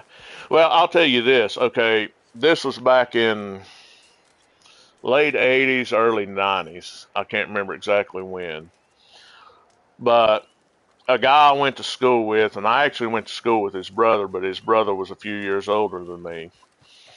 Well, his older brother is the one that done this. He got in an altercation with a guy in a movie parking lot, left, went and got a gun, come back, shot and killed the guy. Okay. He served, I think, 7 or 8 years in prison for that. That's flat out murder. People seen it. He left. That's premeditated murder because he left, went and got a gun, come back, shot him. Okay. Just a few years ago, that same guy killed his girlfriend and I think one other person. And then when the police was chasing him down, he pulled over on the side of the road and blowed his brains out. But the thing, my point is he should have never been out in the first place from the first one.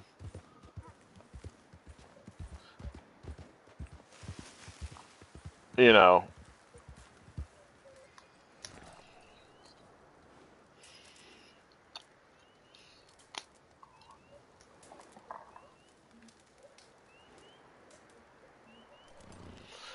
I usually go outside of Blackwater.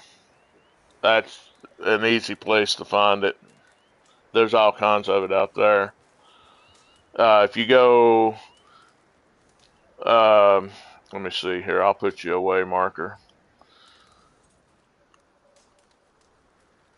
Yeah, anywhere's up in that area, either east or west of that waypoint, you'll find some golden currant. But yeah, I mean, I've just always been that way, and like anything against a child or elderly, I don't like. Uh, I think that should be capital punishment on those things as well.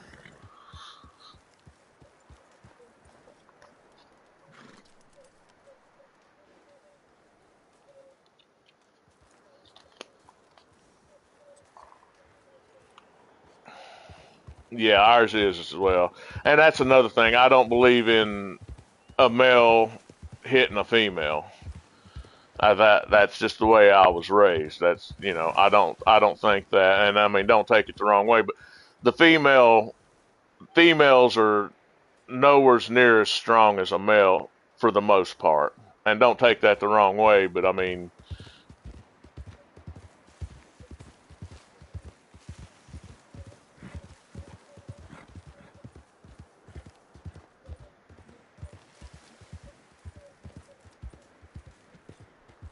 yeah, for the most part. I mean yeah, you do have some butch women that could overpower some of the weaker men that uh, and there's some women that as in general yeah, in general, yeah, that is definitely true. But I mean, I have seen some women that, and I'm a pretty good sized fella myself. I always have been. And there's some women that I've seen in real life throughout my life that I'm like, yeah, I don't know that I'd want to mess with her. Yeah, you know, but no, no, no. It definitely is not the general consensus of the situation. And I don't agree with those things. Now, you know, if two men have a beef, let them fight it out without guns, without knives. Just throw fists. The winner wins. You know, I yeah. And that when I was in high school, that's the way we were. I mean, if me and another guy had an issue with each other, we'd be like, all right, let's meet out here at such and such place. We'll take care of this situation. We'd go beat the crap out of each other, and then usually afterwards, even though we wasn't old enough to drink, we'd go out and get beer together, smoke some weed together or something, start partying. A lot of times we'd end up being good friends after it was over. We didn't have this, okay, you stepped on my Jordans, so I'm going to slit your throat or I'm going to shoot you or whatever, you know. But there again, that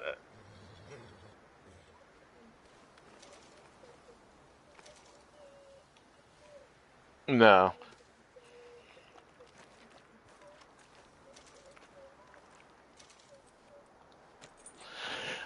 And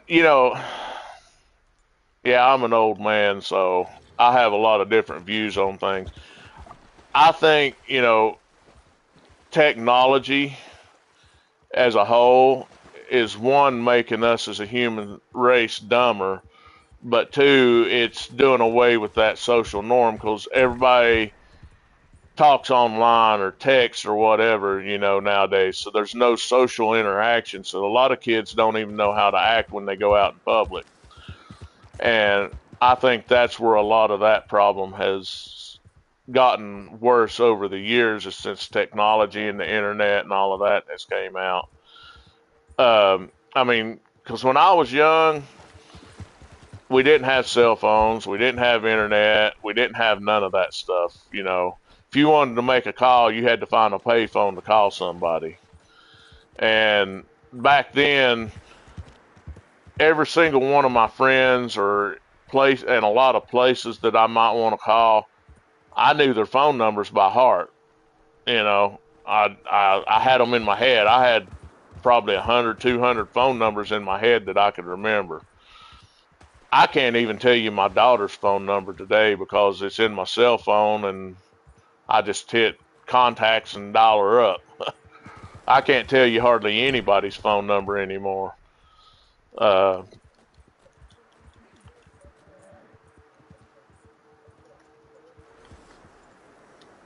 yeah, so I mean, you know, and I used to be real big about watching like History Channel and Discovery channels and things like that. And I've seen I've seen different documentaries or what have you to where a lot of scientists have even come out and said that some of the stuff that say like the Romans or the Egyptians or different societies throughout the history of the world built things uh, that yeah we could do it today, but with the technology and the equipment that they did it with, we couldn't get it built that today in today's society because we just don't have the technic the skill, yeah, the skill to do it the way they did it. Now, like say the pyramids, it took scientists quite a while to figure out how they actually built the pyramids the way they did. And I've watched different documentaries that comes up with different theories as to how they actually did it. Uh, but you know, they say okay, there's no way that with society the way it is today that we could build it with just the technology that they had back then. We just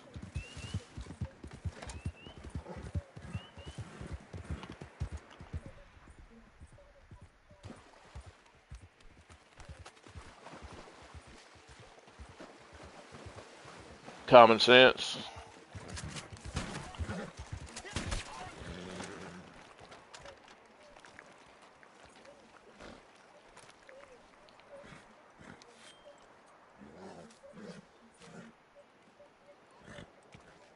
Hmm.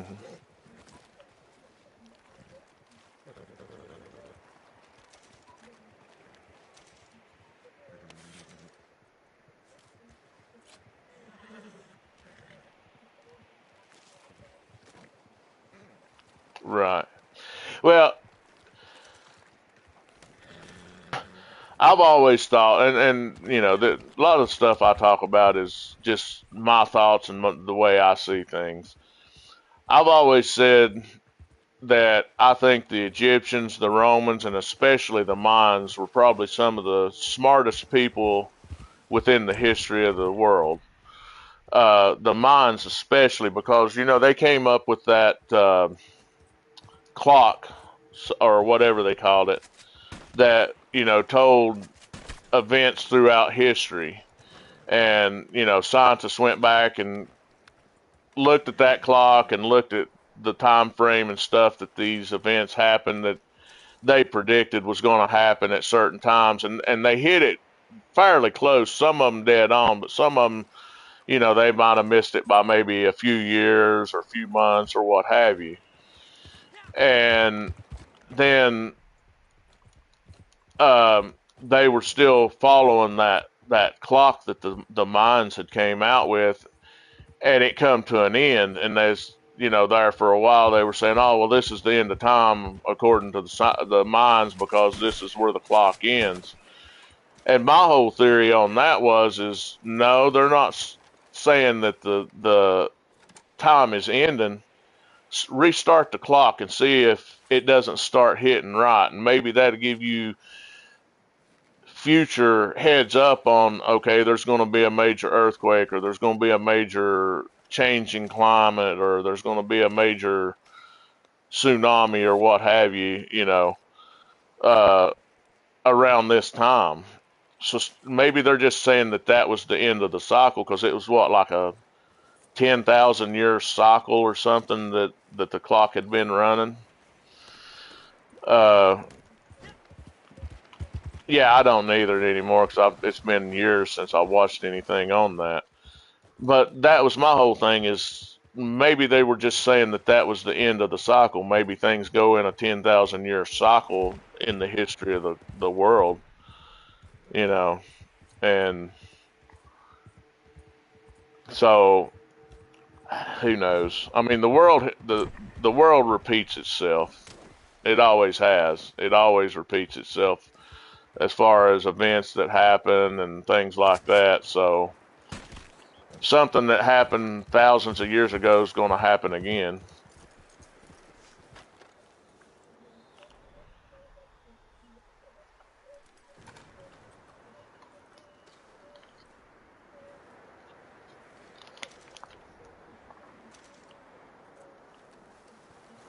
Hmm.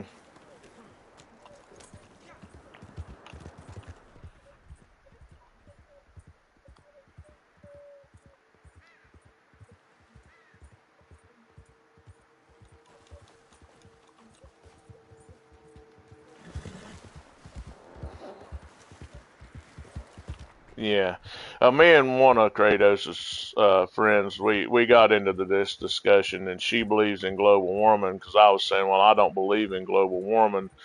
Not that I'm not saying that the Earth is heating up, but there's been multiple ice. Yeah, and now I do admit that some of the things that we do here on the Earth could be affecting it to some extent, but if you go back and look at it, I think it was Al Gore's the one that first started bringing up global warming, and it was like sometime in the 80s or 90s when he started hollering global warming, and that's about the time that they started putting strong emission controls on vehicles. Okay, and they're yeah, and so they're starting to say that well, okay, it's accelerating. Well, we can't say for 100% certainty that it didn't do that in past times as well. That the heat cycle or the ice age cycle, as it got closer to time for it to actually hit its peak and reverse and go the other direction, that it didn't accelerate as well. You know, we can't say for certainty.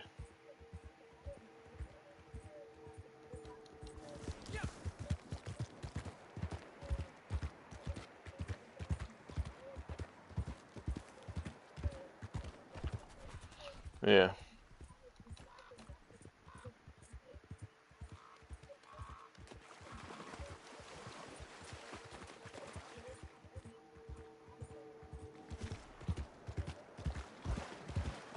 yeah.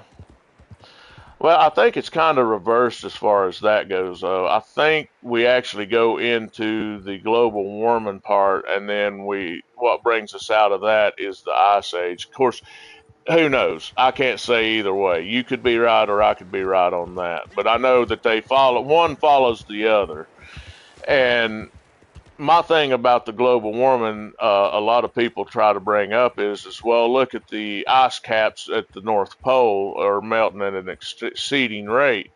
Well, take and throw some ice in a sink and let it start melting. As it starts melting, it initially starts out melting slowly, but as it melts, it speeds up. The melting process will actually speed up, and it will start melting at an accelerated rate. Now, granted, it won't get to the point to where you got a pile of ice and then 5 minutes later you have nothing unless you're running water on it. But it will gradually, continually melt faster as it goes along, and that's because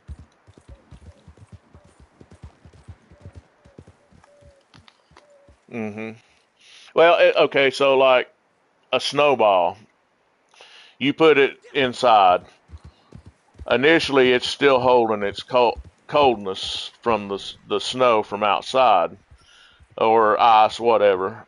Okay, as it starts melting, it's not only warming up on the outside, it's also warming up on the inside.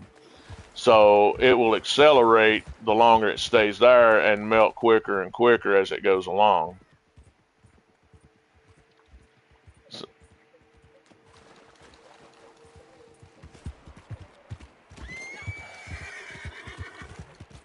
yeah,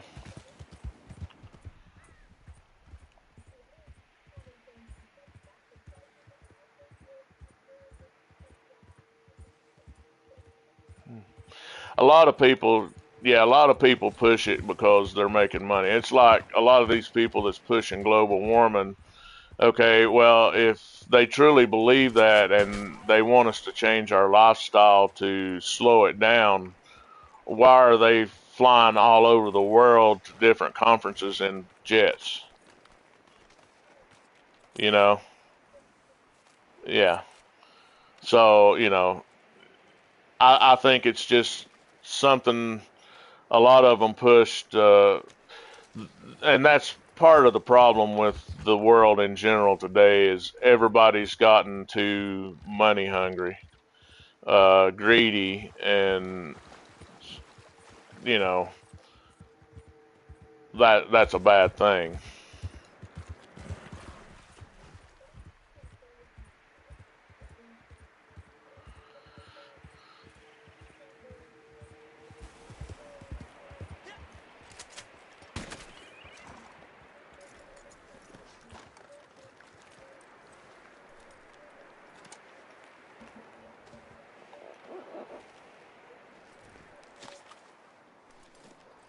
Yeah. Well, and the thing about renewable energy is, they've came out. I've seen shows and stuff where they've talked. Some people's talked about it that's not really pushing it. That renewable energy, as of right now, anyway, it may change in the future, but as of right now, renewable energy is not able to sustain the energy. Yeah.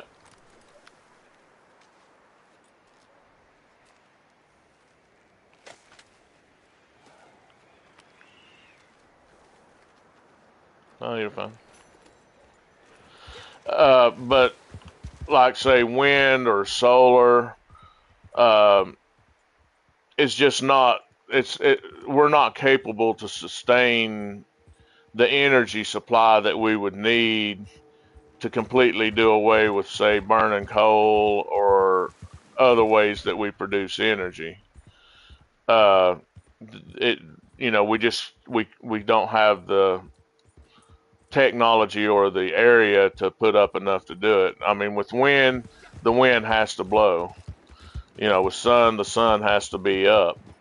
Yeah, now you can store it within batteries, but I mean, just to say run your house off of it alone, you would have to have a lot of batteries and hope that the sun was out enough each day throughout the whole year to charge those batteries to run your house off of throughout the day and then at night as well.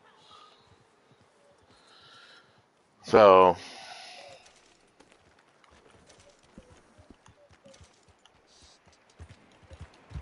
and electric vehicles, you can't sell me on those because an electric vehicle just doesn't have, as of right now anyway, it may change in the future, but right now, say if I wanted to take a trip across country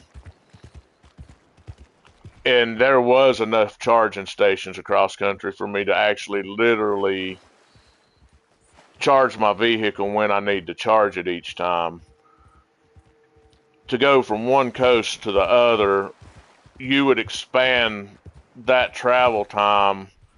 I sat down and figured it up one day. I can't remember now, but you would expand that travel time like by 3 or 4 days by the time you charged your battery up to go to the next charging station versus using a gas vehicle. Because I can fill my vehicle up 10-15 minutes from empty to full. Where with a electric vehicle, I'm going to have to set for, a couple of hours to go from a dead battery to a full battery.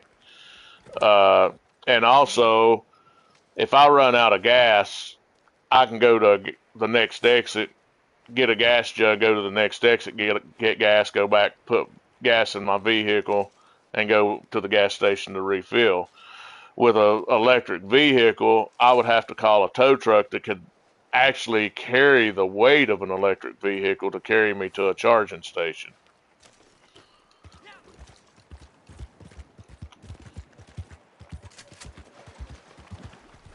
Yeah. So, I mean, and electric vehicles just don't have the pulling capacity that, say, a diesel or a gas powered vehicle does. I watched a guy, he done a test, and he had an electric truck and a gas powered truck, and they were both pulling the exact same load. And the gas powered vehicle, I can't remember exactly now, made it like 15 or 20 more miles than the electric vehicle, both of them fully charged and fully gassed, pulling the same load. Made it like 20 miles further or something like that, and they weren't, going like a great distance anyway. Electric vehicles, when they're pulling a load, it just really drains the battery quick. And electric vehicles, another thing, a lot of people don't take this into consideration, but um, let's say I'm in bad weather in cold weather. Okay, so it's nighttime, so I'm having to run my headlights, I'm having to run my windshield wipers, and I'm having to run my heater. That's going to drain that battery on that electric vehicle versus not really taking near as much gas to do the same thing in a gas powered vehicle. Around town, yeah, I could see electric vehicles being feasible if you're just staying around town, going to work or what have you. I could see them being feasible. Not that I would probably ever buy one, but still. Uh, I could see them possibly being feasible at that point. But for long distance or go ahead.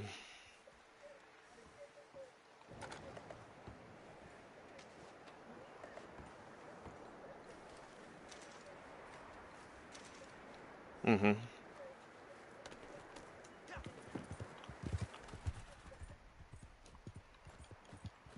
Yeah.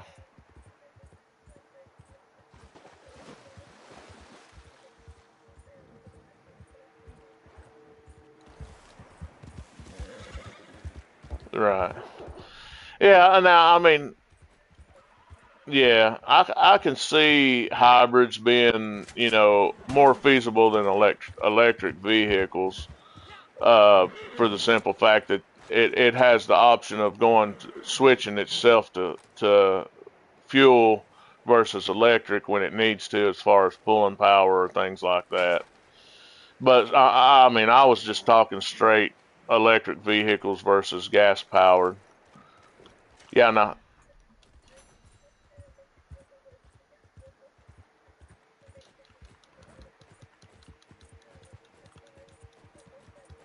Hmm.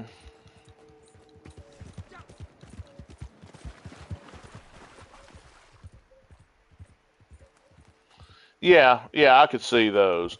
But and another thing that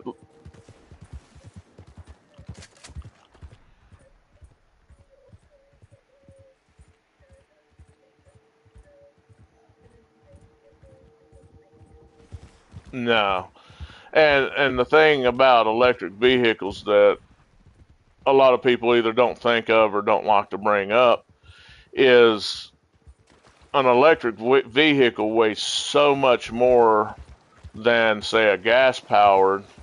So your infrastructure, as far as like your roads or whatever, is going to take a lot more damage from the weight of those vehicles versus the gas powered vehicle. And now we're talking about, running empty, not pulling anything or hauling a load.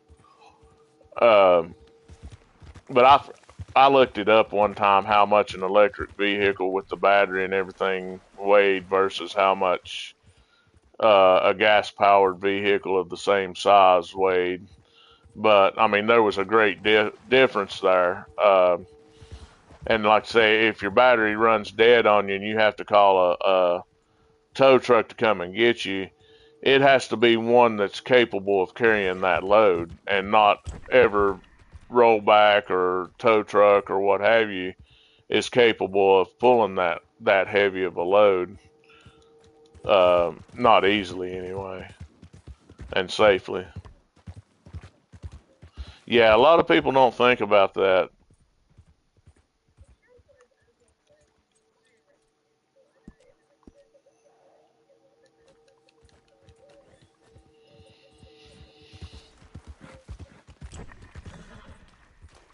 The electrics.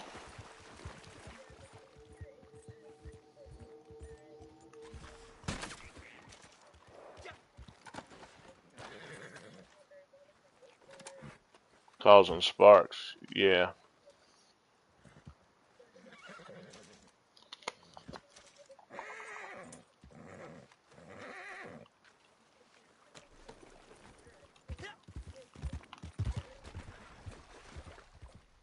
yeah,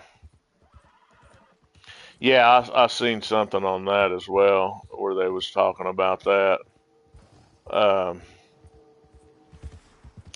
I don't know. I just maybe it's just because I'm an old man and it's new technology to me.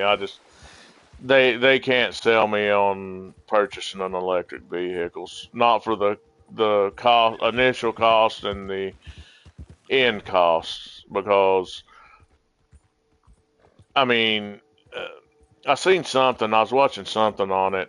They was talking about the cost of the batteries for the electric vehicles, and at least as of right now, um, you know, over time the battery's going to get to where it won't charge, so you're going to have to replace it.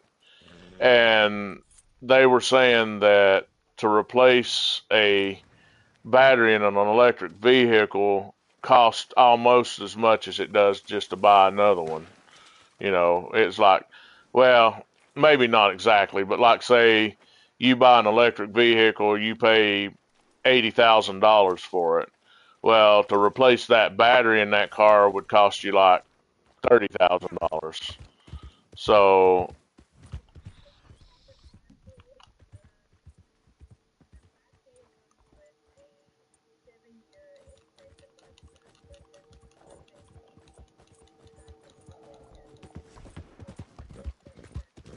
mhm.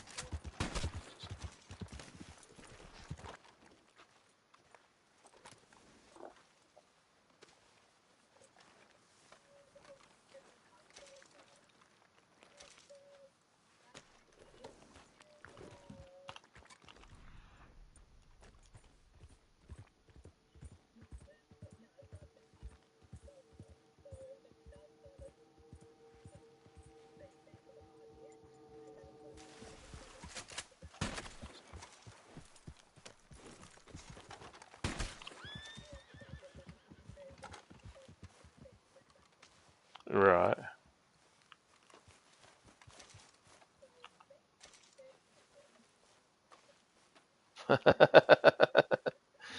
Well, I mean, well, and the thing is with gas vehicles, you have the potential of transmission or motor having to replace those, which can get rather expensive. But I mean,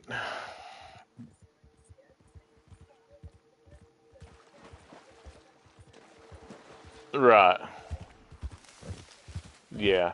Well, I mean, even batteries in your gas powered vehicles, you do have to replace ever so often. But I mean, you can run until the battery just won't start your vehicle no more, and then buy another one because you're not really.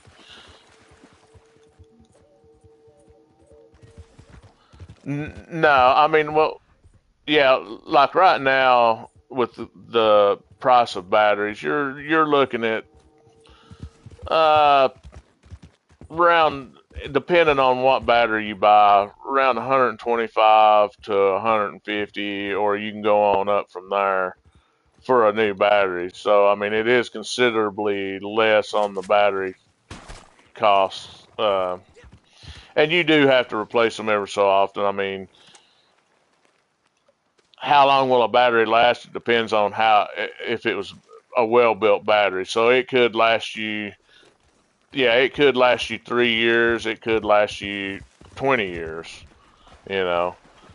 So you're just kind of up in the air as to how often are you going to have to spend that little bit of money to replace your battery. And the biggest thing with any vehicle uh, is maintenance. Take it in and have it serviced ever so often. It's like they recommend in a gas powered vehicle having your oil and oil filter changed. Some vehicles say a lot longer, but I'd never do that. But on average, 5,000 miles. I do mine about every 3 to 4,000 miles. Uh, so that it hopefully extends the life of the vehicle itself. So now I don't know about the hybrids or the electric vehicles. I don't know on those. But I mean, maintenance on your vehicle is the life of your vehicle. You don't maintenance it, you can't expect it to last very long.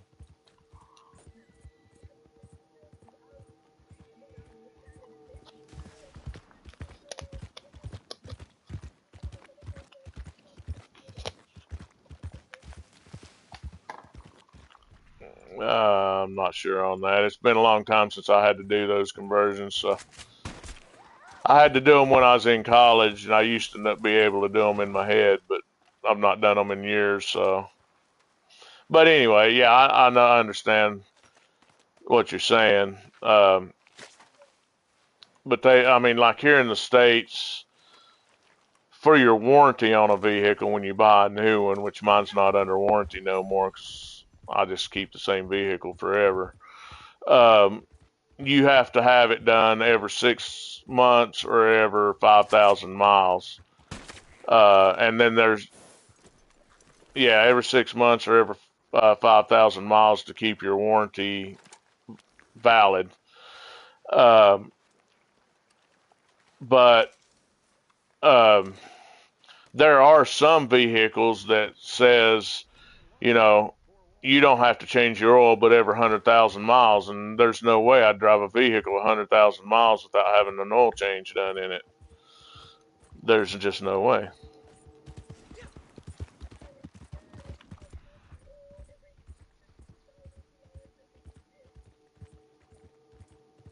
Yeah, that's probably being just out of the top of my head. I would say that that would probably be about every 5,000 miles because even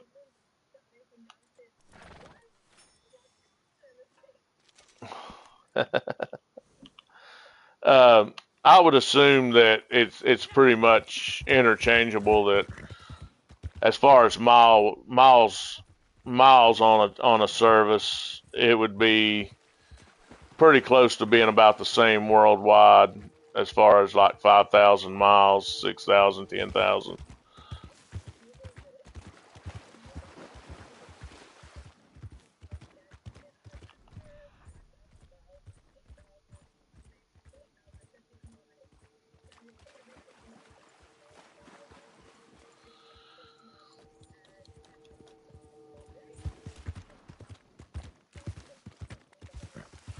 Well, now it could be your vehicle because I know, like I say, I know different vehicles are different amounts because some vehicles, even here in the States, you can go every 10,000 miles to keep your warranty valid.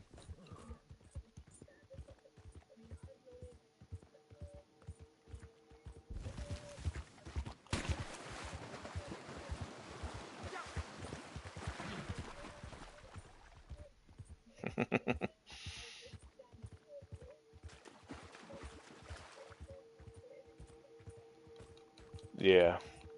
Yeah, and it depends, like I say, it depends on the vehicle because there are some vehicles here in the States that, like I said, says that you don't have to actually change the oil, but every 100,000 miles or something like that. Some mechanic was telling me. I was like, yeah, I'd never go 100,000 miles on a oil change. Um, but that's just going asking for your vehicle to wear out because as a motor runs, it's producing metal within the oil. So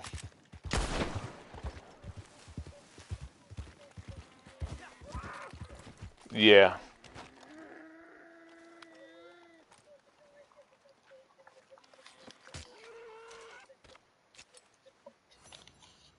yeah, not realizing it costs them more money in the long run.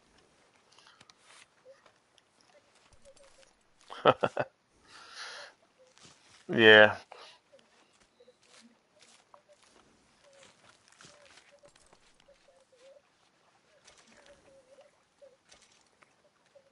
Okay. Yeah. Yep. Arc Raiders. Yeah, I will. I'm gonna take a short break and then I'm gonna jump over there and do my first stream on Twitch ever. See how that goes.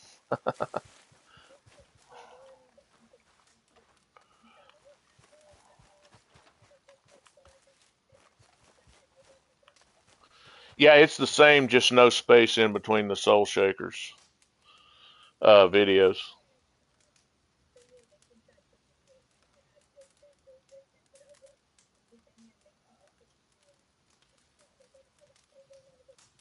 I don't know if I can. I'm an old man on sending the links. Just if you do get on Twitch, just look for Soul Shakers videos, all one word, and it should be the same icon. But I'm probably going to take me about a 30-minute break, get me something to eat, and do a couple things around the house, and then I'm going to jump over there. All right, appreciate it.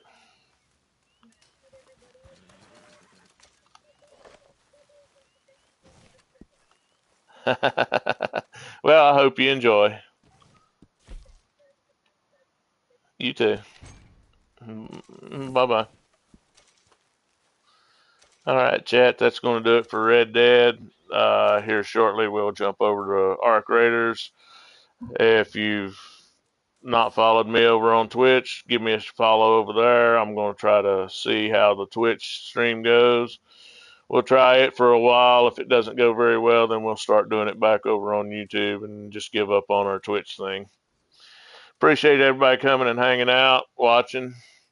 Thumbs up and all of that. The new subscribers, and we'll catch everybody here shortly over on Twitch if you don't mind jumping over there to watch.